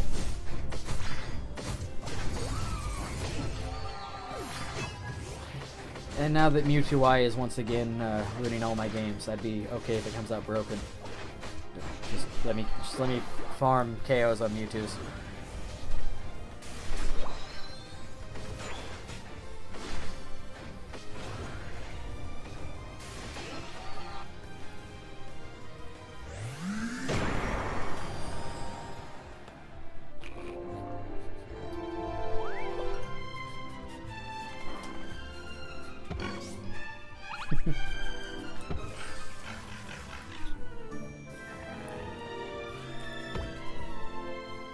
I may play in a bit after these matches. I don't know.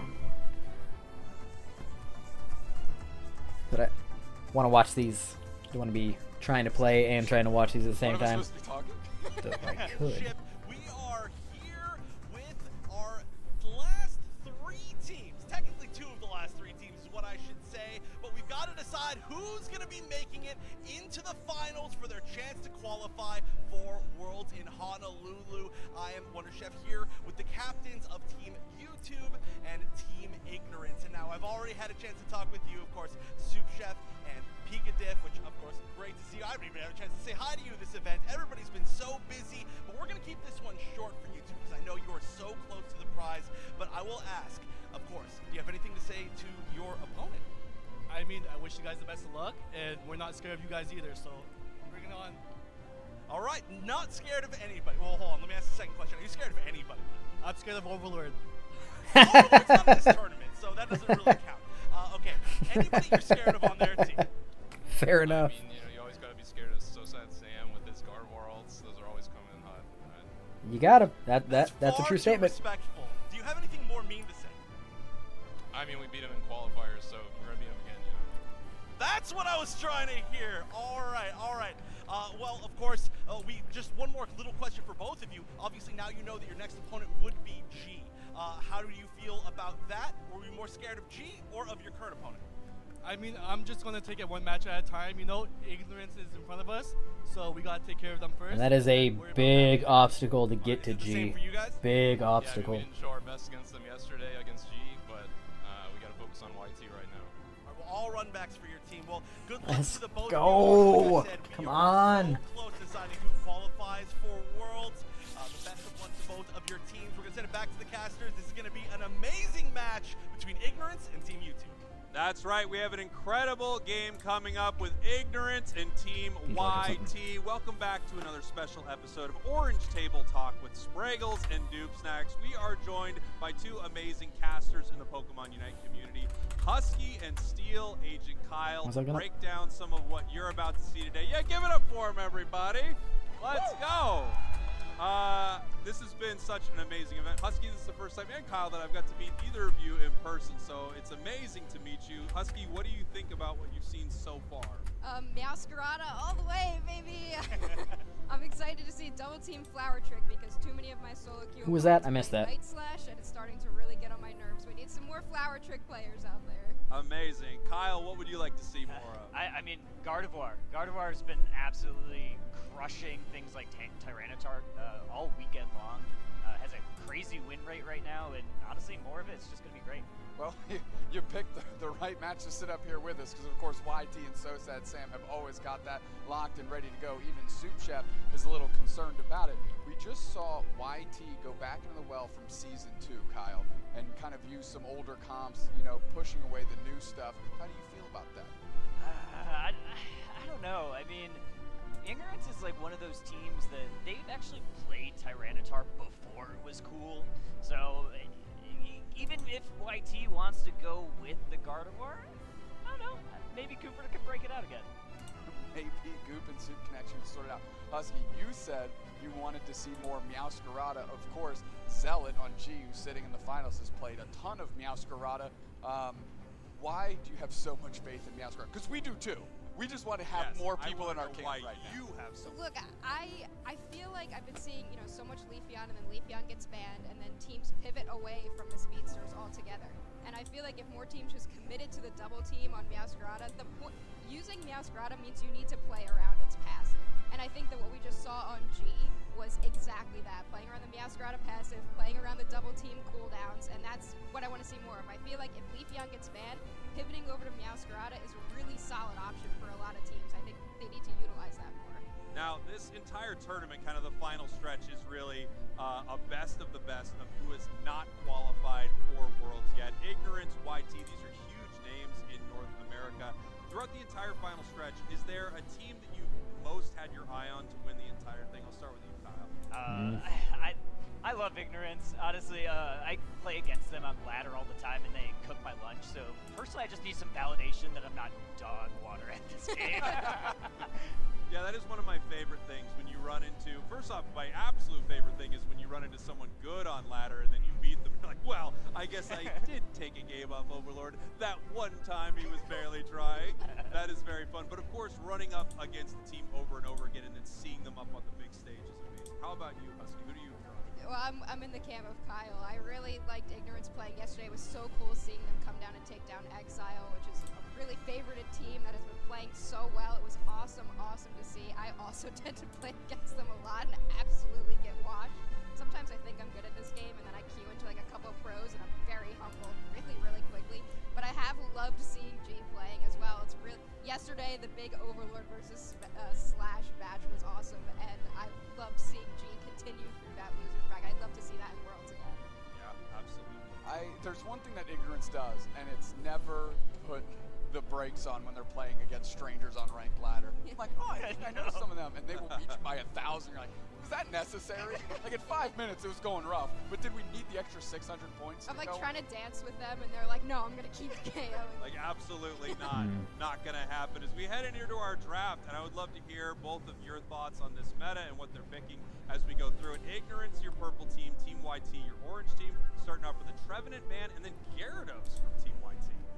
Yeah, Kyle, I mean, you mentioned this Tyranitar. You wouldn't mind seeing it. You certainly prefer the Gardevoir. Does Ignorance need to maybe pick the Gardevoir for themselves early so they can isolate SoSad Sam off of it? Or is that getting a little too... Very excited. I don't know. I mean, you see the Slowbro ban immediately. That tells me that they want to play something strong because they do not want to go against a Slowbro Unite. Umbreon's always a good first pick. I mean, you could shut down whatever carry, and it's just one of those Pokemon that you don't want to play against.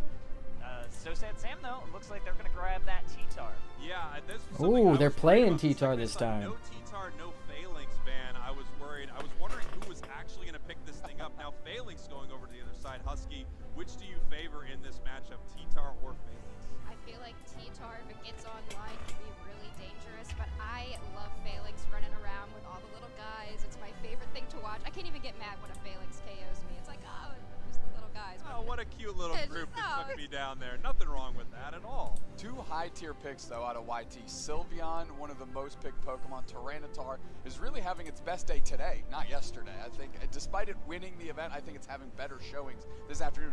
A Kilo on Hoopa and then Diff on the Snorlax that we were talking about last game, right? Yeah, Snorlax is just one of those Pokemon that I feel like a great defender player can slot right into, and you have a couple amazing options, right? You've got Yawn in case they've got some squishier carry Pokemon on the other side, and then you've got Block if you want to try to move around a real force. And it looks like they might have to run that into Ignorance here because there isn't too much I'd want to Yawn except for that Delphox, Kyle. Yeah, I mean, you definitely want to get onto the Delphox. You don't want it to be able to use either Mystical Fire or Fire Blast for free. So, I mean, that is your prime target right there if you're Pikachup on that Snorlax. Yeah, and final pick, we got Fwee back on the Buzzwole. Let's go. Not many teams are pulling it out, but there are a lot of those, beautiful comfort picks for Team YT. We're going to say goodbye to Husky and Kyle. A couple quick words before you go. Husky?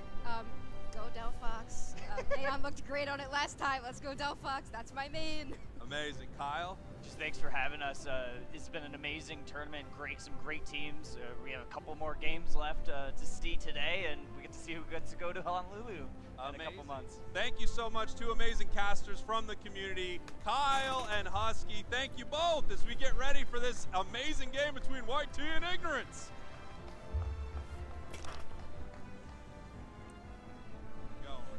Setting up for this first match here. Team YT's tournament life still going strong. A team that a lot of people could see winning this whole thing, Doomsnacks. Yes, we definitely can. Both teams can do this right now. But, I mean, there's no easy road ahead. I mean, we have two teams that we've seen at the top of the UCS all season long, and they're going to have to square it off again. YT, again, maybe having an underwhelming season to their own standards and their fan standards, but they've got an opportunity to kind of take advantage of the last opportunity. Yeah, I mean, this feels like a better YT than I kind of seen all season, as they were, leaning back into these Pokemon that they know they can play well in that last match we saw them on. I'm really excited to see them here in game number 1. Ignorance, your purple team, Team YT, your orange team as we head into game 1 of the semifinals of the final stretch. A lot of finals in that. A lot of finals. One best of 3 separates one of these teams from the finals, obviously. Got and finals of course, in there again. The Let's other go. team going home. Well, you don't got to go home, but you can't stay here. Off our stage. That's right. You're not allowed to be on the stage. It's our job to kick you out. It's a sad part of the job that we have to do. It's the worst part. Hoopa in here causing some real trouble, actually having to send Scribblenaught down into this central area to deal with it. This is that aggressive playstyle that we're seeing a ton out of Japan. And look how much time they're wasting. Look how many resources they are wasting on the side of Ignorance. And look at this shot. Steal. They got the red. They got all of it. They got everything they wanted. No. Oh. If they got out, that would have been unspeakable. I think that's the FF at 5 situation. Like, you just got to set it down. Ignorance down, not out. Great moves by the cerebral leader of Team YT. That's right, the cerebral. The Excel sheet samurai. I like YT. You know what? Can I be the Excel sheet samurai? I swear I'll learn Excel. I promise. Oh, we got a hyper voice going through and tons of pressure being put on Ignorance. YT sees this as their opportunity, and they're not going to give Ignorance a chance to step up. No, and look at this here. This Hoopa from Akilo on YT just being so incredibly aggressive. And with that EXP share on, being a supporter, you're really not giving up anything by making plays like this. All you're doing is taking things away from Ignorance. Yeah, and YT is now living in the central of the opposing team. Soup Chef just level 3, stepping up. And can I do anything here? Jupiter 5 going to jump on Akilo, going to see if they can do anything. But Akilo's just kind of cruising around the map, leashing Jupiter around. And you want to talk about a resource that's being expended, that's time, and the winner of that is YT. Absolutely. Yeah, if you're making sure that an enemy carry Pokemon on the other team is being slowed down, you're doing a great job for YouTube, and that is what they were doing right there. While this is happening, though, Ignorance trying to take advantage of one of these paths being, less man here and trying to fight in this bottom path against YT. Hyper Voice Sylveon picked up the KO. Yep, Protein Shakes there with Pika Diff going the heavy slam to see if they can catch him and sleeping in the bush. No such luck. Soup Chef putting down a rock tube and just going to delay YT from getting back to pad. Actually, of course he is. He hates jungle invading. Almost. They're going to have a little scrap. Meanwhile, the 1v1 up top rages on.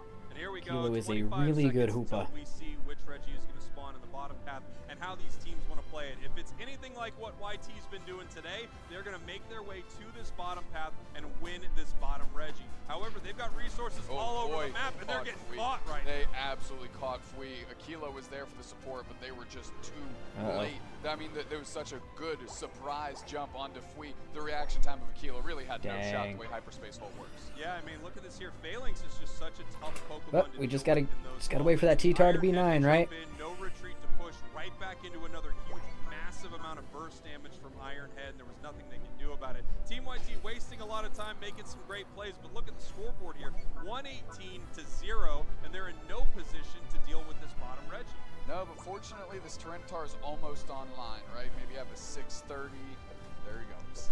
Online, Regirock's here, Pika Diff gonna try. Yawn and into the heavy slam. A good combination, reverse of how you actually normally use those to trap players, because they're trying to put them to sleep and then secure the objective. Now, all the while, Team YT has been getting one thing ready, and that is that beautiful dress for Tyranitar as it's heading up to the top path. It has evolved, it's ready to go, and it's fighting here in the central area. We're going to have to see how Ignorance wants to deal with this, because it is now online, and they are jumping in for it. Here comes Fui. Fui into the action, forcing out the Phalanx Unite. Now Fui gets caught low. I was shocked that Jupiter jumped in, but the support of the team was right behind them. That Regieleki hits, and they're going to get tons of points in. Now they're taking KOs too. Wow. Are you kidding me? This Tyranitar just gets folded. The Phalanx showing a little bit of supremacy. 251-0 right now. Tier 2 goal zone gone, and Team YT is struggling. They have a scaling Pokemon in Tyranitar, and it's finally online, but they are so far behind here, almost at the 5-minute mark. This is going to be a very hard match to come back from. Goop at level 11 already, outpacing this Tyranitar, and despite the Tyranitar being online, that exchange that we just saw up top really was the Phalanx show. And honestly, shows the resilience that that Pokemon has. I mean, they engaged alone and were able to sustain for a couple seconds before the team finally showed up in Ignorance, and they were able to turn the tides on that push. All right, here we have Tyranitar in the central area, possibly looking for a pick on this Umbreon as it moves down to this bottom path. We can see a little bit of fighting in this bottom path, but they're just trying to suss out exactly who is here and how they're going to move forward towards this Reggie. You can see checking all the tall grass there with Hyper Voice Sylveon. Team YT is actually moving towards the top path. They do not want this Regieleki to walk into their goal zone. We're going to have to see how they want to play this. They also want to make sure they don't rip it as fast as they possibly can, so they have another one moving at the end of the match. Big catch on the Phalanx, and it's down. Yeah, popping Nice. to make sure it's a sure thing. Blazing coming in. T-Tar's in trouble. If they can get Ooh, T-Tar's in a lot of trouble. Into the overheat, but they're going to make it out with a sliver of HP. Meanwhile, Chaotic is trying to suss out a Hyper Voice target. Fee with Swirl on the backside. They get put down. Ignorance still holding strong here, and now Team YT can't even really contest. Yeah, Team YT going to have to pull back right now, although they are in a decent position. If this Regieleki can walk under the 4-minute mark, it means we're not going to see another one here before Rayquaza. That's kind of all they want out of this situation. Now they are going to need to deal with it before it gets too close to the 2-minute mark. The reason behind this, if that Reggie walks to that home goal zone under the 2-minute mark, you've essentially unlocked Remote Stadium, Zapdos is back, and you've got free scoring on the home goal zone. Scribblenauts just hanging out and making sure their presence. Protein Shake is in the mix. Are they going to charge it over you, try and take it? They go straight in, but it's actually secured by Chaotic's Hyper Voice. And meanwhile, you have Aquila pulling the squad through. Jupiter kind of sussed it out, but they got stunned down very quickly. We got a fight kind of kicking up top as we're working through this Regirock. And now we have the Phalanx Unite. Jupiter using theirs, but So Sad Sam fires right back. They're under that threshold. They are so close. Can So Sad Sam secure it? They can. And Regirock is going to go to YT. Regirock getting ready to be taken by YT. Oh no, it leashed. Oh no. No, go back down. Put the camera back down. Leashing. What a brutal moment for Chaotic on the Sylveon. As soon as they come through the portal, Regirock with the boom, boom, boom. A classic Retsu moment. That's right. We remember Retsu. We all remember the Dodrio. Nobody forgets. People never forget. Finally, Suchef goes down, but YT is finding a way back in this. Certainly not on the scoreboard, at least the levels are starting to get closer to equilibrium here. So Sad Sam pulling back, Neon being relentless. I love Neon on this Delphox. They've been playing lights out all weekend. Me too, and I think it's a great counter to this Tyranitar. Now, obviously, T-Tar can really close the distance with Sandtomb, but Mystical Fire Delphox can play around it pretty well. We're going to have to see if that can happen, though, as we get close to Rayquaza. It's a level 13 Tyranitar, and this is the big difference maker for this Pokemon. With level 13, Sandtomb is essentially up the entire time you were fighting it, making it an insane raid boss, extremely difficult for Ignorance to take down. But they are way up right now, 256 to 12. Team YouTube has to win a fight here. No scoring is going to be possible. They got to win here at Ray and win big. They're prepping for it right now, looking for their moment. We have the Tyranitar, and they're deciding how they want to start this. Who they want to catch. T-Tar Unite. Oh no. Oh. Eject button out. Overheated charge doesn't find its target. Portal's down. Can actually make it through. Looks like they did. And they're gonna have to get back into the action very quickly. Comes out. Fireworks are down right T-Tar. Another target. Neon takes a ton of damage, but they're flipping the script. They're peeling their attention. They've survived all these Unite moves that have just been fired by YT, and they didn't get anything for that effort, Spraggles. And here they are, just chipping up Rayquaza, moving back in on the Delphox, looking for the KO, and they get it. Neon gets put down, and now the rest of Ignorance has to come back in. They're getting popped up. Goes in. Might be a little late on the Unite there, but they're trying to get on top of Soup Chef. Soup Chef is trying to hold on. 2 players down on each side. No. Oh yes. That's that T-Tar doing T-Tar stuff. No. Oh no. Gets popped up, put down, 4 players out. Let's go, Fui. Let's go. Let's go, Fui. It's all on Fui. They need to close the charge. Overheated. Nice. It's done. Fui. YT takes him down. There's a minute left. Delphox is running the Mystical Fire, won't make it in time, but YouTube is still behind. Still behind, though. By this Mystical Fire, and there it is. The Flame Charge picks up the KO. Multiple members of YT are back with Sora. Multiple members of Ignorance. 45 seconds on the clock, and Team YT still needs a bit of a miracle here. Tyranitar has 2 seconds off cooldown, and they need to run as they pick up a KO on Sylveon. Now there's no opportunity but to rip here. No, somebody's got to scramble and score, but Neon is laying in the fireballs like Super Mario, making sure nobody's coming through. There's a tier 1 standing still for Ignorance, and they can defend it particularly well. Soup Chef is there, defender on defender action, the power nap, they're going to sleep. They don't even want to make this happen because Phalanx is putting 10 in for each dink. They're getting it done. Dang it. That's right, Phalanx scoring in the main. Beautiful defense, even though the fight went Team YouTube's ways. They were too bruised in that Too far moment behind. to do anything about it. One Pokemon up, and Ignorance is going to take game 1. What an impressive showdown by Ignorance. I love how they played that final fight. I love how they played that, what is it, Spraggles? Trademarked the mid-game. Mid-game. I can't believe you trademarked the mid-game. We have that on the production team, remember? That's you. Trademarking, the copywriting team on the production. That's so nice. Can I trademark Yeehaw? I feel like too late. I already have it. Team YouTube right here had a great fight. They had their T-Tar. They actually had a moment where they almost picked up a double KO before that Umbreon went down, before Tyranitar went down. They weren't able to make it happen. It was quite a war, but after their, horrible fight in the top path early, before the 5-minute mark that tier 2 went down, it was really hard for YT to come back.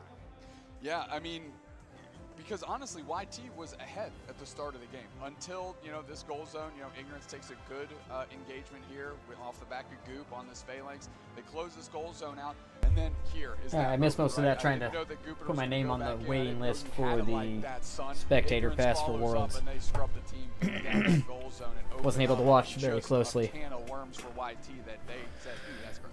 Yeah, well, a can of worms is very it's particularly. Yeah, I don't know if Buzz could have done enough to get the Ray, but I think that was the call, was just put damage on Ray and try to get your team to come in and secure so you could score more, but I don't know.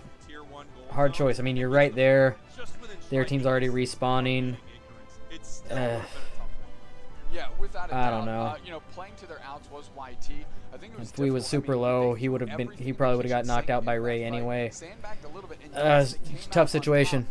Why is this over here now? Expense, and it was the game. Yeah, they won a team fight, but it was protracted. It was there we go. Way too long. They used too many resources, and Cooper on this Phalanx, tip of the cap, player of the game, well deserved. Yeah, player of the game, and you saw so many huge moments, even going toe-to-toe with Tyranitar. Phalanx obviously has an insane power level, and you would think T-Tar would play pretty well into it, but this thing is darn strong, especially with that Curse Bangle on it, reducing the amount of healing the opposing team has. It's a real tough Pokemon to deal with. Both T-Tar and Phalanx have seen consistent bans throughout this tournament because of this. Yeah, and again, that Delphox pick can't go understated. Husky said it, I love this Delphox pick. It is my main. It is great. Neon's a phenomenal Delphox player. And I don't know how these teams are not having a better sense of where Neon is on the map, because when they step in, they're just turning tides of fights by themselves. They're having Jupiter and Soup just run, and Screwball just running ahead of them, and then you just have Neon unchecked over and over and over again. Here we go, heading into our draft. Gyarados, Leafeon, Trevenant, and Umbreon banned. So Ignorance deciding with a 2-defender ban on their side, forcing YouTube to make a decision. How do they want to play this? I'm wondering if they're, thinking okay, we'll make them pick a defender here, and then we'll be able to steal away something we really want. They want Sylveon right away over to the side of Ignorance. It's going to be really interesting. I actually don't think you care about the defenders, to be honest. I think it's more important to get chaotic on something like Sylveon at this point, without a doubt. I agree. I would also think that maybe you want to steal away Phalanx right here. Instead of grabbing Sylveon, perhaps Phalanx. But chaotic has been a real factor in these games. Over to the side of Ignorance, we've got Crustle and we've got Phalanx, and they looked amazing last game. They really, really did. And you can kind of see how those two Pokemon work in tandem, right? The Rock Tomb and then the Phalanx Unite specifically, when it starts spinning, even charging, engaging enemies into the wall for the stunts and stuff, works out really well. If we're going to pick up Eldegoss, they're not going to be the one playing Eldegoss. I kind of doubt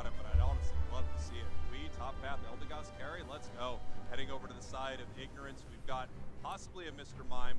Huge yesterday. I mean, we saw so much of it out of Joey on Luminosity. Neon once again on this Delphi. I mean, looked amazing. You know, and then they know, hey, if you pick T-Tar, I've got this. We have this ranged Pokemon in our back pocket that is really able to dance around you. It almost feels like Ignorance is trying to bait them into a Tyranitar because they've kind of got it covered, right? And then they get a last counter pick to make a difference. They do need to find out a way to, much like YT needs to figure out Neon, Ignorance needs to figure out So Sad Sam. Talonflame. Here we go. Final pick heading over to the Scizor/Scyther. One of my favorite things about being here live, Noob Snacks, is the second they locked in Talonflame, I hear a massive, oh! But I don't realize that was a different game. I was like, dude, people are hyped for Talon right now. You were really gassed up for Talonflame. I'm loving that Talonflame pick out there. We've seen a good amount of, when I say good amount, more than 0 of top path Talon, and it hasn't looked too bad. When you think about teams like DOL Kittens, they played a lot of top path Talonflame, as well as Nihao. Yeah, absolutely. I think Talon is pretty underrated, but you need a Talon specialist on your team. It's a lot of these speedsters, I could see teams slotting them in, but someone has to go, no, I'm cracked on Meowscarada. I'm so good on Zoroark, right? You have to have that player, or you just can't bring that pick out. As what we're seeing right here is Team YT on the ropes. 1 game down. They need to win 2 in a row against Ignorance right here, or they are going home. Their chances of going to Worlds will be dashed, and Ignorance will be moving forward in our bracket to decide who our final stretch champion will be. Our team's getting ready to head into this very important game right now. Ignorance Got to win 2 in a row. Just got to win 2 in a row. Away from being in the Playable. finals Playable. to take on G for the last world spot available for this year. And here we go. Game number 2. Team YT, your purple team. Ignorance, your orange team. Again, Team YT on the ropes. They need to win 2 in a row to continue on through our final stretch. Ignorance right now looking to secure their spot to our grand finals today. Talonflame is Oh no, Fui's in trouble. Fui gets no stacks. Hoped, and I'm happy to see it. As we see Mr. Mime and Phalanx against him. What a weird That's path. a tough path. That's a tough path to battle into. Scribblenaught again, a That's very unfortunate. good early Pokemon is Mr. Mime, and Scribblenaught's Mr. Mime is solid, and it's just going to cause them fits. And Fui's going to have a tough time engaging around those Whoa, walls. if we don't do it. Yeah, here we go. Phalanx looking to make nice. something happen here I mean, in this top good path. secure. Mr. Mime is just such a brutal supporter to deal with. A lot of them are like Hoopa in the top path with the stuns and autos. Same thing with LD with the crazy amount of slows. But man, Mr. Mime with that confusion once it hits 4 is just so difficult to deal with. The secure is incredible. The stun is huge. As we have 3 members of each team ready for this fight. Scyther making their way through the tall ground. They're looking to backdoor So Sad Sam. They can't quite Okay, get the we have a lead in and Fui decide to just evolution. steal back, focusing only on the wild Pokemon. You'll notice with Team YT, the second some of these wild Pokemon populate or some of these objectives populate, they are gone like that. Just immediate. The coordination from Team YT is incredible. Protein Shake able to use the dual wing beat again, this time to keep anybody from YT scoring, and this is just getting more time for Soup Chef, Protein Shake, Scribblenaught, Neon to get online, and most importantly, Goop. I gotta say, looking at Team YT's comp, there's some really interesting things, but if I'm Ignorance, I'm pretty scared of Slowbro Oh, if Fui I'm missed. playing Scyther. I feel like it's one of the big counters of this Pokemon, right? We've seen it time and time again that Scyther just gets shut down in the final fight by a slow beam. It feels like the reason we don't see it competitively. I wonder if Ignorance is going to change my mind about that today. I'm thinking they're going to lean on Goopiter to pull that attention, right? You kind of send in Goopiter first, and then you have Protein Shake pull up and try and clean everything up They should get mime. after those resources expended. They like should get mime. Fui. Ooh, he ejected and he. Oh. Okay, he goes down. Fui, you're low. Back, Fui. All right. As Crustle just kind of hanging out in this tall grass, giving the team more vision. Moving down to the bottom path. YT in a little better spot than they were in our last game here, as they are getting ready for this bottom objective. It feels like Scyther this is their level bread and 7. butter. Both If they're able junglers to level start with 7. this Reggie, they're in a really good place. Yeah, and Sam gets just 8. Again, those Sam gets Swablu 8. populate, those Swablu Altaria are gone. YT all over it. Ignorance, again, keeping pace, but I think they'd like to push it a little bit here. I mean, we got Screamion, Bro, with Guardy behind him, so should be okay. Yeah, yep. Hard to pressure that. Hard to pressure that. Neither team has scored a single point yet. Up in the top They're going for it. They're going for the rock. We got Phalanx versus versus LD top. YT does get the rock. Sam's got Unite. Sam's got Unite. They're one of the teams that have still Ooh, good eject X scissor. down in the bottom Reggie, right? You just score, Sam. There you go. Split pushing whatever when they can. But right now it's YT saying Not the bad, bottom not objective bad. is the objective we want, and that bottom goal zone is the one we want to break, and they do. They get Alecki heading to their tier 2. They do as Reggie Alecki starts moving towards the tier 2 goal zone of Team YT. They're going to need to figure out how they want to deal with this. Last game, this was the moment everything went wrong for YT. We once again have Sam needs to be up there with Unite. the central area. They're looking to see if they can take a fight here. Mime walking, pushing Talon, the back right Talon. here. They're far off the goal zone. There you go. Good job. Oh, good Mime wall. Good Mime. Listen, Talon will always run into a wall. But it did its job. Did its job. Goes down on the side of Ignorance after that push. What an insane moment. Somehow, Talonflame finds a way to hit a wall with the Unite. The game will literally create walls where there weren't walls for Talonflame's Unite move to do absolutely nothing. It's crazy. It really, really is. Taking a quick inventory of the levels here, and YT still leading the charge there. I wanted to see a little bit of magic out of Ignorance here, but I think that's pulling away from them. Might need to turtle up a little bit.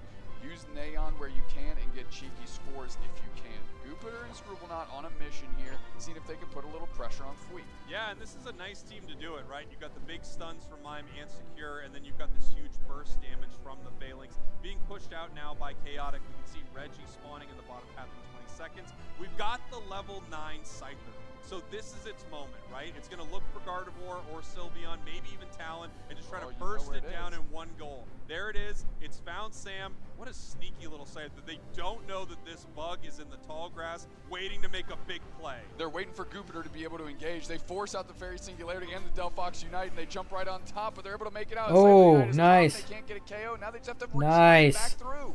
That is such a disappointing Unite move for how beautiful okay. of a play that was. They didn't know it was That was a there. good job by Akilo. Akilo. All alone, and once again, Team YT is hanging out with a Reggie in the bottom path, and they're going to get rid of it before I can There we see go. Good, good, good. Guardy still got Unite. Head top, head top. Lucky is up there. Scribblenaught at least has Oh, good they left odds Guardy on bot. where Fweet is, so they can't Oh, get Slowbro surprised in that sense. moving back. But we need to see something out of this. I need to see what's going on in the middle with Guardy versus Scyther, please. without United the Scyther. Good, And good, as good. soon as I say that, they get eviscerated by a Gardevoir. We need to see something out of this Scyther. Cut to Scyther getting KO'd immediately as Talonflame heads to the top path. Let's Ooh. see if its Unite move can find a wall. Oh, it wasn't its Unite move. Sam's just got all the fancy stuff. Right now. Talonflame getting caught. It looks like this push from YT is getting stymied here as Scyther is moving up to the top path with the Delphox. Only 3 members of YT. They're in a little bit or a lot of trouble here. They're coming up from Oh, Delphox Unite into Scyther. Oh, Sam does get the objective but goes down for it. Sylveon screaming away. I don't think it gets out of this. Nope. Scyther's low though. Make it 3. Protein Shake peeling back. Now this Reggie Alecki is getting shredded. That's not bad. And of It's course, not bad. Neon steps up and says, put the team on my back for a second. They did put the team on their back, even for just a second, but you gotta say, Team YT only having 3 members of the team at the objective, knowing they were gonna go down, still secured it before getting out of there. Obviously, they got out of there via the Pokemon Center, right? They were knocked out, but still impressive stuff from YT. Yeah, but what it did, you know, that's a consolation prize for sure, because now Neon is 13, and they are a menace, and they're going to be a problem for this squad. Now, Ignorance can play kind of around Jupiter, because Neon is so good on this Delphox and so elusive that they can kind of just be by themselves, roam, and cause havoc wherever they go. Yeah, this Delphox is going to be a real problem. 11, that massive power spike where Mystical Fire is going to start helping to reset the cooldowns of your moves is huge. Alright. 13, so they've got the Espeon extra 12. move speed Talon sliding 13. around is also massive. Sam should get 13. Yeah, he's almost 13. But probably means so is Scyther. Every member of Team YT in the Oh, Crustle goes down. Yup. Crustle does go down, and Team YT once again might be taking another bottom Reggie. That's very true. I like how Ignorance has managed to pull back Sobro up going in to this sneak a score experience in. Race. YT has been leading that pace. We have 15 Nice. seconds away from Rayquaza. Spragos, a Reg Ice taken by YT. Tika, why are you there? This is a solo queue moment. This is a solo queue moment. Why are you there? Plays that I've seen from What are you doing? Scored 9 points right now when Rayquaza is coming at the 2-minute mark. That feels like that could have been catastrophic. Just burned his for YT, eject. and that would be horrible Like, because this is YT's last how do you just backline to Scyther now? win this game. They are going home. They will not be Okay, Scyther waiting. Oh, going after the Sylveon. Nice, good scream. Scyther has to eject. Talonflame already down. Talonflame already down. We're moving back to the How'd I missed how Fui got KO'd. Showtime. Spearfinger's right in the middle, but it's a nice fairy singularity. Knocking out Oh, multiple oh, targets for Ignorance, pulling them all in. But it's actually no. YT that ends up falling. The Phalanx Unite is too strong. Bro Oh, Team no. in the mix. Pikadiff is now low, surfing into a wall. They're going to get put down here in short order. Meanwhile, I believe in Superchef's Chaotic. under the I believe in race by himself. Chaotic. But who's I standing believe. with Chaotic? They're looking to turn the tides. There's almost no HP on Neon, but Chaotic's trapped between a rock tomb. They're getting Oh. X-scissored out, and they're getting spaced out. Chaotic Yes, cannot find there a you go, target. there you go. Good job, Fui. Good job, Fui. Good job, Fui. Let's go, let's go. All of YT is standing. Let's go, let's go, let's go. Ignorance is on respawn. Ignorance is on respawn. YT is back, and they are ripping Rayquaza. They need this I believe. right now. Let's go, let's go. Let's go, let's go. Yes! Secured by YT. Let's go. Good job, Fui. They now have to cover these goal zones, see if they can break Fui's shield, break some of these shields. This goal is these scores so close, but they can't stop. Woo! That's going to be the first leg of this race to fall as the rest of the team's going to score. Look at this here. They Whew. broke the shield on the Slowbro. They have not broken it on Gardevoir or Sylveon. They would love to get both of these scores in if they can. 2 members down right now for Ignorance. YT in such an amazing spot. Huge score, 96 There we points go, there we going go. with only 30 Keep it going, seconds keep left it going. and a massive fairy singularity. YT is still in this thing. YT, what a bounce back on that fight. They had a great engagement. That fairy singularity was pulling in multiple targets. Ignorance battles through that. And into a wall.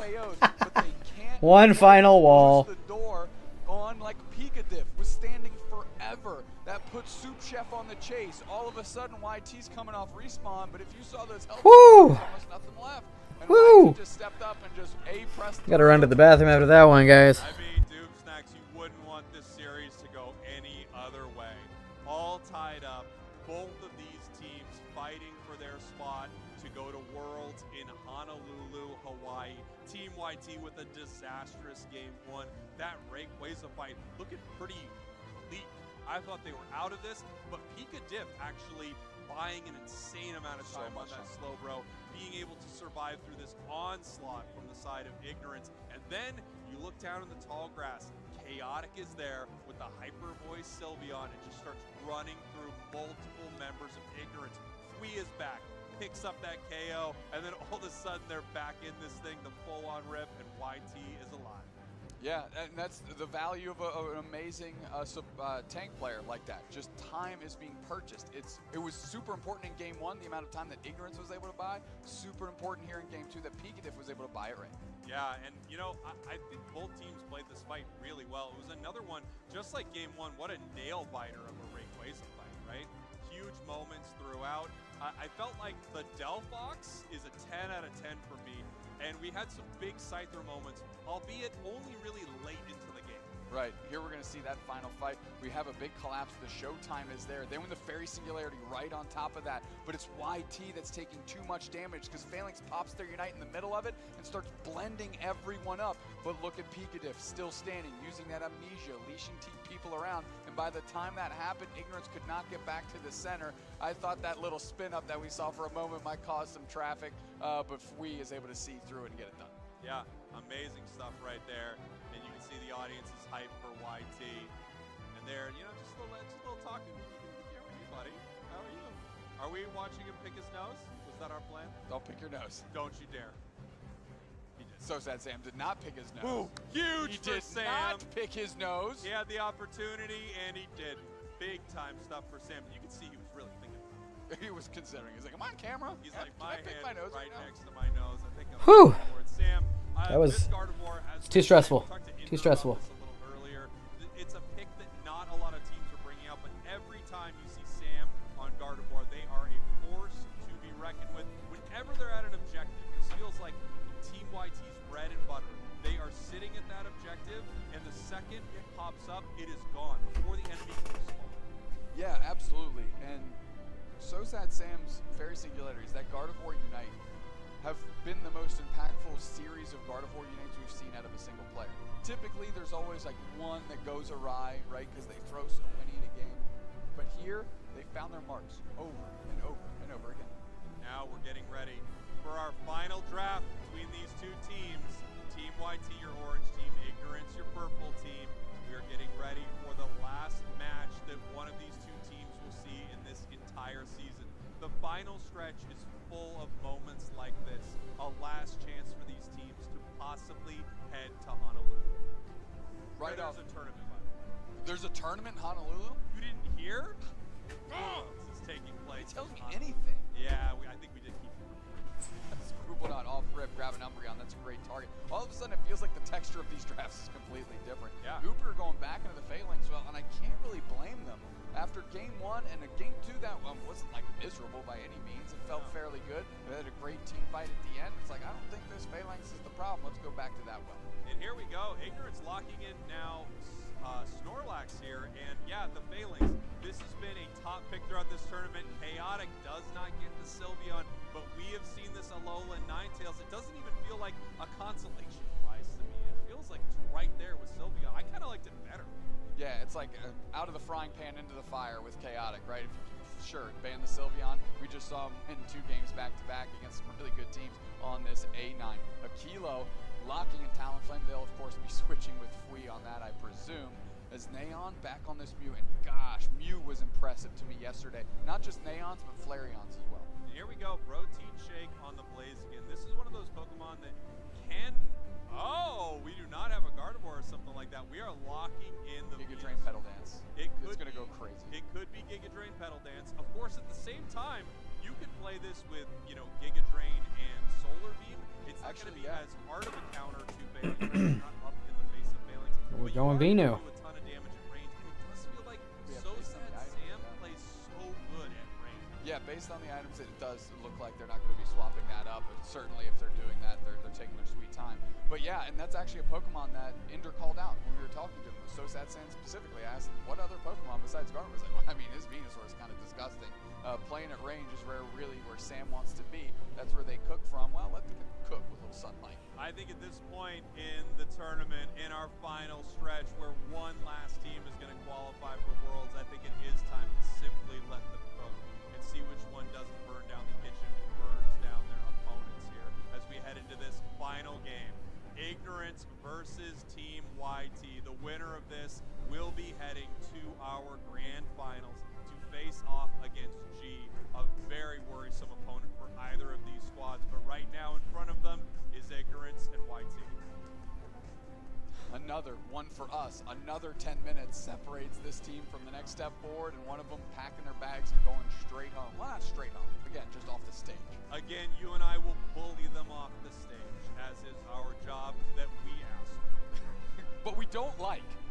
Well, we don't like doing it. Game 3, here we go. Here we go, game 3. Ignorance, your purple team. Team YT, your orange team. This is the final match between these two squads, and the last time that I will screw up that sentence, I promise. Blah, blah, blah, blah, blah. Fui in the top path here, rocking the orange side, and of course, Goop is going to roll up with Scrubblenot. Scrubblenot, I'd like to see them get their Umbreon online a little earlier than we did in game 1.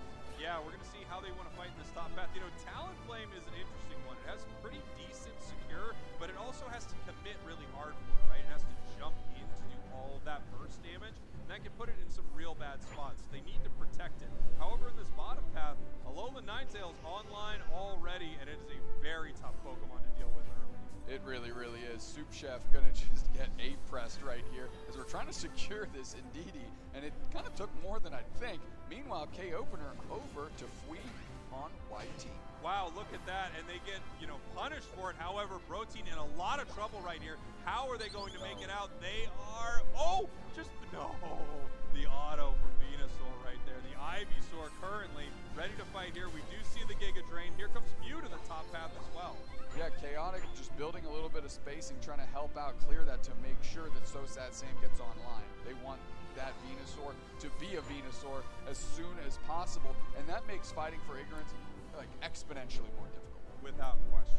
Looking down into our bottom path right here, we see Picadith has just been all alone dealing with this Snorlaxer. They left the defenders alone so everyone else can play in the top path, and now they're fighting once again over some of these wild Pokemon. Okay. They know that Goo has that Electro Ball. They know how good Does Snorlax really have leftovers this time?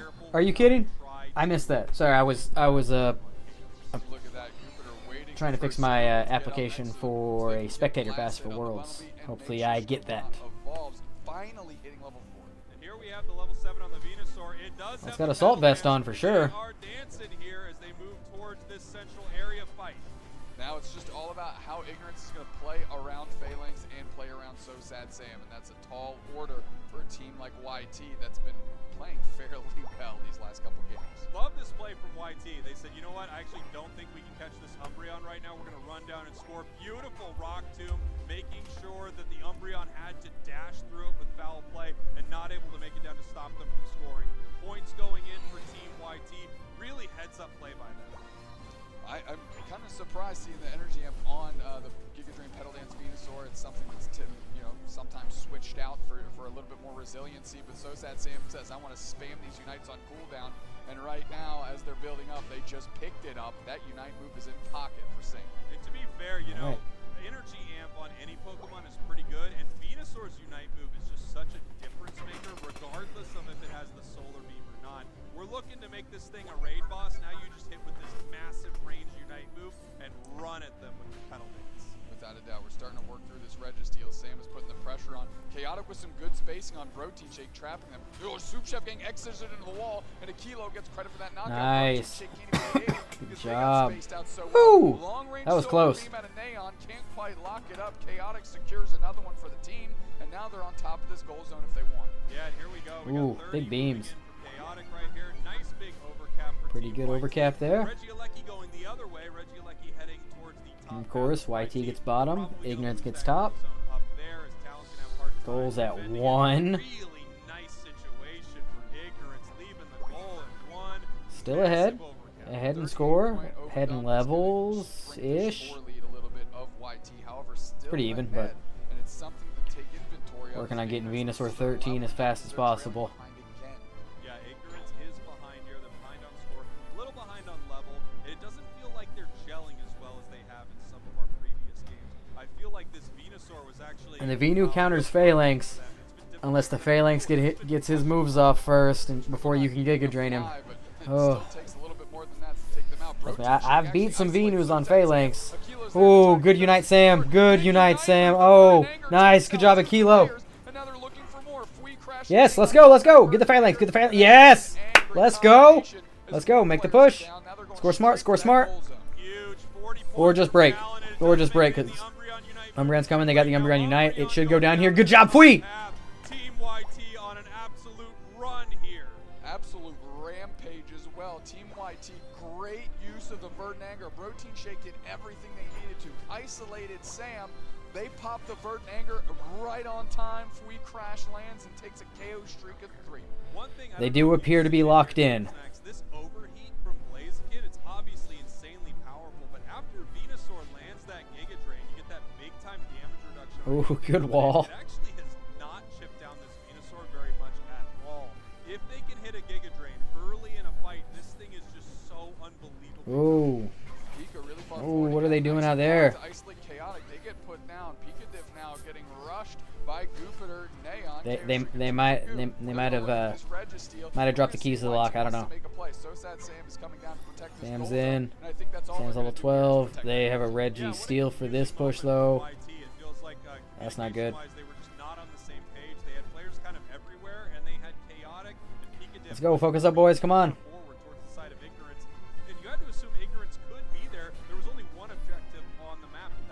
Now everybody's peeling upstairs, and we're going to see what Ignorance wants to do here. They're looking to farm some wild Pokemon, and YT is just eating up in the middle. Will they go cross town, sit in the central, or will they try and contest this? Not even close. They can at least catch it, though. Or I mean, I know the Lecky isn't that important, but I don't like the way they just give up that objective every time. Parallel to see where they can find their next opportunity. And here we But things are looking good. Blaziken just got his 12. That's not great, but Sam should be 13 soon. There it is. Uh-oh. Whoa. We got an admin pause. Up on the main stage, it looks like we may have had a problem with one of the devices on stage, so we're going to make sure we can get that sorted out. Obviously, this match is so important. If a situation like that comes up, we have to address it right away. Picadiff either showing him the problem or some pictures on his phone. Either way, I think the pause is going. It would be weird if he was showing pictures of himself on the device provided by Pokemon. He was like, look at this picture I took of myself. But this guy's like, that's really great, but you need to get back to the match right now. This is a great picture. I love it. Yeah, it's good, man. Like, thumbs up, dude. Because, like, I really thought I looked great in this picture, guys. Obviously, a serious thing has happened, but we refuse to take it seriously. Yeah, well, let's try and focus on the scoreline that just got shrunk. Nice tier 1 siege there by Ignorance after getting a quick Regieleki. And again, YT kind of lost in the middle, not really achieving anything, didn't cut them off. You know, they started taking down the Regieleki, only Picadiff was there. They're able to get that, or excuse me, just Fui was there. Pika was trailing, and they're able to close that goal zone out after just one of the fastest KOs I've seen on a talent play. Extremely quick, right? And now they are behind on score, but look at all the positives they have on their side. Nope. Level 13 Talon, We're back. level 13 Venusaur, and this is often the time you consider it a bit of a raid boss. You have that increased range on Petal Dance, and it just makes it so that Giga Drain 3 minutes left. Let's go. Essentially, you're always doing insane amounts of damage. You always have a Giga Drain for your opponents. As Team YT traveling like a pack here in this central area, looking for some KOs before Rayquaza. So I know LD's already pretty broken as a support, but I hate that LD doesn't get its Unite till 9 and its last move plus at 13.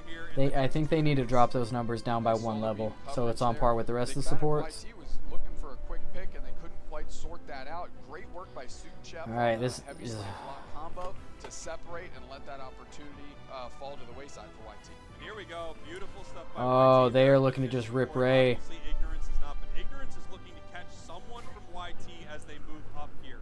YT coming up, Talonflame moving around the side. Snorlax jumping in with a little bit of a heavy slam block, but What is Fui doing over there? Immediately, Fui's at half HP. We're going straight to the middle. We're flying. We're going to crash land on top of Soup Chef, who goes through a They got the Snorlax Unite out already. Solar beam back through from Neon, and now everybody's popping the rubber back Crustle in the middle. Unite, Umbreon Unite comes out to counter that. Talonflame zooms in, and they're trying to pick up a target. Low HP. Picadiff's the first one to fall. They're trying to find the next target.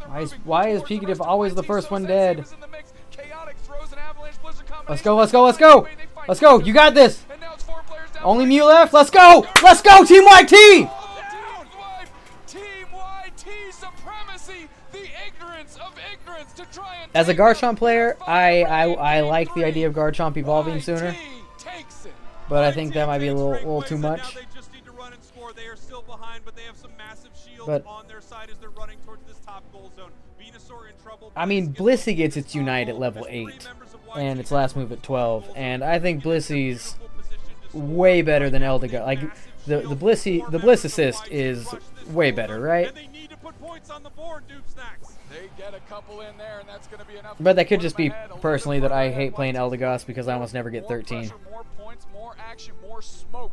55 seconds left in this one, and YT is counting the chickens because they're about to hatch. Let's go. Here comes Blaziken, seeing if they can do anything about this. 50 more points in the hands of Eldegoss. They make it into the top path. 444. There we go. Good job, guys. 40 seconds left, and it looks like Ignorance knows that their tournament life is over. Can be. Can also be Splash. Ignorance going to make a best of it, though. They're down by 220 points, and they need to get this done now. They're starting to stack them in, but it's a hundo banger back the other way. Nice little block here to separate Picadiff from the rest of the crowd. They rubberize back in. A big flame sweep. I mean, I'll concede LD keeping the Unite at 9 if it just gets its plus move at 12.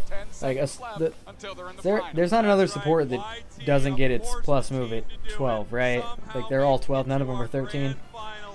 Mime. Mime's 13. This is how Team YT You know what? does it. Mime at 12 too. This is, I said it yesterday, I said it today. This is the most Team YT tournament I've ever seen written, like without a doubt. And they stepped up. There was really some moments there where it was like, okay, things are looking a little shaky, right? Buff Cotton Shield. What? You're crazy. That thing is so I'm just kidding. Yeah, I don't really play Cotton Guard because the shield, I mean, it's okay. But that pop-up stun for Cotton Spore, I just prefer over the shield. Bang, 2 checks get cashed immediately, and YT, they're feeling themselves. Yeah, I mean, this is Woo! a moment for YT. It's Woo! so crazy that on this stage, last year at NAIC, we see them play their match and qualify for Worlds. Yeah, they kind of gutted LD a little bit, but that thing was so broken. I think 25% is a bit much. 15% might have been fair if they lowered it to a level 8 Unite. But I mean, if you land LD's Unite in a team fight where everyone is grouped up together, it's just broken. And it has great secure, but Might even be a best of 5.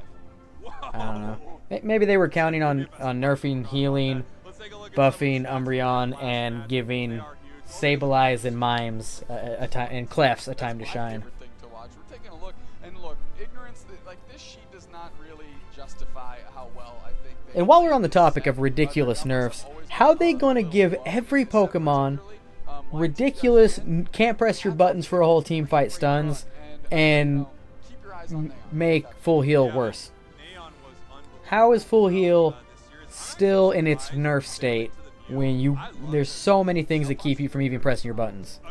Absolutely, but I thought their Delphox was just a thing of beauty. When you look at the damage here, not surprising. And for sure, Eldegood is a thing, and it's still pretty good. It is still pretty good. I had honestly forgot that they nerfed the healing last time I played it. On this Snorlax, but enough about the things I want to say, because the person I've been gassing up. Yeah. Pokemon Unite in a nutshell. Stun or be stunned. All right, I am here on stage with Chaotic, who just took down Ignorance in an incredible, such an amazing matchup. So excited. You are now one step away, or now headed into the grand finals. These guys are what got me into this nonsense, content creation, competitive Unite, all that. It was when 4 and Famous was still a thing, and Sam, Fui, and Phil were still playing after. No, it was Phil, Sam, and Glock when Gloxic was playing. When they were still playing trios because Fui and Assassin Dave super tilted and boomed and quit, and they kept playing that night. And I got queued in with a match with them, and the guy I was playing with was like, "Dude, we're with Phil and Sam." I was like, "I don't know who that is," and he's like, "How do you not know who that is? Look up their YouTube right now. They're probably streaming." And I was like, "I had no idea this was a thing." And watching them play in that match, I was like, "Oh, there are levels to this. You can actually be better than people in this game." It's insane. The skill diff in that match. I was like, you know what? That's what I'm gonna do. That's what I'm doing. I'm buying a computer and I'm making this happen. And it's all Phil's fault. All right. I mean, I love these moments. I love the trainers I meet Pokemon moments. It's either win or lose. It's either me or you. We'll just have to see who gets it. I love it. The energy's good. The energy's good. Both of these teams are focused up without a doubt. I mean, you can kind of feel the Chaotics dialed in. You saw the whole team actually huddle up after they had their quick little celebration, right? But again, job's not done, and the hardest match is always the next one that you got to take down. Yeah, and that is G, a team that, I mean, frankly, could have qualified yesterday, right? We saw so well throughout that tournament. One more set, guys. One more set. Champion, I guess your current reigning world champion. One of them is on G / formerly of Luminosity, went up against his former teammate Overlord in an insane best of 3. Luminosity moved on, later taken out of that tournament as Orange Juicers became our champion later in the day. However, the series was insane. We We saw such high-level play, and when you already have a world champ on the team, you have to know that this is a serious squad for YT to deal with. Yeah, absolutely. But YT has been in this position before, like you said, quite literally last year. And although Slash is a world champion, although the players of G are all very good, they're all actually very known quantities specifically to YT, because they have been around the block in the UCS. And yes, this season didn't go particularly right, but they have an opportunity to correct and erase all those mistakes right now. Yeah, I mean, this is their moment, right? This is the whole idea behind the final stretch, is one of the best teams in the game that is not qualified yet will be making it to Worlds. We're taking a look at the perennial MVP, it feels like, from Team YT. So sad, Sam, doing some unbelievable work there on the Venus. Oh, did they switch to the Resident Guard? No, I didn't see that switch either, but I didn't see the focus man either, to be quite fair. Anyways, maybe they switched. Oh, I saw the focus man. Oh, did you? Oh, I loved it. I saw it and loved it the whole time. Right. Let's roll the tape of me enjoying Focus Band. Oh, Focus Band! Great pick. Wow. Well, that was illustrated. And we are going to be taking and the moment he stopped, it was just break. So we're going to a break. We're going to take a quick break. We'll be right back with the grand finals. Don't go anywhere. Let's go. Except I'm gonna go somewhere. I'm gonna go grab a drink.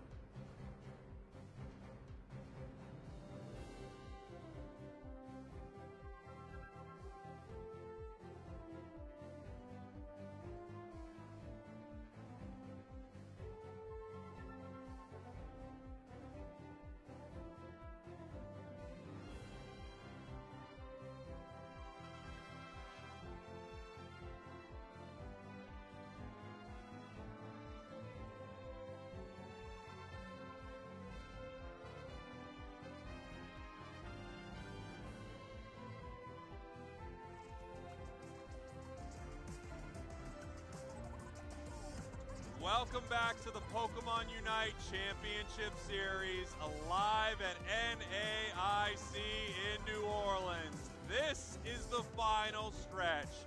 These are the grand finals between G and YT. One final team will be punching their ticket to Worlds in Honolulu, Hawaii, and in a few short moments, you will know who that final team is. Welcome back. I'm Spraggles. Here's Noobstacks. Here's Wonder Chef. And in a moment, Zoinks will be joining us as we cast this first match with all four of us. Will it be chaotic? Yes. Is chaotic on Team YT? Yes. Is a third thing chaotic? Absolutely. And very soon, we're going to find out what that is. We will. We will find out what that is. Let's take a look at our final stretch bracket so far. You know where we are. The grand finals. G versus YT. G having dispatched DOL Kittens in a very emotional post-game experience between those two squads. A lot of respect for each other. Brave Birders, of course, eliminated by DOL. Exile dispatched by G. Sort out the other side for me, Chef. Yeah, and then Super Secret Team going down to Ignorance. Team YT taking down Nihao, of course, in their run up towards the grand finals, where they were also able to barely take out Ignorance. That set was great. It was really good. Insane. You know, G's run against DOL Kittens was so insanely close. Yes. That first match was one of those heartbreaking moments that feels like it only happens in Unite. Unite Esports is so good. There are these moments where the smallest choice can actually flip things one way or another. The fact that they went towards Rayquaza, even though they were already up, multiple members of G down, somehow the Blaziken makes it back with the crazy secure on the overheat. That series was insane. It was dynamite. Yeah, that's a perfect example of that 2-0 scoreline not really being representative of how close those games are. And don't forget, Game 2 was a scoring race between these two teams with a Sableye on one of the sides, right? The Chad locks in second pick, the Sableye. It looked good all game, and then it just comes down to a razor-thin margin in that scoring race. I mean, it was a great set, and we've just had banger after banger after banger. Yeah, Chef, what's been your favorite matchup of the day? Well, I mean, we just talked about it. That had to be it, right? GDOL Kittens. But, I mean, it's been really good. I think everybody was kind of wondering, like, exactly how all the teams are going to be playing today, especially playing 2 tournaments in a row for so many of these teams. But the play has looked really good to me. You can tell these teams are really just focused in. I got a chance to really see a lot of them and talk to a lot of them backstage as well while you two were casting. And every single team is just in such a strong place mentally. Within at least the top 4, even further down, it's been awesome to see. I've been surprised, you know, when we're seeing them up on the main stage, they're taking these wins and they're not freaking out because they are so focused on what's ahead of them. Speaking about what's ahead of them, let's send it on over to the stage so we can take a look at this interview. Go that way. All right, everybody, we are here on stage for the grand finals between G and Team YouTube. Only one team can make it to the World Championships, and these players, they're locked in, folks. Trust me, it's an energy out here. Slash, you have gotten to see Team YouTube play in a very close set against Ignorance. Any cracks in the armor that you see that G can maybe exploit? No, they look pretty solid.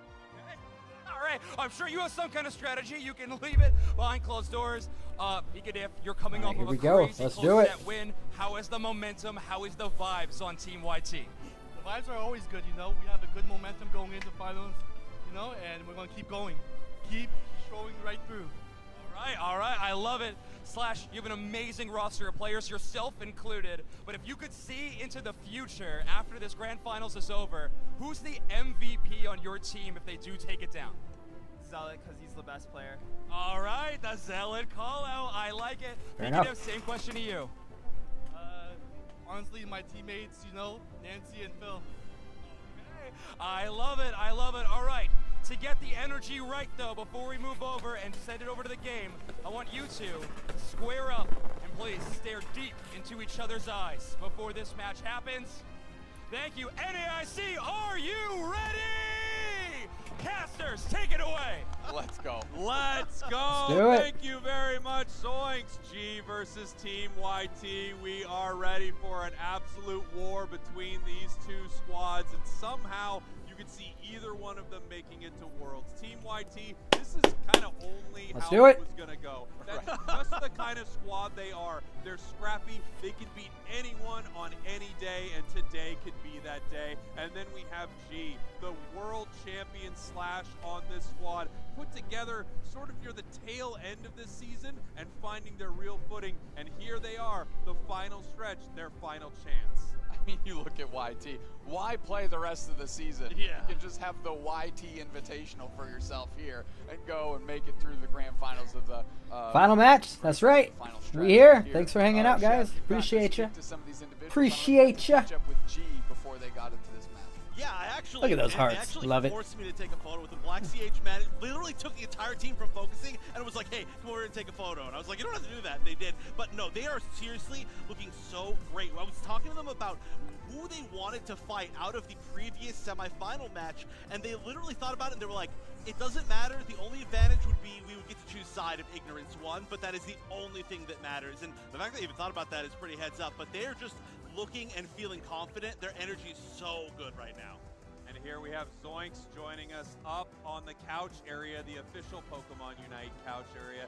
Zoinks, are you ready for this one? I don't think so. Did you see that interview? Oh my word, these teams are so ready. It feels like the first time throughout this tournament, I genuinely have no idea who's going to win this matchup between these two squads. A best of 5 between these rosters is unbelievable. I can't believe we get it at an in-person event. This is so sick. It is so sick. The Thank you, final thank you. stretch has provided so many amazing games. And the fact that every match matters, right? You don't have any matches to give. You lose and you're gone. The only team that will win this is the team that has won the entire way through. There are no bracket resets. There are no second chances. This is the final moment. This is the final stretch. And these are the grand finals. We see our two captains here. We just saw them square off. Pikatif stepping up and putting a little intensity into that stare down. Maybe trying to intimidate Slash a little bit. I don't think it's going to work, though, because they still got to play some Pokemon Unite. Slash is pretty good at that game. Yeah, I do gotta say, I kind of feel like Pikatif has done that before. He was really ready, right? Like, he immediately just stepped in. But yeah, Slash is honestly looking so chill this weekend. I feel like it's really working out for him. It's very easy to be chill when you're wearing a world champion hood, all right? When you are decked out in that kind of outfit, playing on this stage, I think you have that confidence. You've been there before. You've won that whole thing before. But we got to remember, Slash has not won on this stage before. Last year at NAIC, coming so close to becoming a champion and came just shy. That's right, as we head into our first draft here. It's going to be interesting to see how these teams want to play it. With multiple games inside of these grand finals, you can kind of see them feel each other out in a couple of these matches, maybe ban out some of the more popular meta Pokemon, and then start to really drill down on their opponents here. As we see T-Tar, Venusaur, Gyarados, and Leafeon Bandit. I'm going to wonder if G is going to go into this Umbreon, because we know YT can grab it. No, they're first picking Hoopa, and that's a shot call right against Aquilo, who is kind of, again, the YT mastermind who has apparently Excel sheets. Yes, I've seen them. They're actually incredible. I was really thankful he shared them with me. It's actually really helped me as a commentator. Oh, wow. You have to pay extra for that. That is a good resource. That's probably not a bad bet. It's going to be tough. This is a tough one. They're all tough. And here we go. They are taking this Umbreon on the side. Trevenant and Umbreon? We've been talking so much about the Umbreon from G all weekend. It's been insane. Phalanx, however, picked up by G. This has been sort of the talk of the tournament. It's Phalanx and Tyranitar, the two all-rounders, and which one is going to be the more dominant.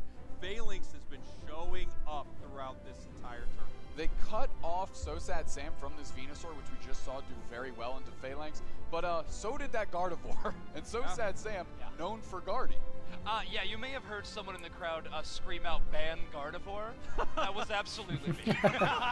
And no one learning at this point in Snap time. call, like there could not have been less time taken for Sam to lock that thing in. I'm pretty shocked that Phalanx was picked 3rd in this draft. With that Venusaur ban, I actually expected G to put more priority on it, but honestly, intelligent decision by them, knowing that it wouldn't be locked up early by YT, they grab it themselves. Yeah, YT deciding right here to grab this Umbreon, which it was interesting, right? Because they honestly could steal away the Phalanx. They're realizing, hey, we're actually more worried about Slash could get probably that cursed pain split on Trevenant, right? In a situation like this where we played it before. I'm really interested in that matchup against Phalanx.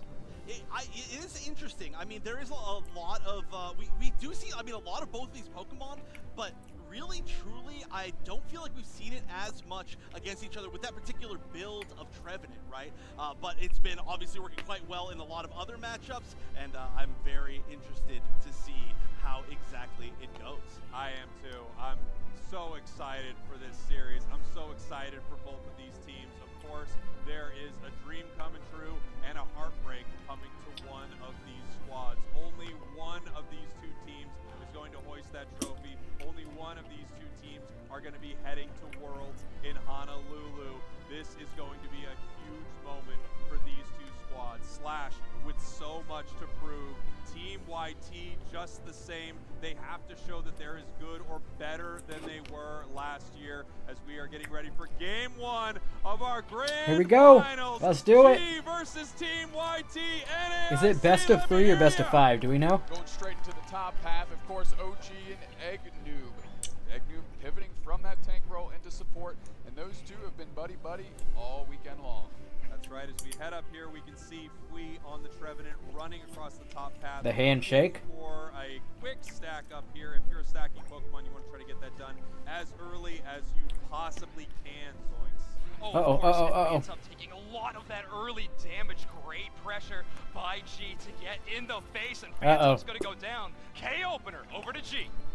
This is already looking so good up in the top path for G, and I mean, hey, that's been the story. This has got to be one of the scariest paths you could possibly have top. I mean, early on, I don't think so. I think it's best of 3. So much damage, anything with Hoopa, and then now that Phalanx said it's just looking so good but all I don't know. weekend. I mean, that's already just like, you kind of almost have to give that up.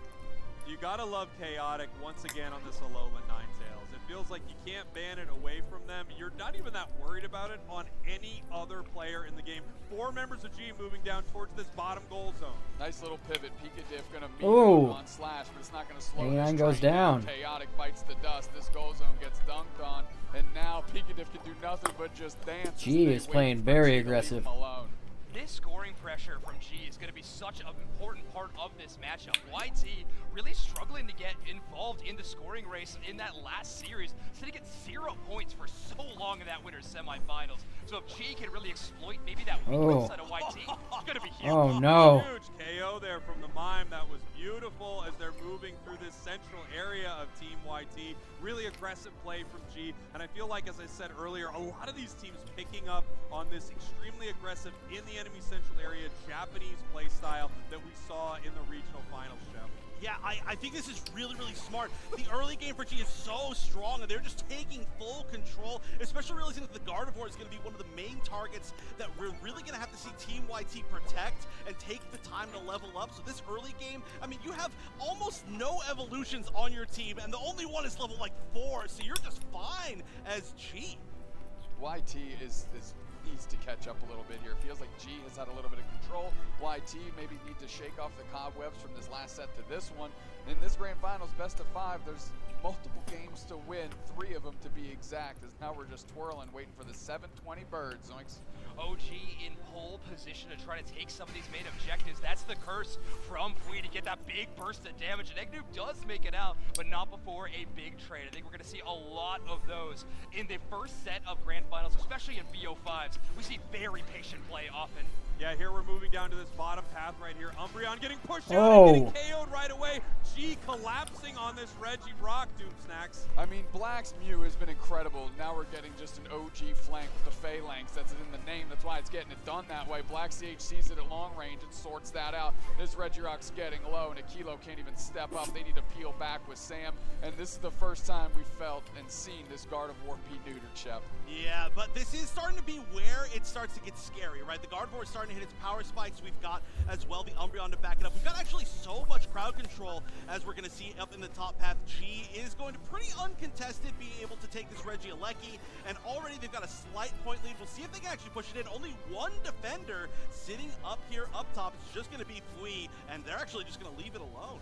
YT still formidable though, level 9 on that Gardevoir. Fairy Singularity ready to go. It's been one of the best counters to Phalanx Damn. I think we've seen in competitive play, that DOL Kittens match. I mean, Really they're doing a good way to counter-scoring, showcase but- that, but there go a couple of goal zones as these teams finally start striking in the scoring department. Deuce next. It's like G is going to be able to really pry out the Leckies for pressure. That's not good. Getting too ugly on the score sheet.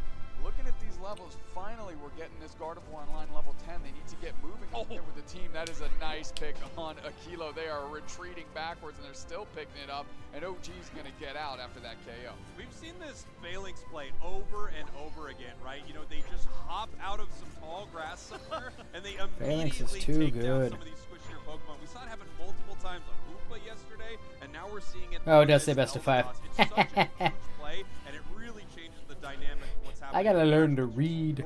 Goes down that quickly. Right now, it feels like G is in total control of this match. Luckily, YT made some big plays in this bottom path.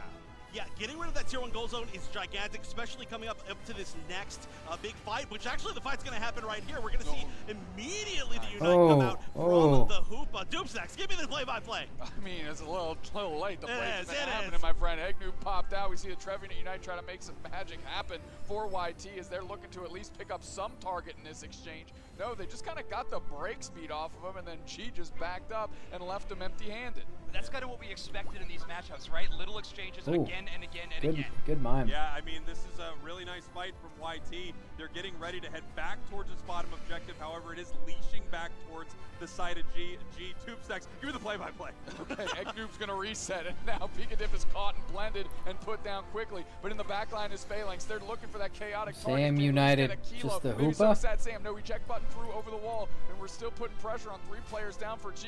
You want to talk about a counter punch? How about an uppercut setting you off your feet? Well, YouTube looking at this Registeel, for some reason, it is still standing. The most resilient Registeel of all time. I mean, hey, it was a pretty smart idea to at least let Fui go forward and make sure that nobody was there to be able to steal. There's the potential for a lot of steal on that team, especially with Mew, who did happen to be there. So they did take their time a little bit, but I think it did pay off in the end. Phalanx getting caught here in the center one more time. Nice, nice, nice, nice. There we go. On the side of Team YT. Mean Look, Psychic, Psyshock, Blizzard, Avalanche, more moves with names as we have another fight breaking out down here in the bottom path, and G just getting pushed back here. Mime Unite, looking a little rough Umbreon early Unite. in this match, but really coming back after they get a bottom Reggie, which is what they are known for. Registeel buff so powerful for a few of those Pokemon. But speaking of those counters towards the Phalanx, the myriad of moves you mentioned, Spraggles, incredible work. Remember that Mean Look, we saw it earlier. If it grabs just a Trooper, only the Trooper is locked in that Mean Look. The rest of Phalanx running away, so got to be carefully aimed by the side of Team YT. I think we've agreed that Trooper is not the official term. I believe it is a ding. But we are starting to see the level lead start to run away for Team YouTube. They are going to hit level 13 for the Gardevoir, and that's Dang, Sam's already 13. 1 minute away from the final stretch. There is a Regieleki available up top. No contest at all from Team YouTube. They're just trying to get what they can on their side of the map. Yeah, and if you look at the map right now, there's not a single yellow pip on their side, completely linked clean, and you can see the experience lead because of that as they move up to our top path right here. Not able to contest this. They're going to need to deal with Regieleki and then get ready for Rayquaza. G doesn't really want to push this. YT doesn't want to have to deal with it, but they're going to be able to do that very quick. 30 seconds now, Zoinks, until Ray. Yeah, these early mime walls have actually been one of the best They parts, are I think, of G's composition. What call them G? Of G's composition. Eggnoob really isolated the enemy targets before they even get seen. That's a great call. It does have nice stunning abilities with those barriers, but if you could preemptively put them, you could just guarantee those placements. Black puts together a nice solar beam. That's an easy secure. Here we are, 2 minutes, 5 seconds. The first Rayquaza of our grand finals. G with a great position right now. YT needs to make a play. They catch with a Mean Look. Mime is in some trouble. Here it comes. Doomsdash, give me the play-by-play. They go straight to the Oh, Mime Unite. That's a good place to unite. Very Frolic that pops up to try and keep them standing. Nobody's Nice, down yet. nice. Good job, Pika. Right at him, caught in the Mean Look. Good job, guys. First one's down. We're pivoting back to the middle. Is this an opportunity they want to take? They're still down on the scoreboard, but do they have enough opportunity here, Shep? That's right, 5v4. Oh no, Freeze in trouble. Gotta get the Phalanx out of there. Yup. Nice, nice, nice. Down 5v3. Team YT taking control of this fight. They're starting to damage Rayquaza, but the Good job, beams Fui. coming out from Black CH, they've got to deal with it. They do not want things to be stolen away. Unite coming out from the Hoopa, trying to bring in more members as they respawn. Still have a Trevenant Unite. Down next. Hoopa is There down. it is. Trevenant is fighting. Zoinks, give me the play-by-play. All right, Black is the only member of PUBG that can theoretically take this Rayquaza out from under them. The Sylveon can debuff that defense. They got to play up close and personal, though, and YT is shutting down every entry. Nice. Down goes Mew. They're cutting off everybody. Now Rayquaza's at half. We still got some tools in our toolkit to make some magic happen. OG's looking for a way in. They bounce and they engage. It's taken by Chaotic. Let's go! Ninetales. This legendary Ninetales. That's Let's go, Chaotic! of YT and certainly whispers to Chaotic getting it done again. Team YT takes Rayquaza. The points rain in. The Hundo Burgers. 35 seconds left on the clock, but no matter how much time there is, the score lead is just too big. I told you, Beta, Cotton Guard's broken. I wouldn't play anything else. I don't know what you're talking about. I think a lot of people thought would take this easily. Not so. Ooh, Mew goes down again. To secure their spot to Worlds. Zoinks. What did you guys call it? The most YT tournament that we have ever seen Never, before? never. I really do think that narrative is absolutely true. But if we're going to talk about that final team fight, It's gotta win 2 more, guys. It's gotta win 2 more. Let's go. Incredible work to block out any entry into that Rayquaza pit. I mean, Fui covering the bottom side, Sam covering the top. G really had no opportunity to even fight over the ring. Can we talk about while they're beating down OG on that engagement, how Pikadiff was able to keep the attention of 3 players, not get knocked out, and then meme look Mew into the opposing central to keep that engaging even further on? I mean, Pikadiff really stepped up, and I think they want this pretty darn bad.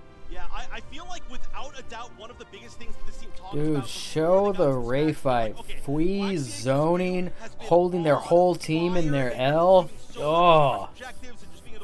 Let's go. Every single big team fight that they had, somebody was going for it. A lot of times it was Fui, but they just wanted to make sure that that was not going to be free reign from the outside. They're not going to let Black CH play that type of game, especially when they were trying to go for that security. Look at the start of this match, by the way. It really felt like G was in total control. I was very worried for YouTube at the start here. It felt like they couldn't find a single moment that was working out for them. Then all of a sudden, they get together at a bottom Reggie and things turn around in a big way. I don't think any team fights better at a bottom Reggie than Team YT. They are just so set up for this. Yeah, when so sad Sam's on Gardevoir, This jump from Ninetales right there forced the Sylveon and Mime Unite.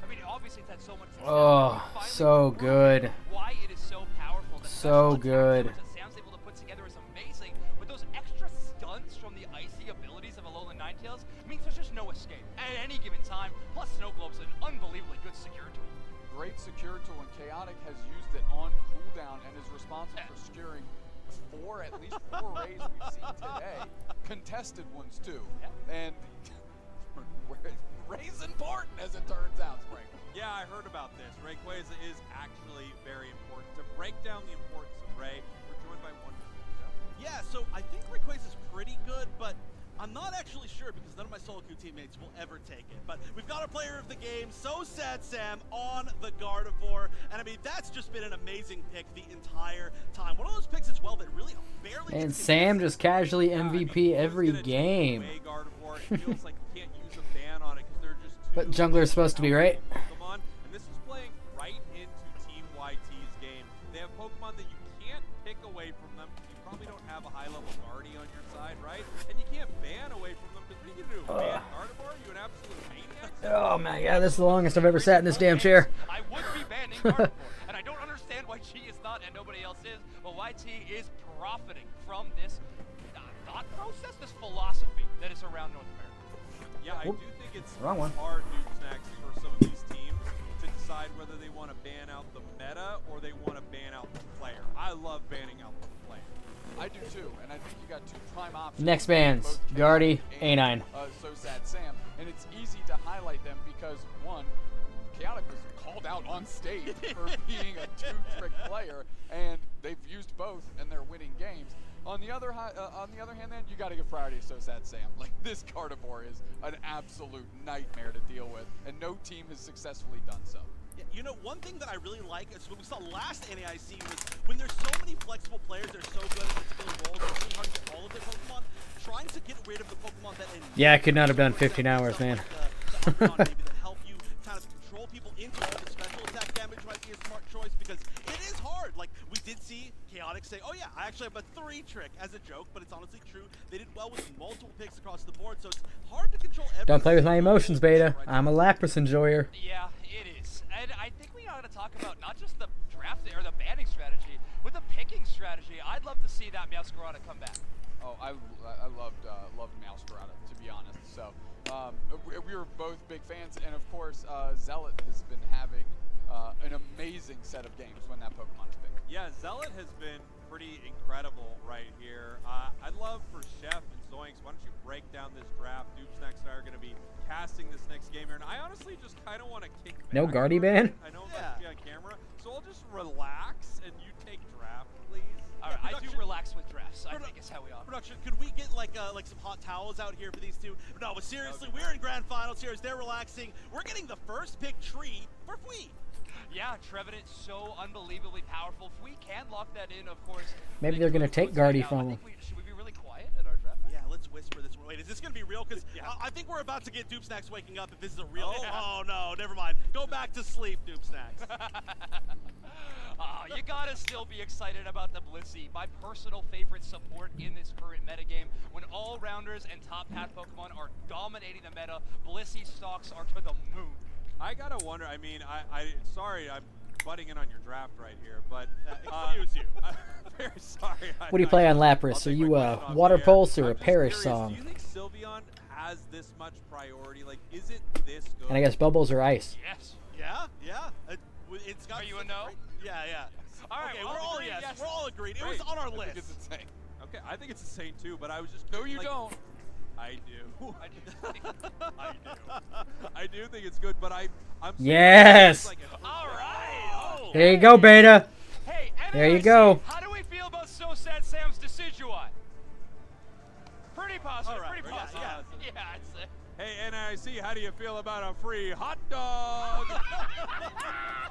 Even bigger. That was genuinely bigger. All right, well, we got an amazing draft here.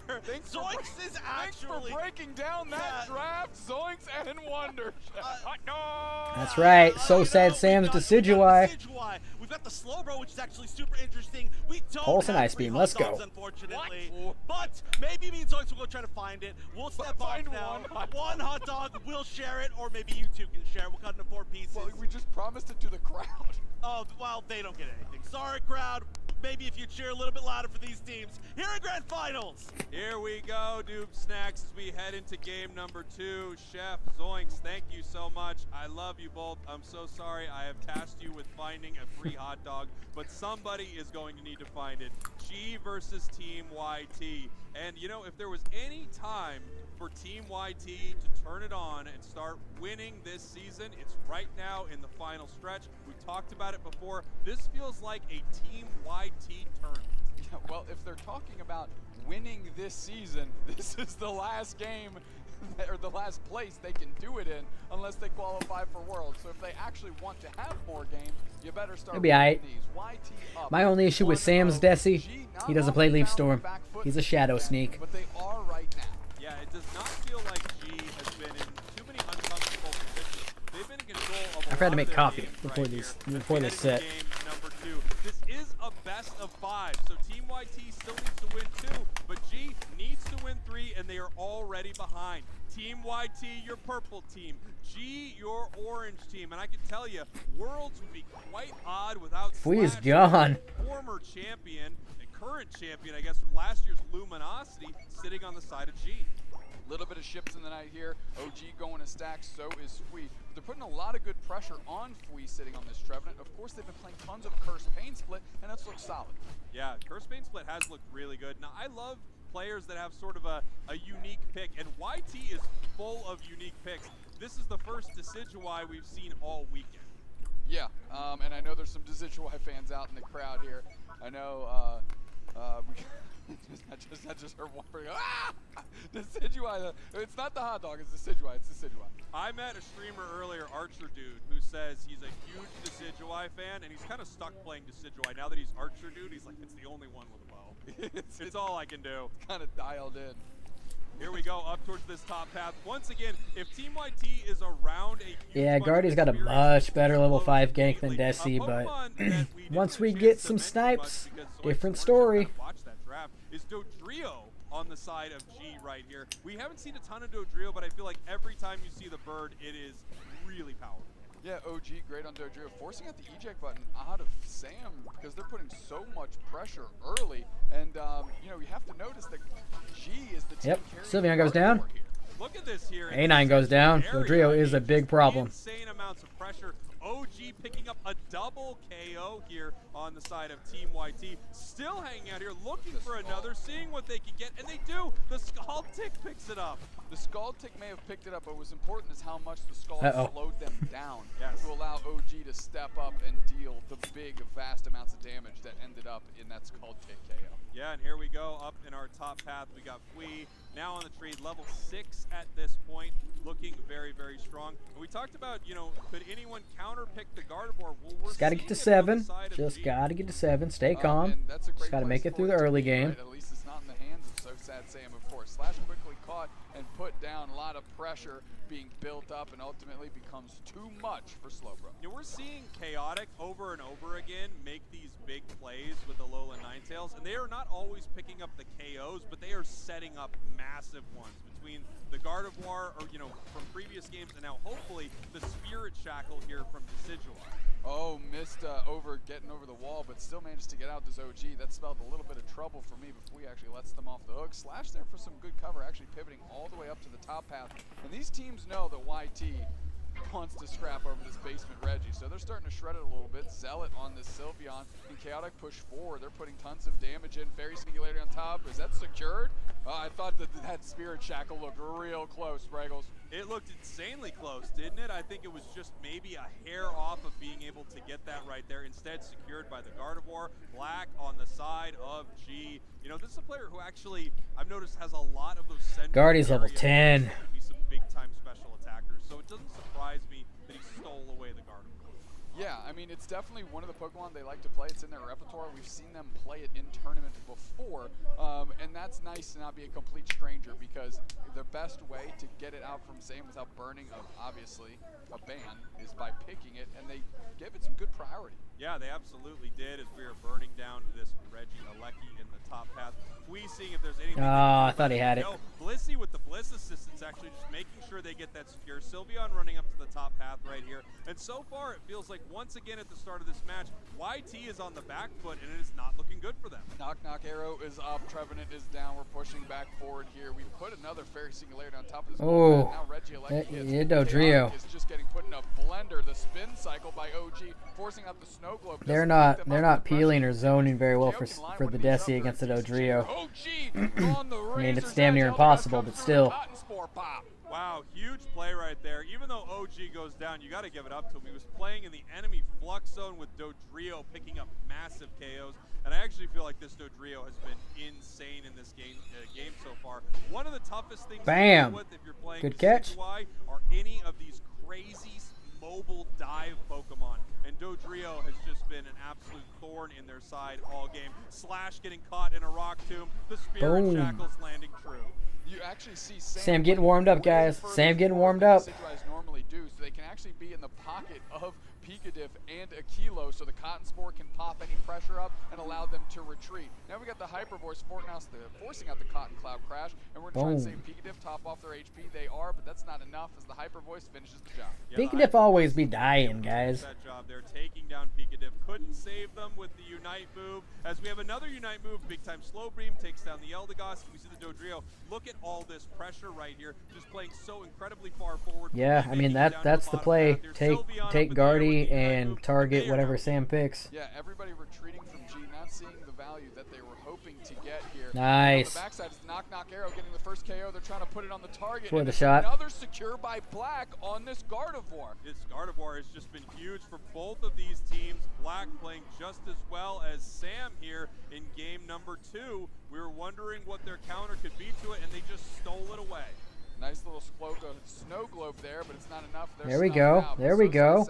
SoSad Sam's arrows are striking true. They're looking for more targets, and at least they're able to maintain these goal zones. These score lines are remaining close. Really close, 69 to 99, only 30 points separating. Look, now Sam and Guardy, same level. Let's go. Moments for this Spirit Shackle, but it doesn't look like they're as potent as they were on Gardevoir. Chaotix in a bad spot. Insane pressure from this Good Dodrio. pokes. Good Looking pokes. for this Decidueye every single time it pops its head out. Now they're going towards. I wish they cared more about the Leckies. I really do. OG and company working through this Regieleki. They're going to get that one for free because YT needs to put their focus kind of anywhere else. They're trying to keep pace. Black already level 13. Yeah, Black is already level 13. We don't have a level 13 on the side of YT. Dodrio, however, only 11. It's been spending a lot of time disrupting the enemy team and hasn't picked up an insane amount of KOs for itself. But here you can see G crashing on this bottom goal, looking for the KO on Alolan Ninetales, and they will find it. Yeah, they're walking with 2, and now they've got a 2-player advantage.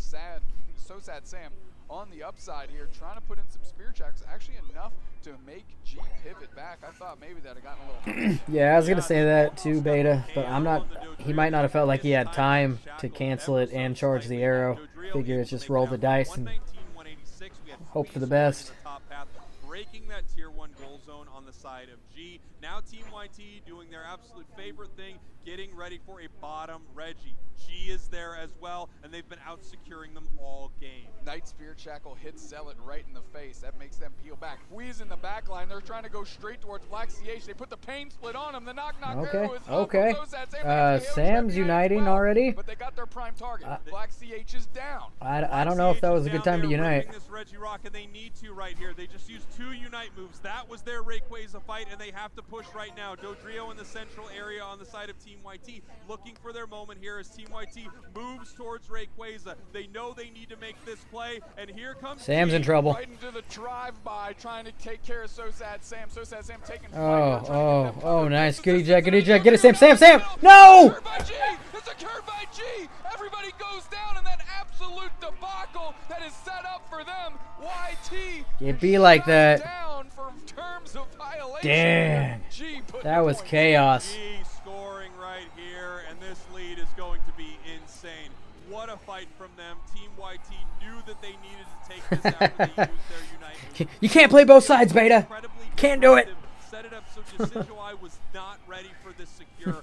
Blissey I want the Desi to live, but I want G to win. big play, and they do. 119 to 686. A minute still left on the clock, but multiple members of YT are once again down.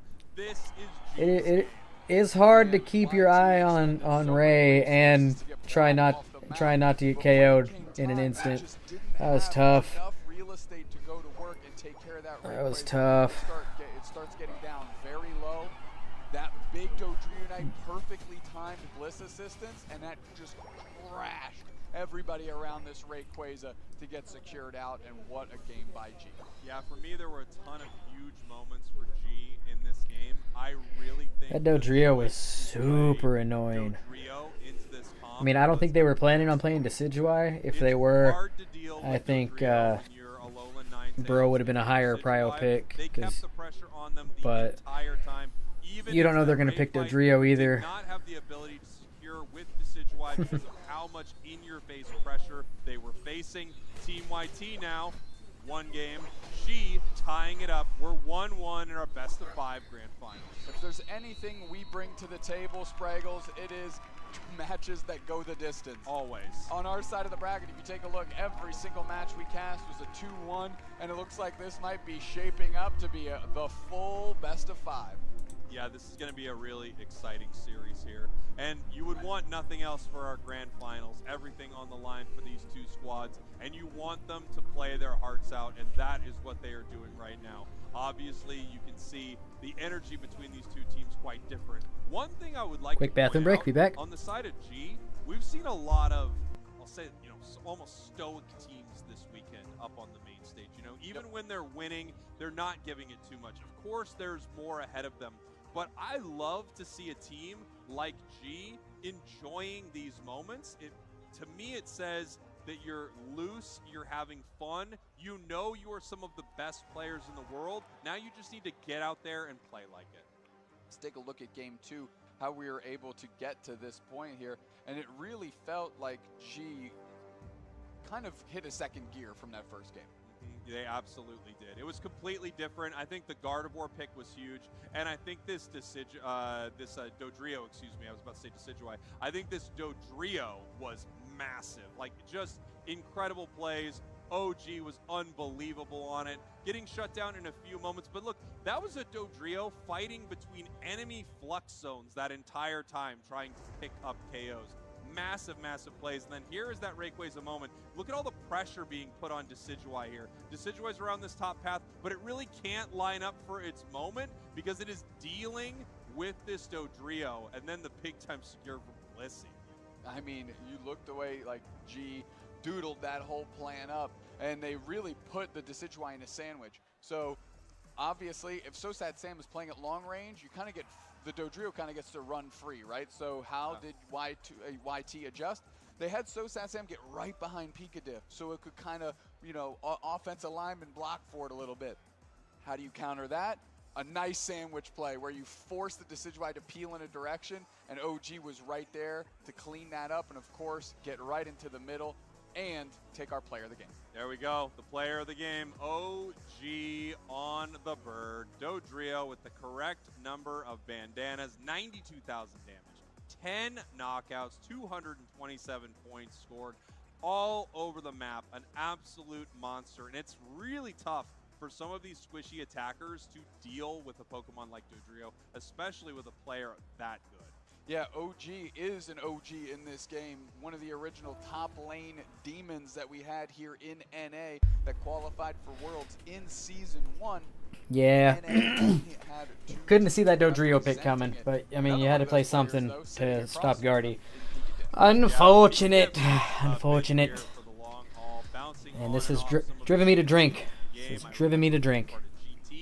Qualifying for Worlds in year 1. Now here he is with YT looking to qualify in year 3. A real veteran of the game and of the community, and one of the best dudes, I gotta say. Just a genuinely good person. That's why it's only $2. They're repping that UCS World Season 1 jersey.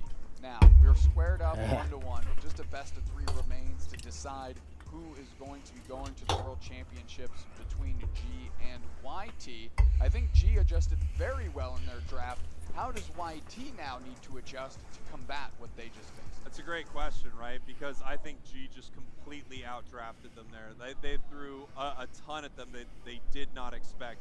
They're going to have to decide how much they want or need Gardevoir, and if they're able to shut it down on the other side. They had a lot of Pokemon that they may have wanted. Be stressing me out, man. Be stressing me out. Didn't look like they had any answers for what. Oi, sir. At the same time, G not only is throwing an exciting comp at them, they're also taking their Pokemon away from them.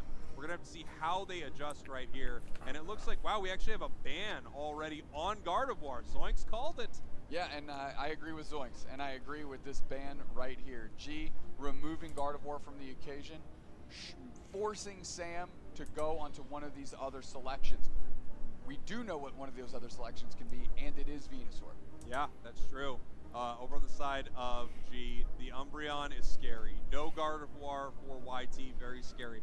Trevenant, Sylveon, these have been huge picks for them, however, and now we're going to see what G wants to bring out into this game. I would be shocked if we saw a little Ninetales on the side of G, but maybe they're like, hey, this thing is actually looking pretty good.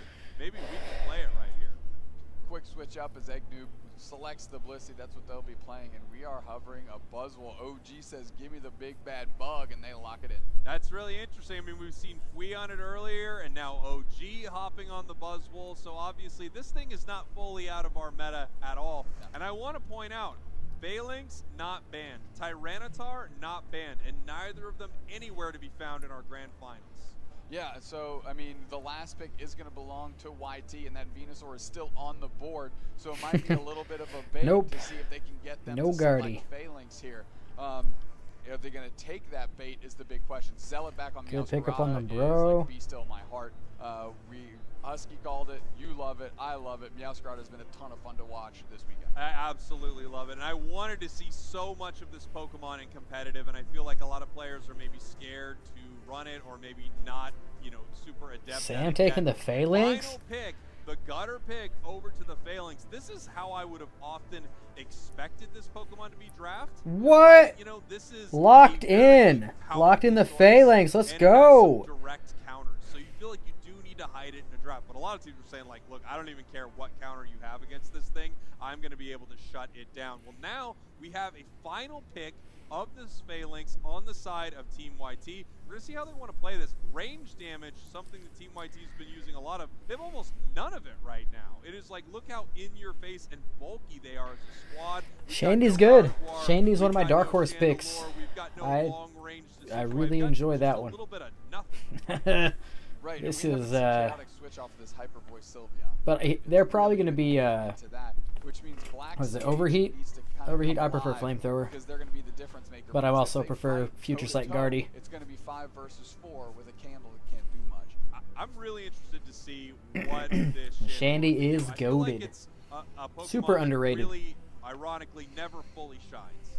You know, it hasn't had a strong presence in the meta. We've had moments where it's around for some of the monthly finals, but it never seems to be a championship pick. Both good options. That's Both very good true. options. And the one There time it did are look better that picks way, out there. was But across the way from Shandy's YT, fun. banned it out every You just time. got to be So, sure to stay at range and not I'm get caught. hoping that Black can give it this shine. Again, because it is being the most ranged Pokemon on the map, it needs to leverage that difference, right? If you're picking something at range to deal with all these 5 forward Pokemon, you better be able to do something with it. And here we are in game number 3 of our grand finals, best of 5. This I'm a poltergeist enjoyer myself. I like the furniture. I like the furniture. Championships in Honolulu. G, your purple team. But I dislike Imprison for the same reason I don't really play Mean Look Umbreon. I think it makes the game less fun for everybody involved. Unbelievably good. Both you could see as great Because I hate playing against it. And if I hate playing against something, I tend to not play it against people. But he's a good move. It's a stupid good move. Really, Eggnoob thought we were going to go for the follow-up, but now they're getting A-pressed by a Kilo. Here we have the Phalanx running up to the top path here. It is level 5, so it does have Iron Head as they jump in for this fight. Buzzwole Let's go, getting let's go, very, let's go. very low. Eggnoob Yes! low. They pick up the KO, and now they're going to be able to rein in some points. Hopefully That's stack up right. a few I as like well, putting and together they the do. furniture There's that some falls wild apart Pokemon quickly. back here that IKEA. Eggnoob is looking to try to make sure don't go to the other side. Able to get one And there is just something satisfying about catching a guy trying to run away, throwing poltergeist out there and letting the chair KO them. It's just fun. Every single piece of work went to YouTube there. They got some points in as well, really pushing that early advantage that they were able to pick up off a big KO on OG. However, we look at the bottom path here, and things aren't going too bad for G down Can here. it? We have the level 5. I did not know that. We have the level 5 on our Meowscarada, so they are at their middle evolutions there. We've got a little That sounds Tornado fair. on the Anyone side that's of G. playing Zora at Hoping Config to needs to be become a stopped. Meowscarada very, very soon as we see Overheat from the Chandelure. Okay, Slash again getting a couple stacks in and able to stick in the pocket of a Hyper Voice and feel like they're making a difference. 4 seconds until these middle birds show up, and we know where Pigadiff is going straight for him. Zealot gets into the middle. They get kind of trapped though. They take a ton of damage, and they are immediately put down by Chaotic and company. You know, they don't have their I gotta try this no retreat Ironhead thing. Have not played that build. I've only played Ironhead a couple of times, and I used the other move with it. But no retreat Megahorn just felt too broken to try anything else. I'll give it a shot now, though. 7 on the Sylveon. They're looking great. They're scoring well. The start of this match going well for them. This will be the first time in this series that the start has looked good for YT. And look at this, Slash playing in the face. Dude, and in prison, like, I don't even notice it on the ground. I'll just be tilting, like, why are my moves not working? Why are my buttons not working? And I'll get KO, and I'll be like, in prison, right. Out of his mind on Umbreon. I would be so worried to give this player this Pokemon because they're just doing so well. It feels like they're playing at such a unbelievably high level as a defender player, sacrificing themselves for the team in some big moments right That's here. usually how it is, man. Nice Like when you are a duo Q that always has a Comfey, you kind of get an inflated ego about what your actual ability is. Let's go! Let's go! Much rather have it be them than sell it right now. They go right back into the action and they are pooped. Wow. Well, you know, I'm kind of shocked to be seeing Flower Trick not picked right here. I mean, there are some reasons. Look at that. Sam is level 10, Tree's 9, LD's 8, Sylveon's 9, 10. Almost unite on the Slowbro. They are winning the experience hard. Points are going in top. They pick up a couple KOs, but right now, oh my gosh, Fui still grabs a KO. Things are just going so well for YouTube right now. It's crazy. Huge streak of 2 for Fui, and a lot of time wasted as they are just dealing with a very stubborn tree. Here we go, heading up to this top path here. We see OG now finally level 9, able to do something with this Unite move. Same thing with Meowscarada, same thing with Chandelure. Meowscarada kind of a game changer of a Unite move. If you can catch multiple members of Team YT in a bad position, you can get a full team wipe. You pair that on top of Night/Trailblaze, this build that's really set up to chain KOs on the enemy side, we could see some big moments from Meowscarada. Although it looks like it's having a tough time into the squad, and we really never see this build competitively. Trevenant's in trouble.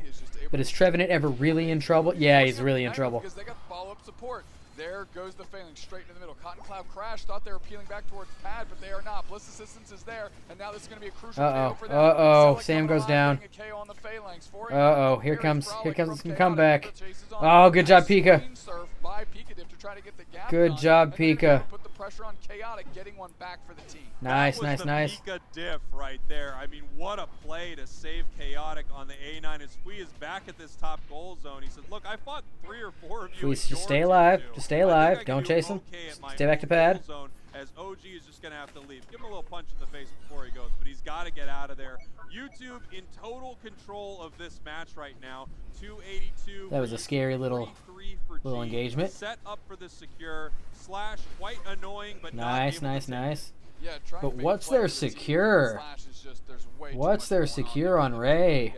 And although Slash has shown us the true limits of an they gotta just wipe him at Ray and rip fast. Here we have Fui in the central what area is right now. What is Fui doing in the jungle? Going to go down in the situation. They're throwing everything at it. They got the egg bomb. No, somehow he is able to make it out of this crazy situation. We have a Regieleki in the top path that both teams are now rushing to get some position. Fui's trolling, guys. I mean, sometimes, don't ask me how I know, you get a little cocky, feeling unkillable on Trevenant, but man, there's too much on the line to be in the jungle against 5 people.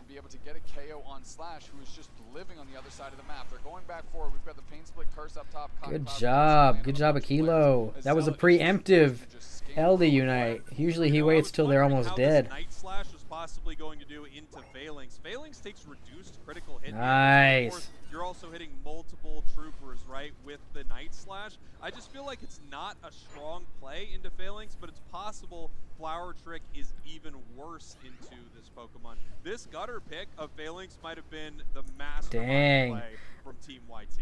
This a little bit of payback for the last game. I think they're pushing the pedal down. Let's go. They're eating all the farm everywhere. Here we go. 3 minutes. Yet Pokemon Unite, they're barely ahead on levels. By almost 200 points. A bottom Reggie is spawning, but we've got some bright things on the side of G as well. Level But like I said, like what do they do at Ray? I think G's got a better Ray team, maybe. But we're gonna see if members of G actually want to contest it here.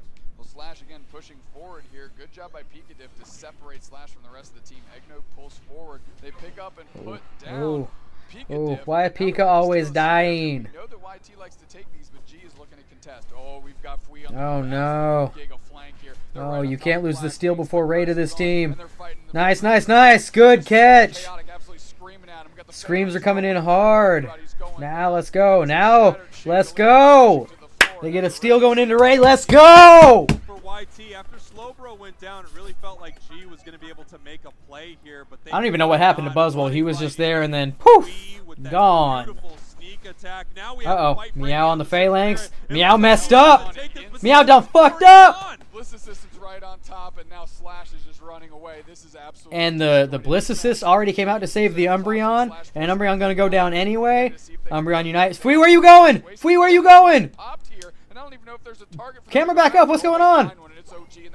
Let's go. Let's go. Make it fast. Make it. Oh, and Chaotic unites for the unlimited hyper voices. Let's go. Let's go.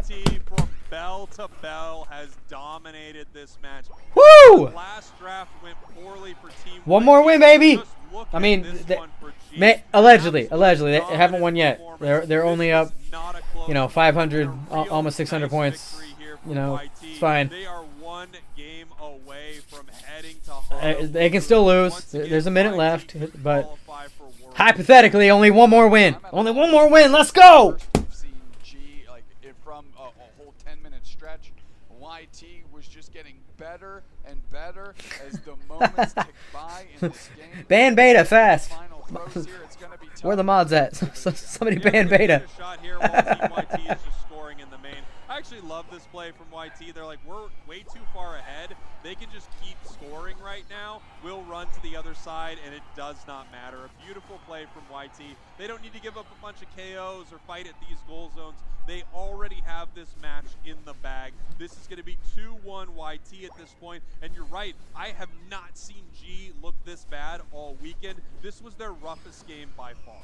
Yeah, they're going to have to bounce back. I mean, YT winning 2 convincing games here, in game 1 and game 3. One more. And, don't be sad, Beta. It's okay. Really do. It's okay. I mean, they're playing, you can root for whoever you want. Doesn't bother me at all. Ban Beta. But there was a big win for Team YT. Quite a few Team YT fans out there. We saw a couple folks with the signs scrolling through on their phones. They held them up. And that I gotta break the phalanx back out and try this new pro player build. And in that game, you said, "Oh, that's the Pikadiff." Let's go. We had a Kilo coming through with clutch cotton spores to keep engagements from happening, saving. That fool didn't even want to play. Last I heard, Pika wasn't even on the team roster for this, and he decided to come back last second. Yeah, I don't think. I'm saying, Beta. I'm saying, Overheat's not as good as Flamethrower. You already know. Flamethrower all day. Phalanx pick we've seen all tournament. That was perfectly played. It was like they had the trap card right at the end, ready to go. Without a doubt. And it was, like you said, it was a great time to pick it. There was nothing on the other side that was going to deal with that. Team YT leashed him along, like, oh, SoSat Sam has a phalanx? Darn right he does. Yeah.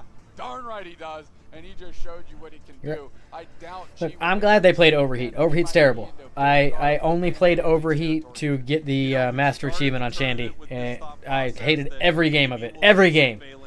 It was awful. Then it got to the point of, we're going to see a lot of phalanx. It's actually great. Then it got to, we're going to ban phalanx. Then it became, we got to watch out for Gardevoir. And people forgot, hey, we're in the ban phalanx meta, actually. And, I mean, look at that Phalanx Unite. It's supposed to be bad. I love Phalanx Unite. It's so cool. Dude, and just straight Sylveon uniting, so you basically have unlimited hyper voices. That's just good call. Good job. Not work out for YT, in the past moments where they are, aggressive. Oh, let's go. These games are great, man. And that's what they need. This has been such a good day, and again, thank you so much for hanging out in my chat, guys. Just a couple of you. It's way better than how I was watching it at work yesterday with my phone up on the desk, just watching it and not being able to be like, dude, you guys don't even know what a Pokemon is. These people suck. This has been way better watching it this way. Screen game I've ever seen. I mean, this is just why we've been seeing teams try to ban or pick this Pokemon away from Chaotic. It's amazing. And Chaotic, the Take MVP. this, it's got a Alola Ninetales that seems just as good, but you can see the numbers right there. 98. Yeah, Phalanx Unite is not for a stay alive and wipe people. I like just flying in with it or cleaning up a fight at the end when they're already low. It's not a 100-0 Unite. Has had their showmaker moments so far in just the 3 games we've seen in this set so far. Yeah, and this is huge right here. We could be heading into our final game as these two teams get ready for it. Here is our draft between G and Team YT. 1 game separates YT from Worlds. G needs to win 2 in a row to get back in this thing and secure their spot. First ban is going to be Umbreon on the side of G, Dodrio on the side of YT. Good luck by YT. I mean, it didn't really seem like they had an answer for Dodrio. I'm sure if they wanted to have one, they'd dream one up, but they first pick to the side of G. Whoa, what was that? See what they want to take first. It could be a Phalanx, but no, they want to get rid of this Sylveon, steal it away from Chaotic. It makes sense. Massive game last match. Yeah, it's really, really good. We know Chaotic's just going to flip to the A9 here. No worries there. Akilo has been forced onto this Eldegoss because G has I'll save the Phalanx Unite over and over. if we're like hard winning the team fight and just use it to like finish them off if my health's not too low. But if I'm the engaged, like I'm frontline, there's nobody else engaging first, then I'll just start with Unite and then jump on them and finish them off with no retreat Horn Leech. Feels like they seem to shy away from speedsters. I'm starting to think that like they're trying to ban YT's attackers and jungle, but like there's been a real common theme here. I think Fui on the tree. Fui on the tree is the problem. For G, and they are able to grab this Phalanx. Now the question is, does that mean Venusaur pops out on the side of YT? I think Venu. Pretty good earlier. It looks solid. It was a similar draft. Char! Bring out the Char! Exception being Gardevoir. You have the Talonflame now to really stress Black. Phalanx is super OP right now, man. He's super strong. Phalanx and say, this is my target. I don't have to worry about Gardevoir because when I'm going in on OG, Fui better be sorting out Black. Here we go, our final preparations for what could be our final They took game Guardy. here, the final stretch of the grand finals. Boy, we said final a ton of times right here. We are live possibly for our last match here at NAIC. Can we get a shot of the crowd? I would love a shot of the crowd right Shot of the crowd. Can we get a shot? Can we get a shot of the crowd? I would love a shot of the crowd right now. We got a shot of the stage. That's also pretty good as we're seeing these. There we go. We got signs on signs on signs. We got Black CH, signs for G right now. If you're out there in the crowd, let's get a little energy going right now. Give it up for what could be our last game of the final stretch. This YT team is you're starting to see the corners of their mouths peel up a little bit. Some smiles are breaking across their face. They're having a good time, and they knew they just absolutely worked them in that last game. And now they are 10 minutes away from being qualified for the World Championship. I want to see if I get That's true, GP. That's why I play everything. That's why I play everything. Hot dog, let's go! We can target ban and pick away. Have a hot dog. Please, someone get this group some hot dogs. Good night. Oh, man, as we get ready for it, I got to tell you, Doomstacks, one of the absolute best things that we get to do, my friend, are cast in moments like this, the grand finals, live at NAIC in front of a hype crowd where one of these let's teams go. is going to be able to qualify We for here. Worlds. G, your purple team, Team YT, Whoa. your orange team in Game 4 of your grand I wasn't paying attention. finals. I guess I wasn't paying attention to draft. I didn't realize they gave Fui Talon.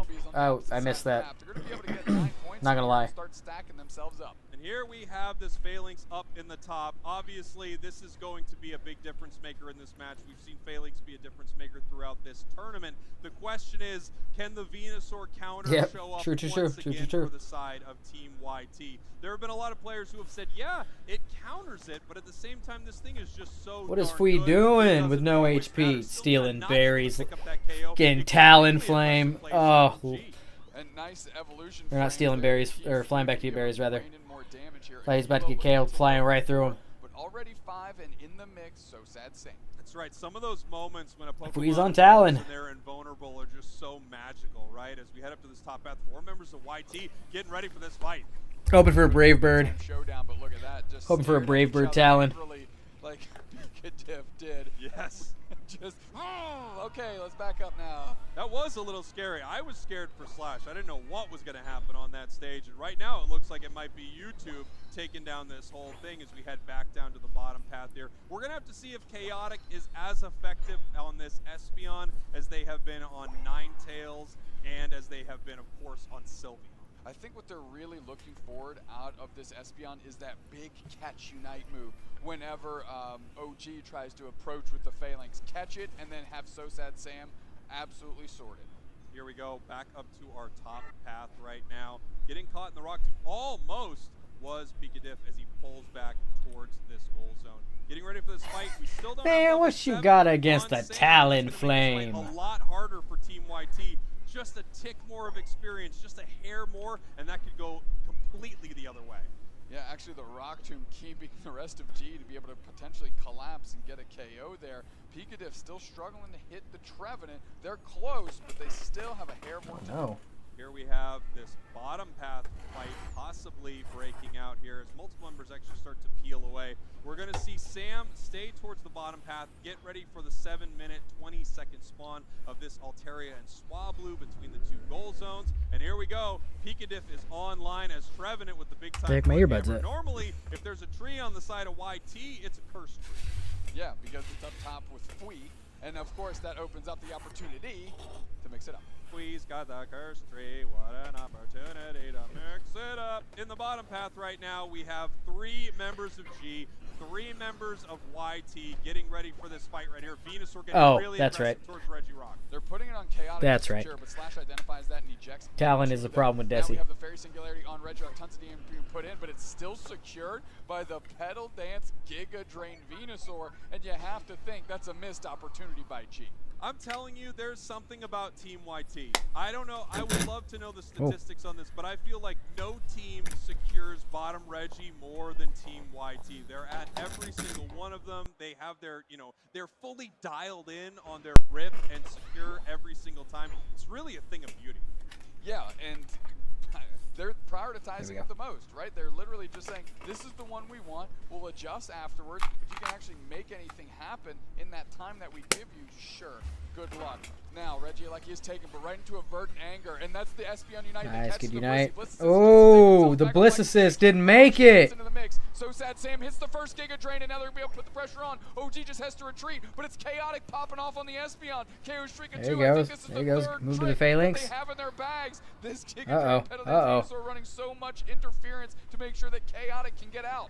Yeah, unfortunately. Phalanx did a good job waiting for the Giga Drain to go off, but it wasn't enough. Gets KO'd, but Black able to make a score. I don't know Dang. if that was the absolute best score they could have made. Black does go down for it, a small overcap, and we're going to have to see if they regret that later. Without question, though, they want this goal zone gone. Nice scores here from the side of YT. Nice. 6 to 129. I mean, they took all the bodies. Yes, that Regieleki hit. Yes, Black put 40 in, but they got way more back the other way. YT is cruising. YT is doing great right now. It feels like this Venusaur Giga Drain is super good into Phalanx. Ordered as long as the doctor was ordering something to deal with Phalanx. You know what? Don't go see a doctor for what's going on with some of your Pokemon Unite stuff.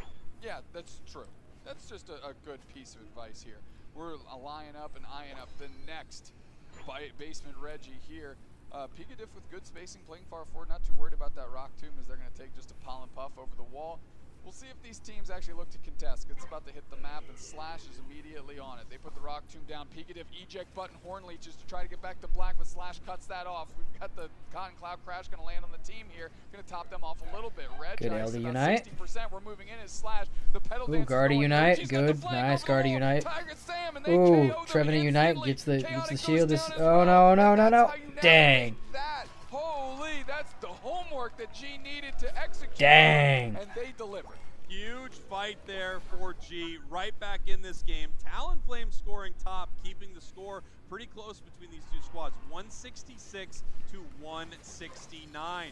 Once again, YouTube up, but now only slightly. 3 points separate these two teams. And that moment that we saw there, OG making the play to head over the wall and get Venusaur. If they can hit it, if they can burst it before it can heal, Venu will go down. Blissey waiting to back cap 40. Look at it over there, just chilling. Because as soon as OG went over the wall, Chaotic popped that Unite move instantly.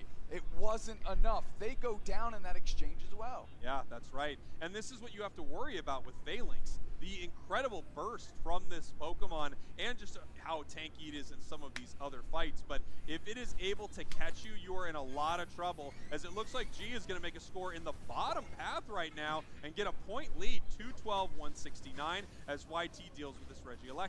Yeah, they're taking this off the map quickly. Slash doing a good job to just, again, buy that time that they needed. They almost weren't even moving. They're just kind of pressing their buttons, doing whatever they could. Venu got to get that 13. And here we go. We see OG just watching the central area, giving them a good idea of if they are coming down towards Should the happen zone. This is a soon. combination that we've seen There so it many is. times. This just massive burst onto the support Pokemon from Phalanx, taking down Hoopas, taking down Eldegoss in one big combo. Attackers, supporters, speedsters, if they're caught by this massive Iron Head no retreat combo, they go down very fast, and it's been a game changer all weekend. Got 42 seconds till the moment. Let's go. All right, Talon 13. There wasn't any reinforcements behind them. They had the Donk and the 5 Dinks, but they didn't have anybody else on G to make that magic happen. Here we have the final bottom Reggie of this match, possibly of this could be the fight. Getting ready for it. Reg Ice just All right, it's just a Reg Ice, nothing to nothing to throw lives away for. Sam, what are you doing, man? Reg Ice is being chipped, but no one is looking for this fight. Talonflame Just get in position. Just get in position. And it looks like they're actually going to give this up so they can get better positioning at Rayquaza. G taking this last Reggie before we head in. Pika's always dying, man. And it misses. He misses Unite. Fuck. Fuck. Rayquaza at half, the rip is on. Everybody's throwing everything kitchen sink. Slash picks up the list, sits at the middle. Who's gonna take it? It's on the razor's edge. It's No! G No! the back of Black CH. KO streak. Way too early on the Venu Unite. No, give him credit. We going. Damn. Black wiping the entire squad. The sneaky play from YT, looking for a fast rip, looking to close this tournament out. G says, GG, my friend. We're going to take this one. Go next. Tied up 2-2 here in our grand finals, best of 5. YT looking to make something happen here. One member of G down, but with very little time on the clock, it's going to be extremely tough. If it's me and you, it's going the full distance. Oh, yeah. That's just Always. what's happening. Always. And we are going to go to a game 5 here. What a play by G. Not too sure what happened with Pikatif in that situation. They got absolutely... Pika always going down, man. And he didn't land his Unite on anybody. I know Guardy ejected out of it, but, like, he hit nobody. Around one target, man, does Gardevoir look good in that situation. I like the attempt from YT. They knew that with Pika, I think, based on everybody else, I think Pika was just out of position. They, they probably called to, be in the pit, watch their side, and Pika's down watching the entrance and shit by himself. They think they can't win the fight. Maybe they've got a 50-50 chance at Rayquaza right now. Well, it didn't happen for him there. G takes a big win, ties it up, and of course we are heading one more. Final game. Of course we got game 5. Of course we got game 5. Stretch to see our final qualifier for the World Championships in Honolulu. G does it in a big way, and a player that has honestly, felt like they've gotten better and better and better. Black CH is having the tournament of their lives right now. I love seeing Black smile up there. I feel like he is a player that has just been connected to this game so much since its inception, really. One more. And we've always wanted to see a deep run from him. We wanted to see him do well. And now it feels like, you know, under the wing of a world champion, you're really seeing him pop off and have huge moments. Yeah, I mean, everybody, again, G showing that, oh, everybody on YT's showing out. Yeah, we can do that too. We can have our moments. We can do our thing. And Black with the first penta we got to cast. And I thought, oh, man, when that Sylveon Secure on the Rayquaza popped up, I was like, man, did he get it? Maybe not. Ah! Yeah, that was huge. I mean, huge. But look at this fight, too. Look how well this went for G. Just eliminating multiple members before Rayquaza even goes down. Beautiful play. I mean, wiped the whole team. And YouTube, like you said, played to the out that they had. Yep. You know, once Pika got caught, I mean, it was going to be a problem. Yeah, it was going to be hard. They did the best they could in that moment. They went to try to take their victory, which I respect a lot. It just wasn't in the cards for them in this match. We are heading now to Game 5 of a best-of-5. Both of these teams one game away from Worlds. I mean, just the flex of Eggnoob to go from tank to support. Slash going to get the nod here. 10 assists, couple knockouts, but those Rock Tombs were in the cut. And turns out you don't need to give the kid Umbreon for him to have success. You know, Slash is obviously unbelievable. You know, one of the best players to ever play the game, a two-time world champion. Now with a shot to head back to Worlds another time here with a brand new squad. Kind of a put-together squad in those final moments, right? We're at the final stretch. This squad was really put together in the final stretch. Like, G is the epitome of a team that had one shot really to make it happen. Yeah, exactly. It was regional finals and now the final stretch. Like, those were their two, I keep calling them bites at the apple to try and get this thing done. They had a great run yesterday and became a lot of people's favorites for today, and they're executing on that. On the other side, though, we keep calling it the most YouTube event of all time because if there was one they were going to win to qualify and do it in the flashiest fashion, this is the team that it would be subscribed to, and they are also one game away. Yeah, I mean, this is huge for YouTube. This is how YouTube plays. On any given day, YouTube could be the world champion. Well, today is their day to prove that they can secure their spot, and they're going up against the champ right now on the side of G. G is, you know, that team that I felt like was playing maybe 4th, 5th or so fiddle to all of the craziness that was happening in North America with Luminosity and Orange Juicers and Nemesis taking those big spots. Well, here we are in our draft right now for game number 5. We have seen some big draft moments, and we're going to have to see how this shakes out because it feels like these teams are winning. It is so intense. Oh, man. Do they first pick Guardy over here? Like, nope, take the Sylveon. Yeah. That has been the most consistent ban that G has put down.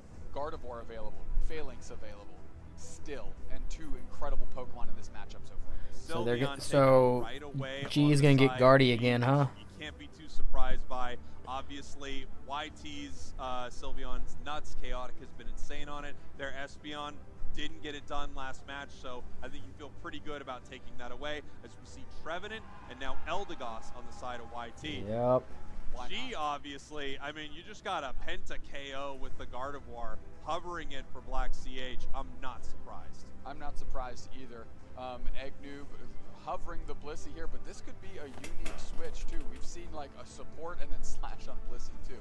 They're going to go with the Crustle, lock that down. Of course, if we putting on the tree, which means they've got a different defender available for themselves. They're locking in the slow bro. Give the A9. They're taking Phalanx early. They're putting the challenge to G to combat this. Yeah, we want to see how G wants to fight this because I don't know if G has a counter to this. Obviously, we have not seen them play it on stream. You know, the last Phalanx they dealt with was last pick, so they didn't have a chance to react to it.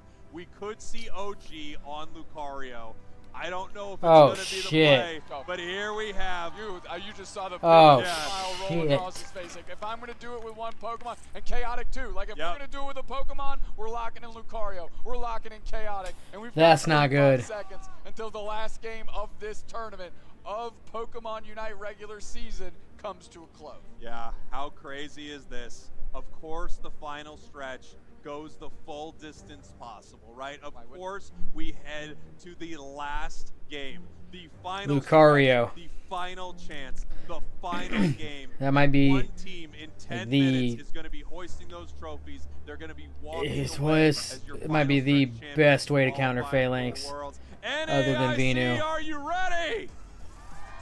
Nice, nice. Who you getting? Free hot dog, let's go! There we go. The crowd is packed up. They know what this They game love that free hot dog. They love that free hot dog, but they also love what this game is, what this game means, and what these two teams represent, which is the Cinderella story that NA is going to fill the last possible world spot, and we'll see if they can make a magic run in August. But now, They're gonna have to. They're gonna have to make sure that Luca can't play the game. That's right. In 10 minutes, one team hoists the trophy, and one team's dreams of heading to Worlds are dashed. The packed crowd here at NAIC is ready to see who will be crowned your final stretch champion. Here we go. Someone's holding up their kid. Let's go.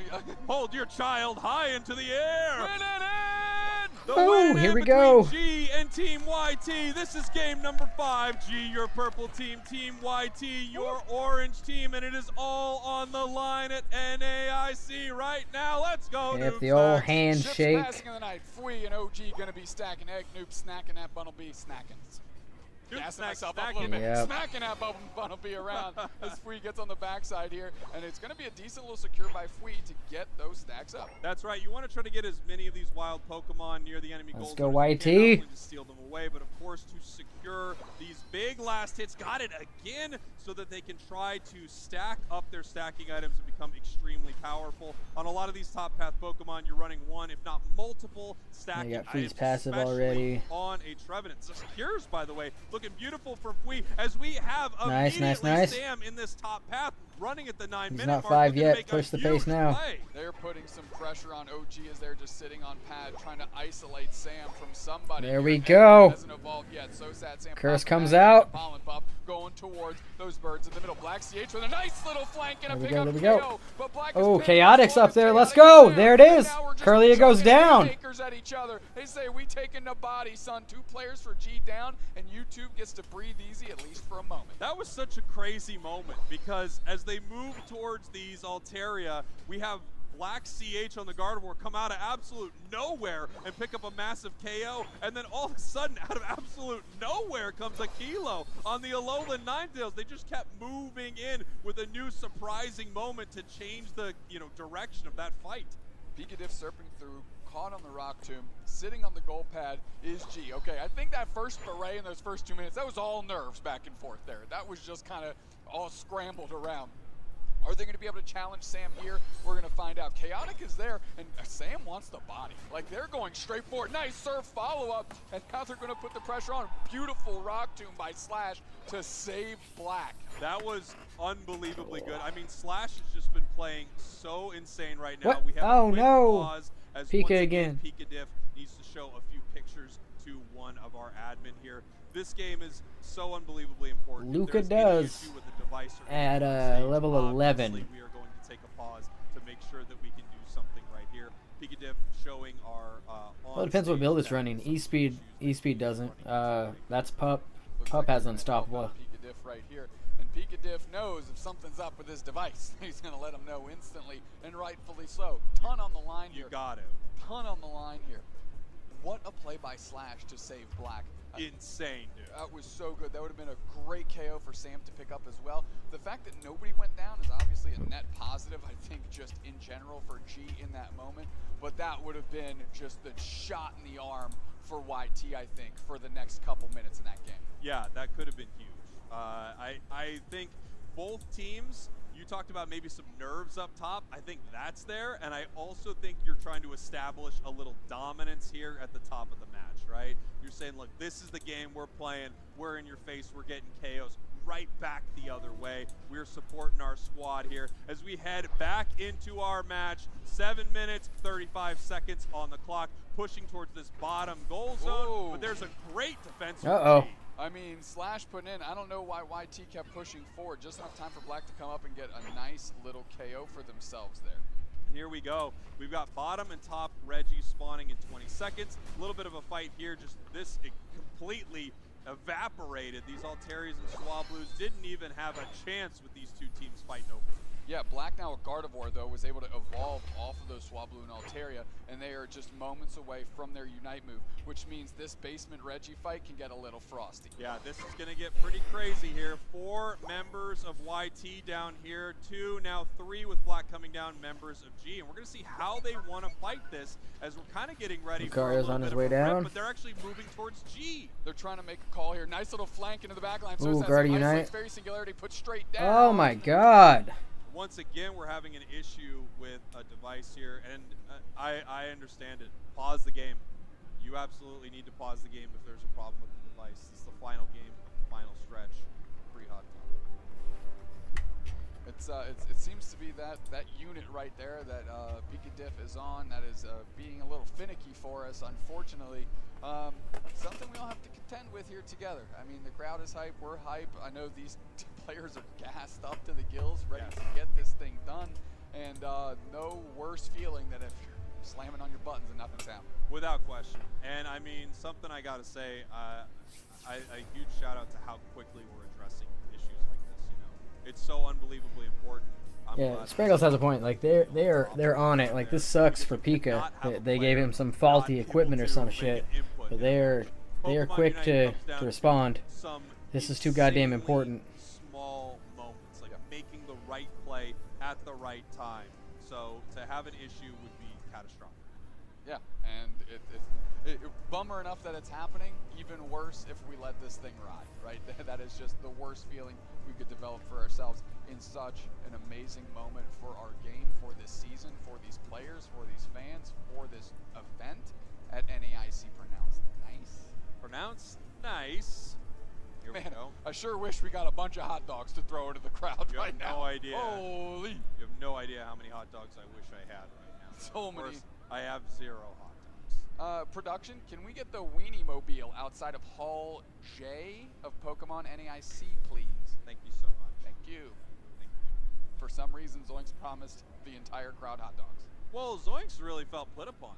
You know, when I did that, he was like, "Oh God, I gotta get a hot dog." He's like, how many hot dogs do I have to boil or whatever? I think he's back there working on it right now. As Just we have a device handed to Pika here. We're gonna see if he's back in and things are looking good, and we're ready for this match to continue very, very soon.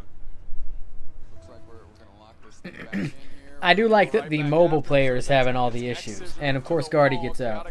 But it's okay. It's okay. They still got it. A nice prize in that exchange. Slash moving forward. Kilo is very low. KO streak of 2 for the A9 OG, picking one of those up for themselves. Yeah, here comes OG looking to make some work happen here on this goal zone, pushing them back. This has been a wild fight at this bottom Reggie, 6 minutes, 20 seconds on the clock. In our top path here, we have Blissey and Trevenant down here on the bottom path. Registeel now being chipped up by G. Gardevoir is back looking for a secure, and they are able to get it. No, show broke. What? Let's go Surf Secure! Device fixed because you got Bam! Give the man a phone that works. Look what happened. Look what happened. Unbelievable clutch secure in that bottom path. Insane. It looked like it was easily heading over to G with Gardevoir, but Pika Diff said not today. Not today. I've got my things fixed now. I can press my buttons, and when I press my buttons, good things happen for the squad. Can you imagine if Pika Diff's buttons didn't work all day, what kind of match we are in for right here? Curse Tree in this top path. I mean, I'm not seeing anyone run Curse Pain Split, and I think he might be, you know, offering up a big meta shift for some teams out there, because this has been a huge build. Nice Unite, Fwee. Blissey. Slash. Reggie Alecki's getting low. We're going to look for a secure. But It's gonna be Blissey on unites to Blissey. secure Edgar Bliss again. assists to Slash. And now So Sad Sam is working through the team here. Zealot goes down. Black CH has to babysit the Sam's goal able to zone take out from way Sylveon. downtown. And now Slash is going to set up a quick defense. And YouTube is not interested in that. They're going to peel back themselves. Look at this amazing play by OG. I love this here in the top path. 40 points just running past the team after that Reggie breaks the top goal. Now getting caught a little bit in this central area here. But look at the extreme What speed the trying hell? to make something happen as we're having some problems here once again with YT. He pressed the button once, and the whole thing went down yet again. Pika, stop pressing the button so hard, man. The one button press was solid that we saw, for what it's worth. I saw some That's not- insane button presses from Pika Div. They were massive. What I will say, though, is OG on that E-Speed Lucario, you can see what it brings to the table in sustainability. I mean, OG was low on health when they started collapsing on them. And just those E-Speed resets through it. Man, they see YT winning, man. They see YT winning. They be doing stuff, man. I don't know. Area of YT, as now we're trying to figure out how we can help Pika Div get through this game. Obviously, no one wants this pause. And to be fair, if there's anyone on G that's upset about this, YT should be more upset because they're playing better in this match. I think they kind of got the better of this draft a little bit, and it feels like they're in the lead, at least momentum-wise, in this game.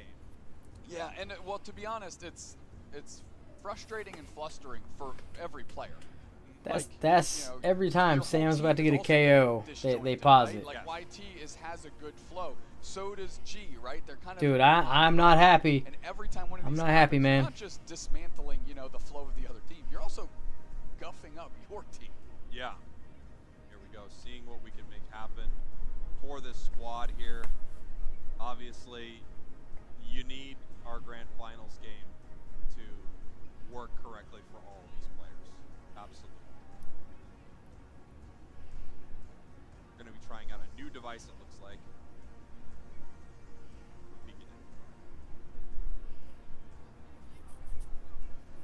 You can see how frustrated Pika Div is themselves. Dude, that's killing their momentum, man. There's so much on the line. There's so much pressure in this moment, and at the same time, you're dealing with something. Like completely everything outside. is on this You're not dealing game. with Like G, you're not dealing with something inside the game. You're just dealing with something that will, could ruin the game for you, right? Yep. Decent, respect the patience that the players are showing. Not letting the emotions, whether they're kind of getting tilted by it or what have you, if they even care. Credit to them for just kind of staying in the moment, trying to not impact where their thoughts are. Honestly, great opportunity for G to just maybe try and dissect a little bit what's going on in this game so far. Because I think you're right, the score line isn't wild, but it really feels like the train is moving in the direction of YT. It does. It absolutely does. And this is a good moment also, to reset and take a breath. If you are slightly behind, just to remind yourself why you were here, what you're playing for, and that you are, you're there and you're this. We back. And you're playing. We back. Right now. So it's time to lock in. Let's try to remind people the moment we're in right now. OG just scored a tier 2 40 points, jumped back into the central area. We had a big and was about to get KO'd, and then it paused, and I bet he gets out. Speed triggers are going through that phalanx right now. Kilo, I believe, is there to support. Maybe Chaotic as well, and they're looking to collapse on OG and pick up that KO. That's just the moment we're in when this game was paused, and it's important that specifically those 4 players remember that. Yeah, of right. course. You just don't want to go in, not do anything, and have that be just a moment gone sideways, right? Focus up, and it's in these moments like that difficult to remain in that instant when that happened because so many other things now are happening around you. And I want to talk about a moment that I thought was really cool. Not a moment, but sort of an interaction. Dude, they had that I so think much is very momentum interesting in this building, match. man. Now it's We've just got gone, Alola and you gotta start Rock cold Tomb in the middle of the and you've got fucking Alola match. Ninetales that I've noticed they are using the Rock Tomb really aggressively towards Alola Ninetales to actually set up moments where your Now Blizzard what's going Avalanche on? isn't going as far as you want. So the Avalanche will cast, but the Rock Tomb will be in front of Chaotic, and you'll end up throwing a Blizzard into something and getting it stopped right in front of you. It's actually a really great play that I've been seeing Slash make throughout this match against this Alolan Ninetales, which has been pretty cool. Absolutely.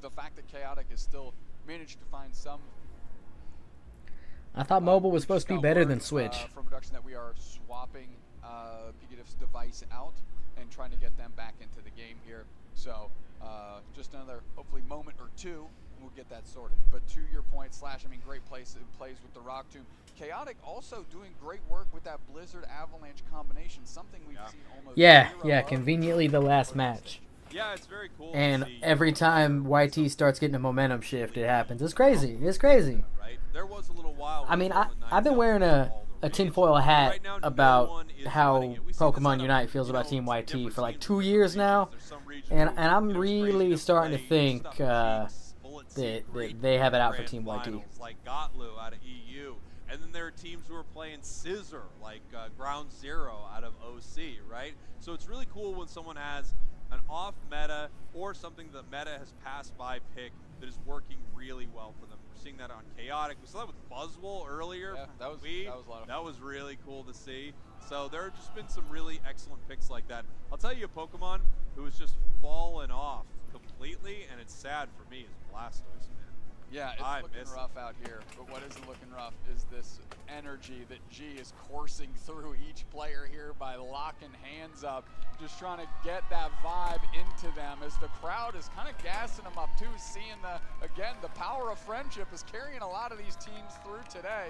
And now YT just has to watch as they're linked arms, and the crowd is kind of getting into it. Agnew gassing himself up as he should. Yeah, of course they're happy, man. You see Slash smile, and it'll be the first time Zealots cracked a smile and look down the lane too. So you know what? They're embracing this moment, and more power to them.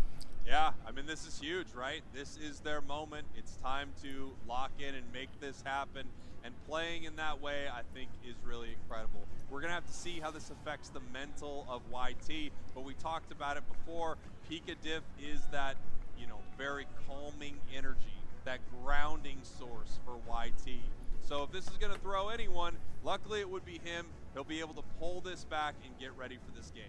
That is the hope and the thought, as Pika Diff seems to be on the edge of getting pulled into They letting him use his own phone now? Pika Diff might be good at calming down the rest of the crew here, but this is the fourth pause they've had, today.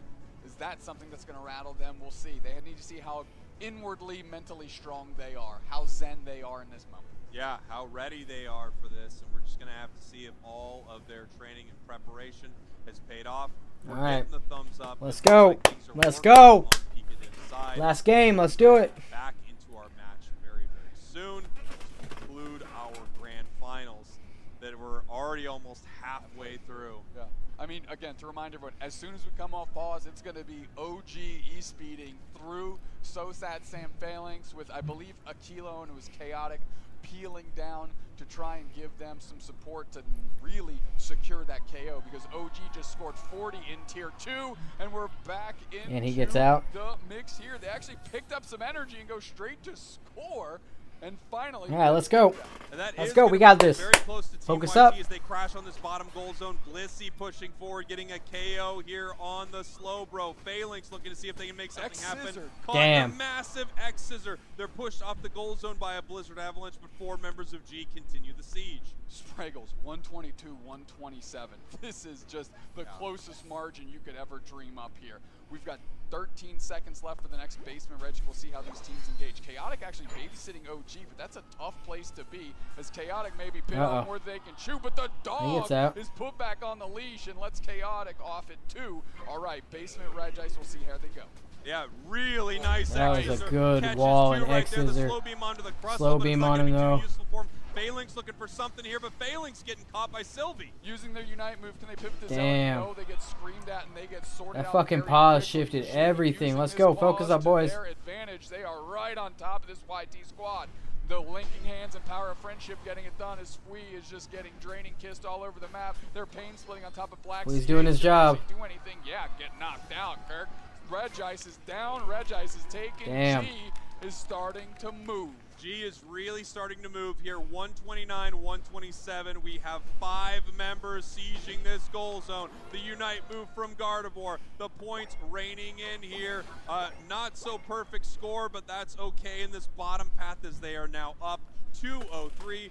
127. Oh no, Kilo's in trouble now. Caught in their central area here. Lucario trying to pick up this KO, and they do. Hikadiff shows up, and That last pause really threw him off.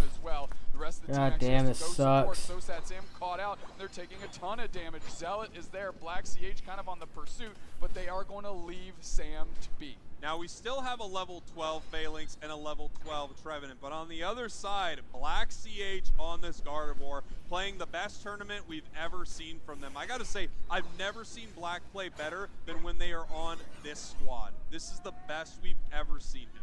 Yeah, I mean, they're taking this opportunity and running with it, and they are, again, stepping up to this opportunity and challenge. Regieleki flying towards YT. Slash is there to bubble them out and try and cause some static here. 100%. 25 seconds Team YT is so thrown off right now. Rayquaza of the final stretch. But they got to lock in, find that mental, and get it done. Right, here we are, 15 seconds until Rayquaza. Let's go. Focus up. Pull it together. You got 2 minutes and 10 seconds left. Let's go. I said 2 games of beach. Let's go. As they get caught by a massive X for Eldegoss in the air. Nice, nice, nice. Oh, the Guardian Knight comes out. Trevenant comes out. We got Sylveon down. Pinged by the Trevenant curse, but that's a target that they can't actually collapse on. Nobody down for YT. Blissicist is still active. We're going straight at them. Slash backing up. Sosad same as low. Gets right over the wall. Chaotic picks up to spread. Surf getting the distance here. Take a deep breath because I think we need to do it all over. Yeah, it looks like we've got a bit of a reset happening. They're getting pretty aggressive on the side of G, but no one goes down from YT. Fui looking for Gardevoir is not able to pick it up. Now Black is pulling back here, and Lucario has to run. Oh, G is caught in the mix. Lucario's not in trouble when there's a Phalanx there for unlimited E-speeds, man. Phalanx is on the chase, or a cannon. Follow up, Sosad Sam jumps off. Somebody help Sam, man. Somebody help Sam. What are you doing, man? What is happening in this fight? Thank you. Hikadiff is down south all by themselves in Cancun. They're getting chased down, finally KO'd by Black. And now Lucario's dude, they're all over the place. What the hell? Pinned against the wall. Hyper Voice is there. Is that going to be another player down for YT? It is. All right, free trades, free trades. That's not the worst. Things are getting pretty bad with the E-Speed Lucario, though. Peeling up and picking them up on top. Sosad Sam finally gets into the middle. Pika's back. Pika's back. Surf on body. Good, good, good, good, good. 100 points does G. 40 seconds left and the fight has to continue. YT needs to get back in there. Surf on top of Egg Noob. Black peels back. We're going through Sosad Sam against. No. Shit. Another fairy singularity, Hyper Voice, Kilo's low bliss assistance from Jupiter. It's Zealot. KO streak of 2.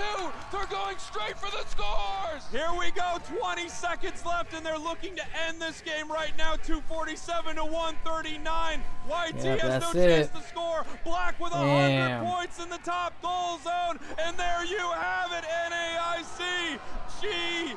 They are your final stretch champions. Free hot dog! She says no, YT.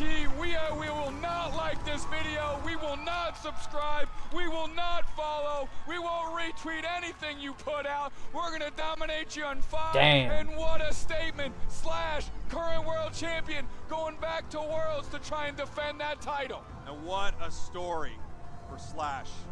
What a moment. Pulled off Luminosity. Damn. His team not able to play with his world championship partner Overlord anymore, instead having to go up against him and getting sent down to the final stretch. And here they are, G putting it together and heading to Worlds. What a run. What a run. What an absolute battle. What an absolute war between these two squads. I don't know who I was rooting for harder. You know? This is the, I mean, either one of these, it's like the story of both of these teams is so incredible. Both amazing representatives for NA. Just insane. Who won is the viewers, us as casters, the game itself. Well, stretch. GG's G. An amazing experience. An amazing they make it to Worlds. And, you know, that was the craziest season for Team YT. Back in that final match.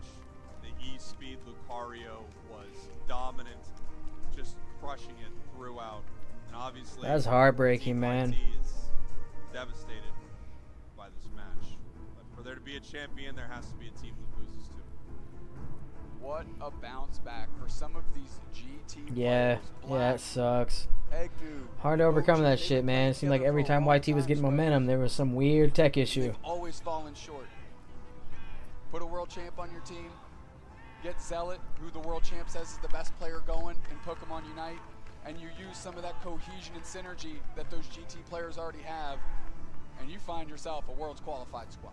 I can't tell you how excited I am at the prospect of G and Luminosity going up against each other once again at Worlds.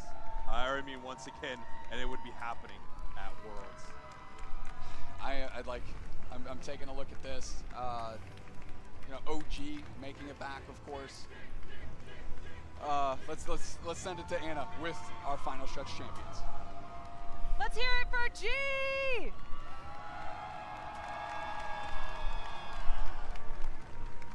You have a lot of fans here cheering for you. How does that feel? It was pretty good. I would say so. Be here. You're just happy to be here? Yeah. We're happy you're here too. Tell us how you felt like that match went. The casters were saying, we love to see them enjoying this moment. They're confident and relaxed. Did you feel confident and relaxed and enjoying the moment? I would say so. What about in that game too, though? The casters said, we haven't seen them look like this. It was something, you know, the performance was just not something they expected out of you. What happened in game 2? Draft diff. Simple answer. Simple question, simple answer. Yeah. Slash, I want to ask you specifically, with your history, how does this win feel going to Worlds? It still feels amazing, especially bringing so many friends of mine to Worlds. I'm glad I qualified for the 3rd time for Worlds. We're glad too. Congratulations. Let's hear it one more time for G.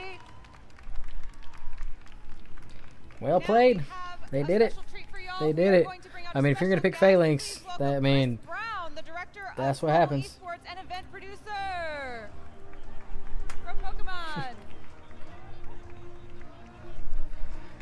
Yeah. And one by one player, Yeah. call your name, They play and good. Walk over to Chris, grab your trophy, and come back here. Just sucks. Heartbreaking that it ends like that, you know. Good shit. Good shit on both sides. It's been a crazy year. Crazy season.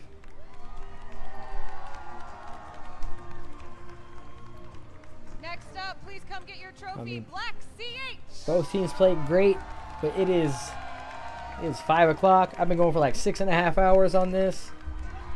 I think I'm gonna have to call it here. Next up, please get your trophy, Slash.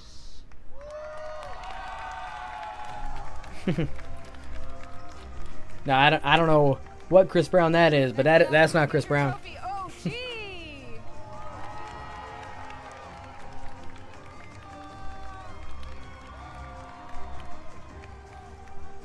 And finally, please go grab your trophy, Zealot. I know, man. I know. Let's hear it one more time for Team G. Oh, are they?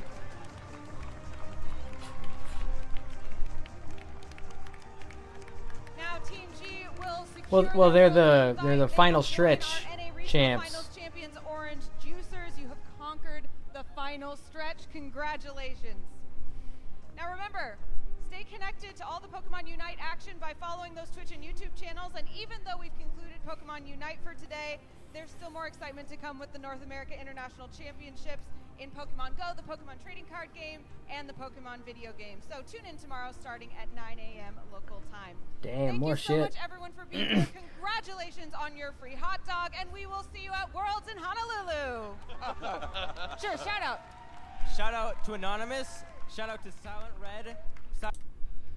All right, guys. I've been at this for like 6.5 hours. Really appreciate you guys that have been in here hanging out. It's been fun. Been a real blasty blast. But I'm gonna go pull the kayak out and enjoy the evening. So thanks again, guys. Really appreciate it. And I will see you guys on the next one. Keep living the dream.